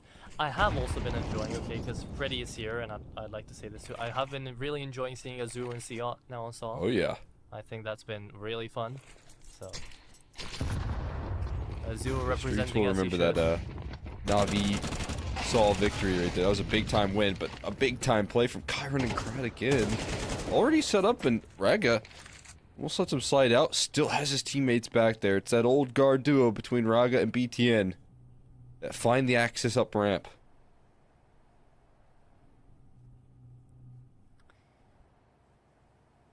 Three v 3, and D1 is waiting for his opportunity to try to find the 1v1. Yeah, he's on the MP9, so we know won't really be that easy. Result. Look at this flank, though. Crazy part is he's being held for. TN gets taken down. Result was actually expecting someone to hold it. Someone to hold him.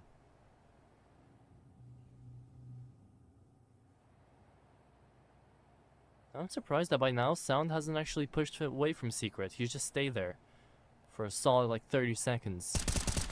And now he gets caught off timing by Chalky. Damn. Oh, but a chance here for Raga. Real opportunity to get back a silo now, punch in the digits. Villadez, oh my goodness, that's a really well positioned HE. A flashbang bounced off his own body right there for Raga to try and move off of. Gotta wait the smoke out somewhat here and give it a chance to fire up.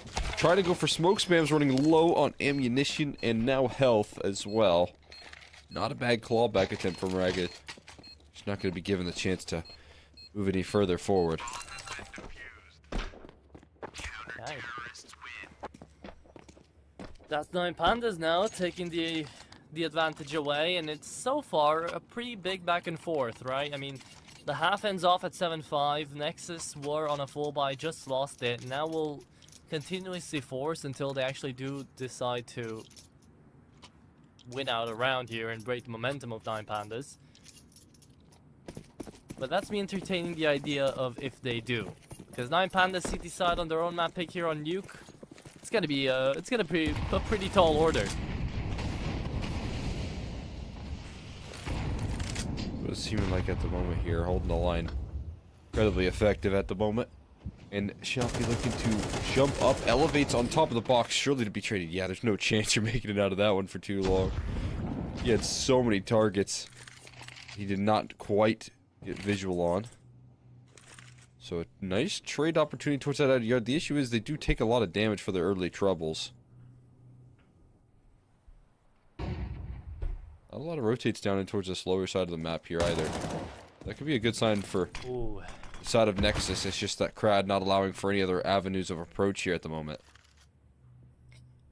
And this is always going to be like a one and done position out of Chiron. Just wants to see how many he can get away with. The answer is none, though. Raga, quick enough on the flick, actually takes him down before any damage is dealt. And because of that, it's an even Stevens 3v3, which could get Nexus though round across on the board. Look at the economy here for Nine Pandas as well. They're really thinking of whether or not they should approach this. If they had lost an extra player out here, they wouldn't have, but D1, he wins out the IGLing battle, and Zello keeps it going. He needs a couple of extra headshots to keep this one alive, but Raga the one who's been feeling the best out here on Nuke, plays the trigger discipline, finds one in a second. Raga! What a clutch out here from him, and he is really feeling good on the day, as Nexus are going to be blessed around by him. Yeah, he has just been picking up so much momentum off the back of these big multi-kills that we saw in that first half. That's unbelievable composure coming through. With his back against the wall, holds the trigger discipline while he's clearing out corners in dark. I mean, just such a smart move coming through from an absolute vet of the game. And that experience shines in the clutch, and it devastates 9 Pandas here in their economy. Okay. Furia buy out of 9 Pandas. This was not one of the teams I was expecting a Furia buy out of. Don't know why though. Just wasn't. Here he comes. Outside. Gonna be a single MP9 on Crad. Do you like this choice of leaving Crad outside? A lot of the time we got to see Nexus not really being allowed to take outside control too often, because 9 Pandas were playing like passively and were waiting out for the smokes to kind of fade out. Yeah, I like this idea. And, well, with an MP9, difficult task here, but he's up to it. He's up to some lobby re-aggression, caught spamming. Does some decent damage, just not a kill converted. Crowd under pressure, though. Gonna need potentially some help to come through and support him. Still staying alive, though, for now. Still a surprise Raga, though. Always seeming like he's the solution here for the Nexus camp, and once again offers up some more opportunities for his squad. Kyron being very vocal out here today. I pointed out towards his profile pic before, but he really needs to get that updated. That's like 2 years ago, isn't it? By now. Yeah. Oh goodness, Raga with the entry pathing. Look at that. They break up the crossfire so easily. Top ropes peak though, and up the vents they go. Oh, but there's no coverage for the bomb plant. Kyron breaks past the coverage. It's all on the back of sound. No time left though, so no chance to win the round. Comes down to the final seconds, but Kyron wins by the clock ticking.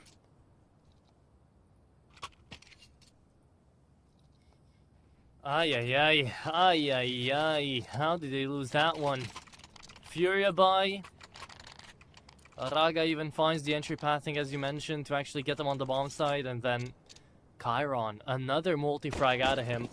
Remember how he found it at the beginning of the map? Literally pistol round and the round after. He had 7 kills right as the game started, and now just keeps that momentum going.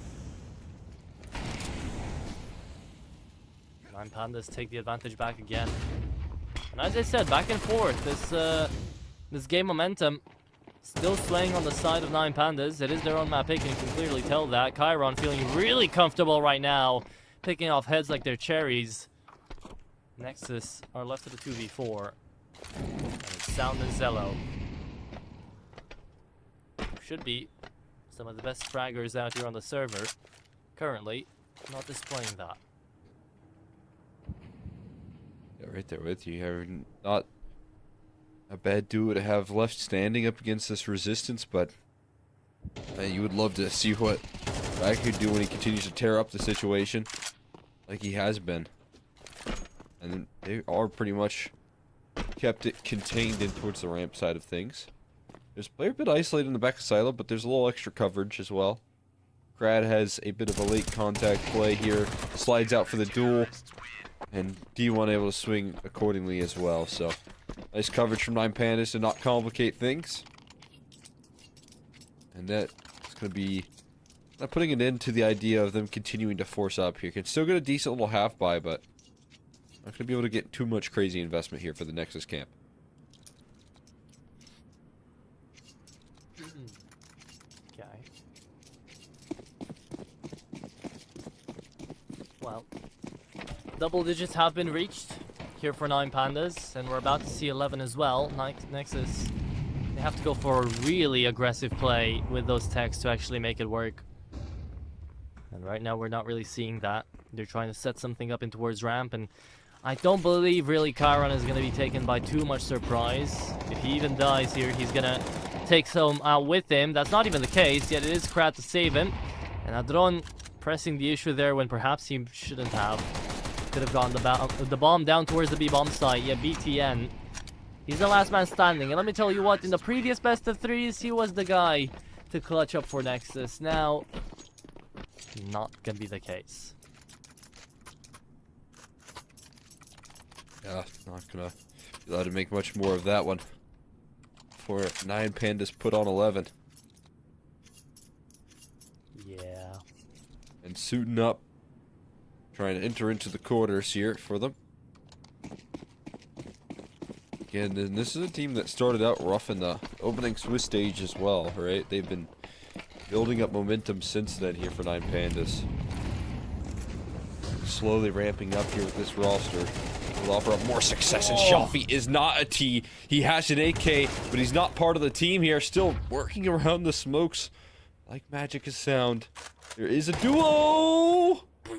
He didn't catch a visual. Oh no, they're all pushing smokes right now. And it crumbles to the floor. It looked so promising. It looked like they were going to catch them by surprise, but instead it's sidelines for every one of these Nexus members. What? What did I just watch? Oh god. Okay. Yeah, that's one way to end it, huh? That is one way to get the map point. Okay. I'm so sorry you had to see that. Yeah, it's... I guess I should get used to it, huh? I mean, that's a classic. That's like, you watch my NA team sit on an elimination matchup. Don't worry. Okay, that's fair. Pretty similar vibe.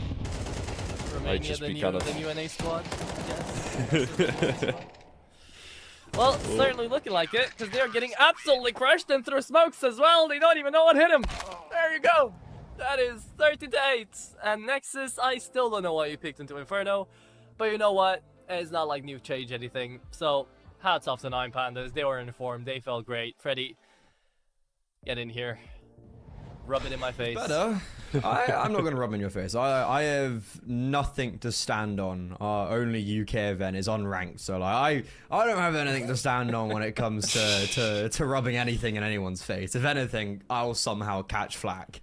We're all in this pain together. Yeah, you know, like we're all, yeah, we've got NA, Romania, and UKCF. We've got the holy fucking trifecta of shit. Yeah, but it's like, okay, that was better from Nexus at least. Like, I'll give props where props is due. Like that was definitely something. Like Inferno was just nothing. It was 2 gun rounds, and one of them was Xello getting like a 1v3 or like a 3k entry, right? So Inferno was just it was nothing. It was a map they picked into where I don't even know what they could learn from that, because nothing happened. But at least Nuke, it's like, oh, okay, CT side, like we lost pistol round, and yet they still get a 7-5 half. I was looking at that quite hopeful, but I think it was the final round, the half going in favor of 9 Pandas, and then it was like 9 Pandas winning the pistol round, them not allowing any continuation after Ragga's 1v2, who by the way had a great game. Ragga played really well. Yeah, you know, I think Cole was like, he's the only solution, and look, like he was playing very well, and that is something at least to go off on. But yeah, I mean, the CT side, apart from a 1v2 from the aforementioned, yeah, that was all 9 Pandas. So unlucky, Nexus. Commiserations. I think I was quite brutal in my pre-show or post-show of map 1, but I think I do still stand by some of those words of like, not sure if Nexus really deserved to be here, and I think in a couple months, well, actually, in 3 months, we probably won't see them here anymore, because their 6-month cycle will end from ISF, which was like December, right? November. Yep. So in, I guess, June, May time, we are not going to see them most likely if they continue on this trajectory, which they're not giving any reason to believe they are changing anything, because it is just a downward spiral for them. But guys, that's we have an MVP. I kind of forgot about that. If there is one, Skinny, pull it up. Kind of forgot to. I'd say Shelfie played pretty well. It's on me if there isn't one. So it is on you. We can blame you.